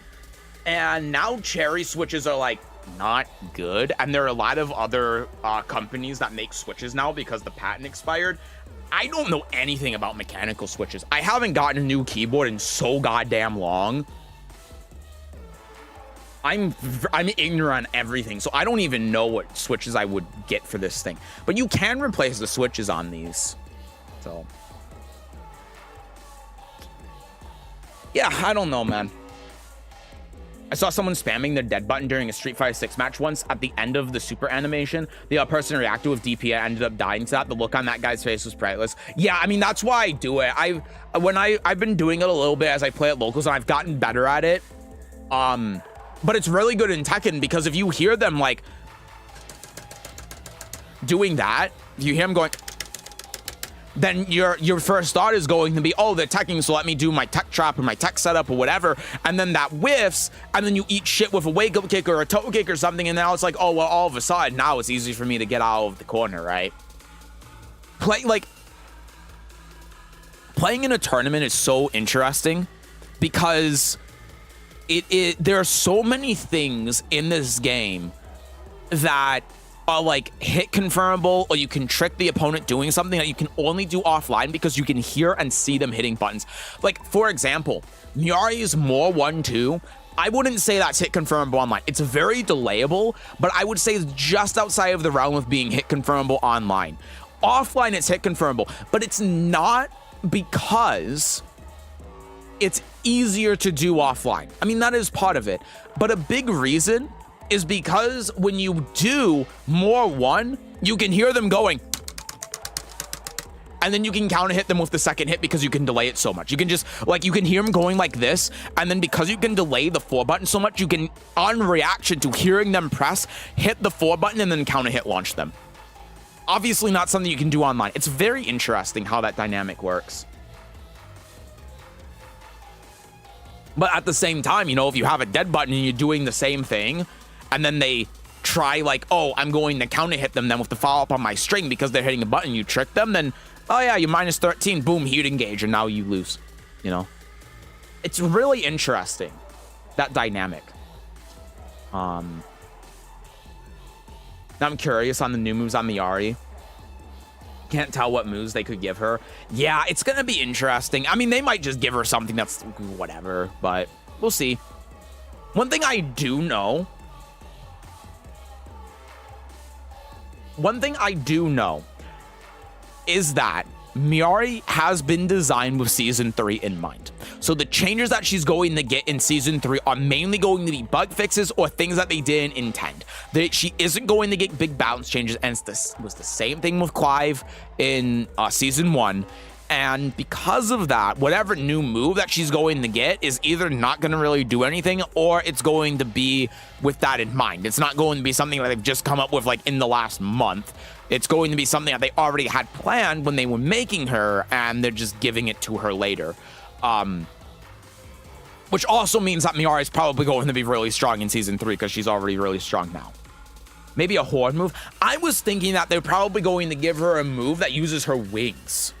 So, like, if you have some sort of long-reaching move that allows her to be able to convert off of, like, tip range, bow 2, then it's going to be a move that, like, utilizes her wings to push her forward, but maybe it's, like, launch, punish, one block or something. So. I was thinking on monkey claws. It could be a whole manner of things, yeah. Just give everyone hell sweeps and call it back to basics, and it's all good. Don't bring this upon us, please. Yeah, just give everyone hell sweeps, also wall and floor break, and you can choose between the two.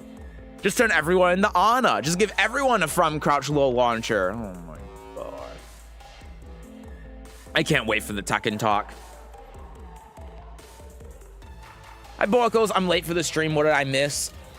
You missed me talking about playing Miari in tournament. You missed me talking about why Miari is going to be my new tournament character, and I'm ditching Lydia because I think Lydia is too hard to play in tournaments, and I don't think she's viable, whereas Miari in comparison is brain dead, baby, goo goo gaga, easy shit, and I would much rather do that because it allows me to play a lot more consistently and perform better in tournament than playing with Lydia. We watched the Tekken devs play in a team tournament. That's going to go on YouTube at some point, hopefully soon. Maybe I can get it up tomorrow or something. And then we did low rank Tekken.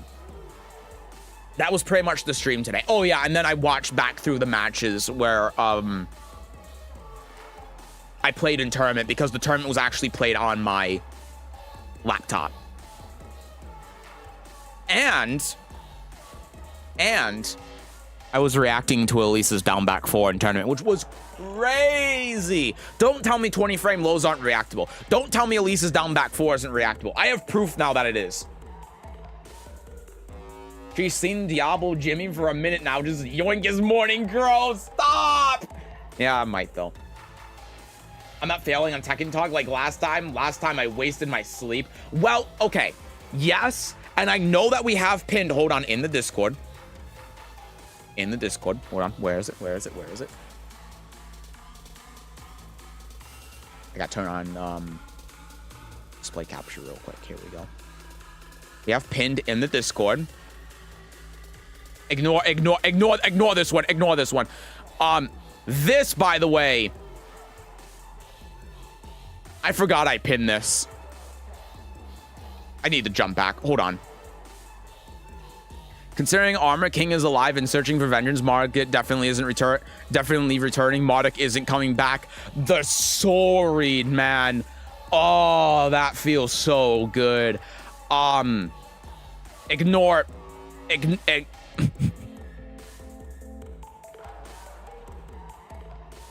I should probably delete this pin.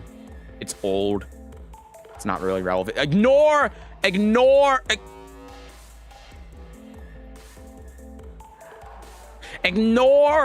Here we go. Never watch Tekken Talk. We have this pinned in the Discord. We also have this game sucks complete hot garbage, but never watch Tekken Talk. I know that generally we say don't watch the Tekken Talk. Unpinned it. Thank you, Lissetto. But when it comes to the Tekken Talk for the new season or usually a new character, it actually is worth watching because they give you a lot of information. So whenever they do the Tekken Talk for Season 3, it probably is going to be worth giving a look at. It's probably not going to be a waste of time. It's the only time I would condone watching Tekken Talk, but when they're showing off the new season, you know it's new info. I can't believe how many of this is pinned. Not yet. Anyway, for Marduk isn't coming. He's never coming back. After that mix-up that they just did, you cannot begin to tell me they are going to bring back Modok.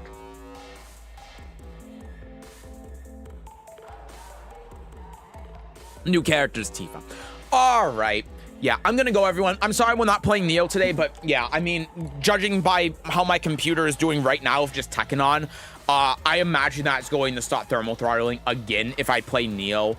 So, I'm probably gonna have to get a new fucking cooler, man. God, I don't want to spend more money on shit, but I don't think I have much of a choice. So I'll probably go out and do that between today and the next stream. And then hopefully that fixes it. You know, hopefully I get a new cooler, plop it on there, boom, we're good to go. We got new liquid cooling, we got better temps, everything's good to go. I do remember when I got this cooler as well that the temps were like not where they are now, so it probably is the cooler failing. So it sucks. I got an air cooler, not expensive and good, just replace a fan. Okay, yes, absolutely. If you have the choice between an air cooler and a liquid cooler, always get an air cooler. Get an air cooler from Noctua. You cannot go wrong with that. However, my case, the computer that I had originally in this case, I got during the time when liquid cooling was the new big thing for PC. It was just out. It was the future of PCs and PC gaming. And because of that, the case that I'm using right now is like, it's more than 10 years old. I think it's 11 or 12 years old. And it is designed only for liquid cooling. It cannot fit any air cooler CPU. It can only use liquid cooling. So unless I replace the entire case, which would be another $100, I'm shit out of luck. I can't get an air cooler unless I take the entire front panel off. So yeah, I'm kind of screwed. I wish I could find what case this is. Actually, I think I do know what it is. Hold on. I think I just remembered. Yes! I did remember what it was. I can't believe it. I genuinely can't believe it. I gotta be really careful here because I'm on Google image search, so. These aren't the exact colors. Yeah, this is it. This is the exact case that I have. Hold on.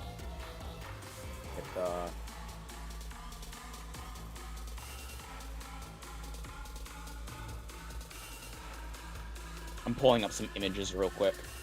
Yeah, this is the exact one with the exact color as well. Here we go. Okay. I can swap over the desktop capture now and show you. I gotta be careful of Google's. I don't want to accidentally show my address. This is my case. This is the case I have. And what one is it? This is the exact color. But yeah, this is the exact same case that I have. Exact same color, everything. And you can see this CPU cooler in here. It is butting right up against the glass. And so if you get a proper, like, big air cooler that a 12700K would need, like, again, a big Noctua one, it is actually too big. It goes out the side of the case. So, yeah. Unless I got a brand new case entirely, which I'm not opposed to. I just don't want to spend another $100 and rebuild my computer again, then I'm kind of stuck. So.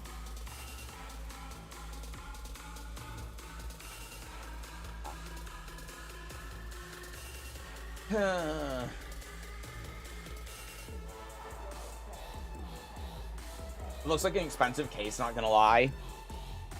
I don't know what it was MSRP, but they don't sell this thing anymore. They haven't sold this thing in like a decade. So. Like low profile Noctua, maybe Amazon return policy should be good. So I could get a low profile Noctua. I don't know how it's going to do with temps is the first thing. Because again, like there's no space in here for airflow. there's no space at all if you get a CPU cooler for airflow. And so, like, not only is it butting up against the GPU as well, because I have a 9070 XT GPU, but then, like, where's the air going to go? Because this top grill here is specifically there for a liquid cooler. That is where the air from the CPU is supposed to go. This is supposed to be an exhaust for your CPU cooler. So the air doesn't have anywhere to, it can't go here, obviously, because this is just the dead end. This is where a CD drive would go. This is blocked off from going here because there is a hard drive tray down here that you cannot remove from the case. And then here is already like the normal exhaust port, but you need that exhaust port for the GPU anyway. So this exhaust port is specifically for the CPU cooler, and you can see on one of these maybe that this is where the CPU cooler fans go for the exhaust. This is just taking up so much room that not only if you get a small one is it going to be not as good for cooling a CPU, but also there's just nowhere for any air to go. So I'm screwed, you know, like I can't really do anything. Like, again, this case was designed when liquid cooling was the next big thing, so it was designed specifically and only for liquid cooling. So I would need to get a completely new case to be able to air cool effectively, you know, when I'm constantly doing stuff that requires full CPU load on a hot CPU. It's just, you know, that's how it is. So I wish I could get an air cooler. I know that's the better option, but I can't. Wallet says, ouch. Yeah, yep, pretty much. It sucks. It really does. The only thing I could do to get an air cooler in and have any sort of, like, actual cooling on the entire system is to remove the front panel entirely. Which, you know, I could do, but even then, I've measured this before, because when I built the PC before this, because I had to build a new PC, essentially, because, like, exploded.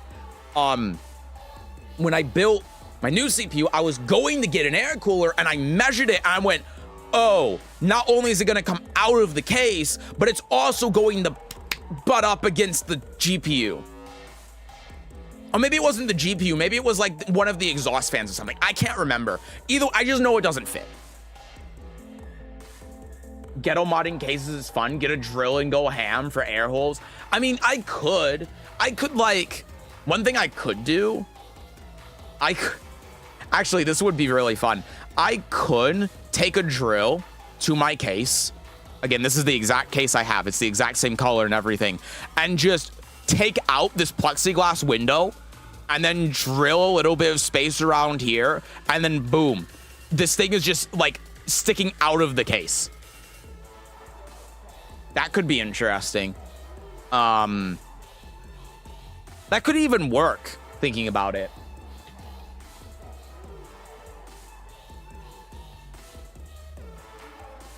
But I don't know. That's a lot of effort. Replace one of the walls with a desk fan, 100% cooling. I mean, I could. I'm not gonna lie. I, for a couple of months, ran my computer with the side panel off just because I was lazy and didn't want to put it back on. I mean, you could. Side panel off is the old way. It really is. Yeah, I just don't have any good options. And you know, the other thing too, Best Buy doesn't sell air coolers for some reason. At least my Best Buy doesn't. Or any of them around me. So if I was to buy an air cooler, I would have to wait like a week to be able to get it. And I'm gonna be honest with you, I kind of don't want to buy one. They don't, yeah, I mean, I can't show you my Best Buy because it'll obviously give you my location, and I really don't want to do that. But my Best Buy only sells liquid coolers. Like, within a 50-mile radius of me, every single Best Buy only sells the same coolers, and they are all, I mean, turn this off, liquid coolers. I do CPU cooler. I could order them from Best Buy, but I can tell you exactly what ones that my local one sells. Let me get my zip code in here. I need to turn on my num lock. Also trying not to speak so I don't accidentally say my zip code, because I have done that before, except with my credit card. Anyway, that stream doesn't exist anymore. Of course, you have no Micro Center near you since they're so sparse. Yep, I actually went to Micro Center to get my GPU. If I knew I had to get a new cooler, I would have got a new cooler while I was there too. But yeah, I went to Micro Center to get my GPU. I have a Power Color Reaper 9070 XT. I got it for $500. 500. I got it not only when GPU prices were below MSRP, but it was also open box. So I drove. How far is Micro Center? It's about an hour and a half drive from where I am. I drove about an hour and a half one way to my Micro Center to get that thing, and oh my god, it was worth it. Oh boy. Let me actually see how far Micro Center is from me. It is. No, sorry, it's a 2-hour drive one way. It's not an hour and a half. It was a 2-hour drive one way to go to Micro Center. So it was a 4-hour drive in total. I just went there, went right back, but I got it for $500. 9070 XT. That, oh boy, that was a steal, man. I told the guy I was there when I bought it, I will be laughing about this in 2 months. He told me enjoyed the GPU, and I was like, oh, I'll be laughing about it in 2 months. I am. I'm so jealous of you people. I have to pay $700 for a good upgrade since I'm across the pond. Well, okay, yes, but at the same time, you all have had better RAM prices than us and bad GPU prices than us for longer. So I got lucky. You guys just have to be patient from what I've seen. I mean, it depends on where you live, but I've seen it in Europe at least that, like, up until now, I think now it's not the case, but for a while, your guys' RAM prices were significantly lower than ours. But yeah, the only CPU cooler that they sell there is a Color Master Hyper 212. The 120 millimeter CPU cooling fan with RGB. It's $33. It's not going in the cooler 9070, but not 9070. A 12700.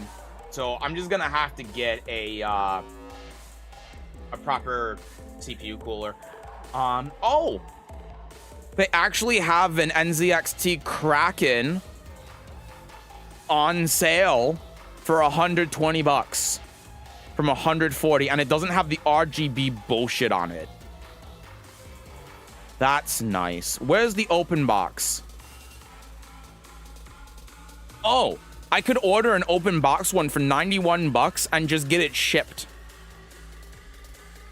I probably shouldn't buy an open box CPU cooler though. I think because it's not gonna have thermal paste with it probably. So if I got the thermal paste, I'd be saving like $5 in total. Yeah, I'd probably just get it from Best Buy.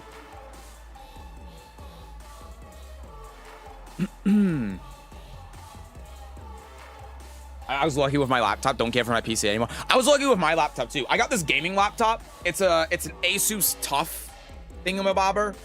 For like $700. It was normally $1,500. I got open box at Best Buy. They were clearancing it as well. I got it half off. Oh my god, man. This thing is invaluable to me. It's my setup for locals. I use it for chat. I use it when like I have a power outage or something, so I can still like do stuff and get work done. Oh my god, man. If I didn't have this thing, I'd be prices have gone to shit everywhere. It's nuts. It is, yeah. Yeah, exactly. For an i5, yeah, it would, but otherwise, yeah. RGB is so good and helps cooling. It looks cool. It must be for cooling. I'm gonna be honest with you. I don't even have the RGB shit plugged in. I don't even have it plugged into my motherboard. It's all just, I don't want to fuck with it. I don't want to mess with it. I don't care. I do have a PC, but the specs are ancient and not worth to spend. Yeah, that's fair. I mean, if it runs stuff, you know? My local niche PC shop is selling 64 gigs of CL30 for $1,100. I took a picture at Micro Center. Where's my phone? My phone's behind my green screen. While I was at Micro Center, I wanted to find, at the time, the most expensive, egregious priced RAM I could find. And I took a picture of it. My phone. God damn it. Oh, with my phone. You have no idea how much of a goddamn mess it is back here, by the way. Holy shit. I found my phone. Let me see if I can find this real quick. Ugh. I wish open box was a negative over here. They just got $100 from the original price. Generally, that's the case here too, but I have gotten screwed on open box before. Like I've bought 2 open box motherboards. The first one, XMP didn't work on it out of the box. And I didn't want to return it because I didn't want to disassemble the entire computer and be without a computer for 2 weeks. So I just ran with it for years, not having XMP enabled on my RAM. Because not only would it not work, but if I changed the frequency of the RAM by 1 hertz, the computer wouldn't post. So it just, something with the motherboard and the RAM was fucked. So I just ran with that for years. And then I got my... I changed out my motherboard because eventually the RAM just completely failed.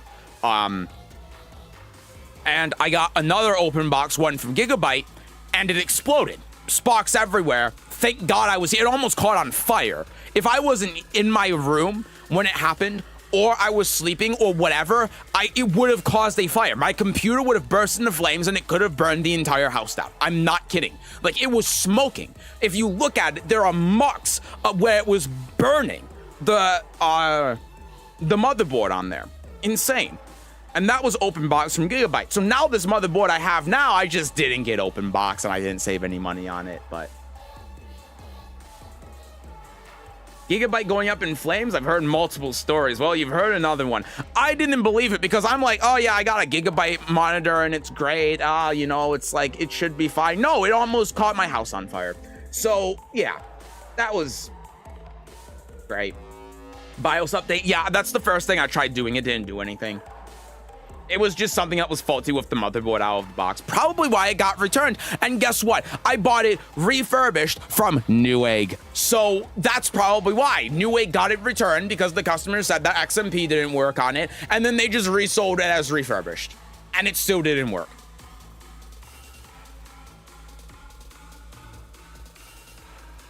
Had a power supply poofing the magic smoke. That was fun. That sounds terrifying. That sounds awful. Yeah, I think that I'm pretty sure that it wasn't my power supply why the motherboard failed. But I replaced the power supply anyway, just in case. You know, you don't want to risk it, which was another bit of money I really didn't want to spend. I mean, I've basically rebuilt my entire computer at this point. I'm not happy about it. Where the fuck is my gallery, man? I don't know how to use phones. Seth, considering all my boot mids are trees plus on block, I should probably just start spamming boot 4, right? Broken move for real. I mean, I'm not gonna lie to you. I do see people using that at like super high ranks because no one launches it. No one knows it's minus 26 on block or 28 or whatever it is. So yeah, I mean, maybe.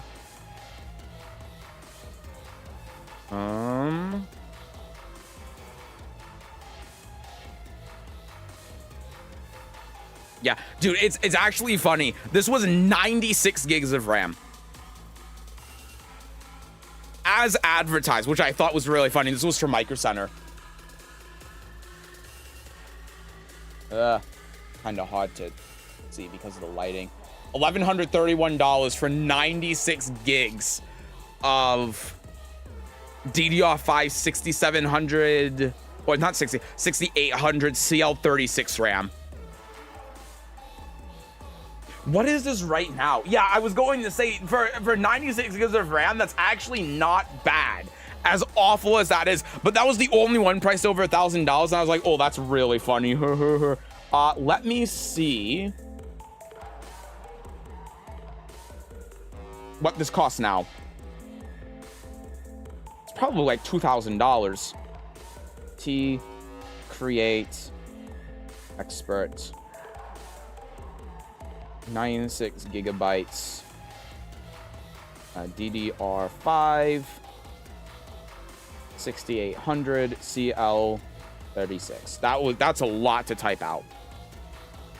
Here we go. I think I found it. It's actually it's more expensive, but it's actually not as much as I thought. It's $1,500 right now. Which, and you know the fucked up thing about that too? If I had bought this shit at Micro Center for $1,100 and I sold it, I would be making $300 profit because of tax, you know. That's crazy. Oh my god. PC stuff is also getting expensive for me because I'm like a boutique PC builder. I only use certain brands I trust because expensive. No, I'm the same. Like, I won't use MSI, for example, ever again, because the first computer I had a, oh god, it was an AMD GPU. I don't remember what one it was because it was so long ago. Was it like a 270? I don't remember. I had to replace 7 of them under warranty. 7.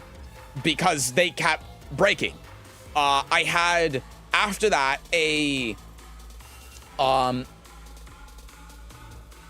another MSI GPU. It's like a 480 or something. I don't remember. It's been so long, I don't remember the exact GPUs. That was also MSI. That ended up getting thermal damage, so it stopped working because the fans on it wouldn't work properly. So they were just not turning on, and the GPU was going to like 100+ degrees, and the GPU was like, yeah, this is fine. So the fans just never turned on, and there was so much heat damage that it just stopped working entirely. So that was cool. And then the motherboard, where the RAM didn't work and I couldn't enable XMP, was also MSI. So every single MSI product I've ever bought has not worked. None of them. So I'll never buy an MSI product again, as long as I can. That said, when my motherboard blew up and I had to get a new power supply, the only one they had at Best Buy was an MSI power supply. So I'm really crossing my fingers that this is the one and only MSI thing that doesn't blow up. But yeah, I'm currently running ASRock stuff. Never had a problem. Motherboard and GPU. Yeah, I've heard that ASRock is like fine. It at least won't explode, but it's not particularly good. I've seen the motherboard BIOS. Oh my god, I wouldn't want to touch that with a 10-foot pole. Good Christ. I mean, how could you know? I mean, yeah, at this point, it's just like, well, at this point, if I buy an MSI thing, then I'm the idiot. Same with Gigabyte, you know, like I've heard about Gigabyte motherboards being like sketchy, and now that one is blown up on me and has flown sparks. Yeah. They're not fancy, but they do the job. Yeah, and you know, that's fine. That's good enough. All right, everyone. Sorry for the bit of a tangent there. I'm gonna get out of here. Sorry again for no Neo, but I figured there's no point because my computer's going to thermal throttle if I play Neo, so it's like, why would I, you know, it's just like I need to get a new CPU cooler or something. So I'll look into that. Hopefully I can just go get one, and then by Tuesday it'll be fine, I hope. Crossing my fingers. I'm really hoping that's the case.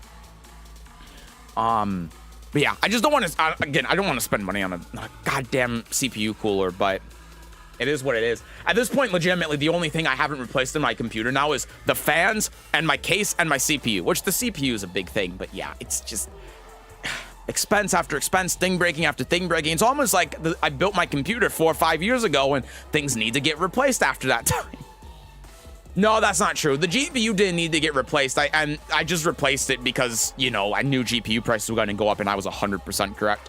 And like $500 for a 9070 XT, like that thing's going to last me 8 years or something. It's so just put the CPU in rice. Yeah. Anyway, thank you all very much for coming by today. That's gonna last. Oh my god, dude! Like booting up, playing Neo 3 and being able to play at standard high settings at 120 FPS, I was like, oh! While streaming as well, I was like, oh, I'm not used to this. I usually get like the mid-tier GPUs. I had like a 60 700 XT before, which was like good for 1440p, but being able to play at 120 FPS, Neo 3 at high settings, I wasn't ready for it. It's crazy, man. Oh my God, I love AMD. Marry my zoo. I'm afraid that's not possible. Why not? Why can't I marry a fictional video game character? Come on now. The cloud and shadow settings drain my performance. I mean, I haven't really tweaked it too much, but for me, like, the game runs beautifully. It runs great. Japan does it. Why can't you? But yeah, thank you all for coming by for today's weird stream where we didn't play Tekken, but we talked a lot about Tekken. I hope you enjoyed your stay.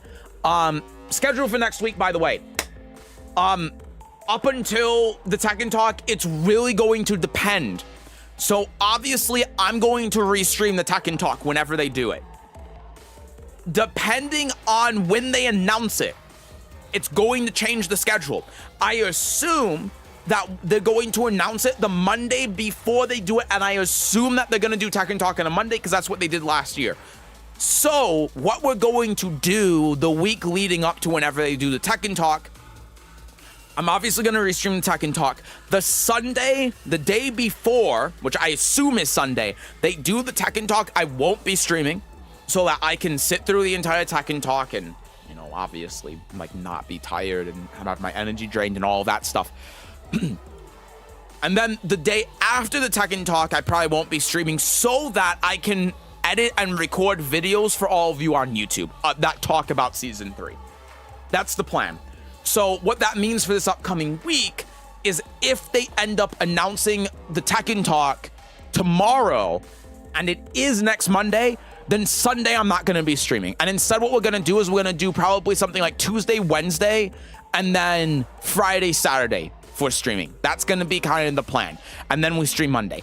Otherwise, it's going to be normal. It's going to be Tuesday, Wednesday, and then Saturday, Sunday, and then maybe like a Friday in there or something, depending on how I'm feeling. I don't know.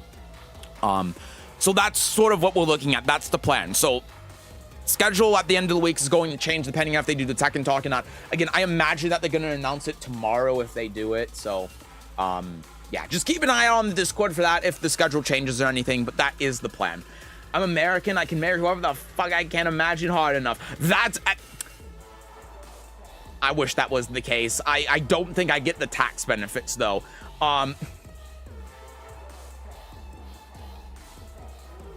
Every game I always turn off motion blur. It makes my eyes blurry. Motion blur is terrible. It'd be cool if they fucking finally announce it. I know, right? It's surely next week, TM.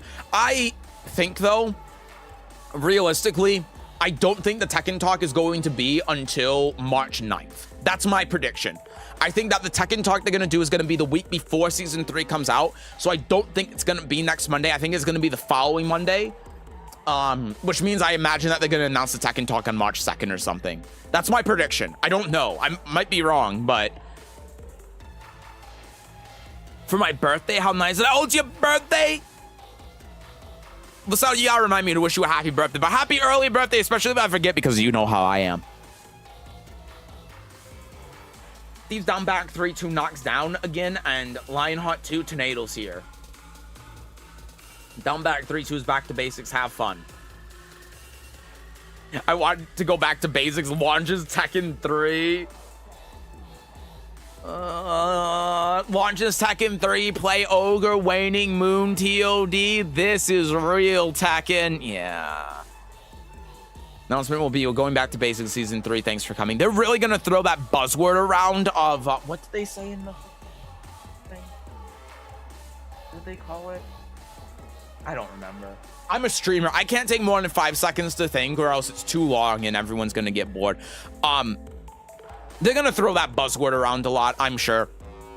But anyway, yeah, that's the plan. So I'll update it on Discord and everything. I'll let you guys know what's going on with the CPU cooler and stuff. I'll do some tests. I'll see what's going on. But yeah, I'll probably do like a test rendering to see as well what's going on with it. But anyway. Real Tekken is my 60 damage lay jab. Real Tekken is FADC cancel. Refine, that was the word. Thank you, Lasal. Yeah, they're gonna the refined Tekken talk. That's God help us all. If season 2 was defense, then basics is gonna be crazy. Refine is going to be incalculable, insane, absurd. It's go. All right, we're gonna end up here for the next 12. We have already been chatting for like an hour. So go around March. That comes my birthday as well. Happy birthday to you too, Devil. Early. You gotta remind me. Down jab is now I9. Honestly, I wouldn't even be upset at that change. I'm not even gonna lie to you. Like, down jab being I9 would actually be kind of nice. Okay, I'm hitting the button now. Thank you all for coming by. Have a good night. And I will see you all on Tuesday. Bye, everyone. Bye, Rue. I don't even know actually who's in YouTube chat. YouTube chat's been so slow. I assume that everyone's lurking. Bye, everyone on YouTube that's lurking. Bye, Curse Infants. Bye, Jolter. Bye, Nikita. Bye, Crip. Bye, Cyrus. Bye, Devil. Bye, Lissetto. Bye, Achan. Bye, Will. Is that everyone? I feel like I missed someone. Oh, I think I missed Curse Infinite. Bye, Curse Infinite. I think that's that's everyone I see. Bye. Did I say bye to Rue? I did say bye to Rue. I said bye to Will. My brain's failing me. Bye, everyone. I didn't say bye to. Bye, everyone that's looking. See you all on Tuesday. Bye-bye. Bye, Zachio. Bye-bye.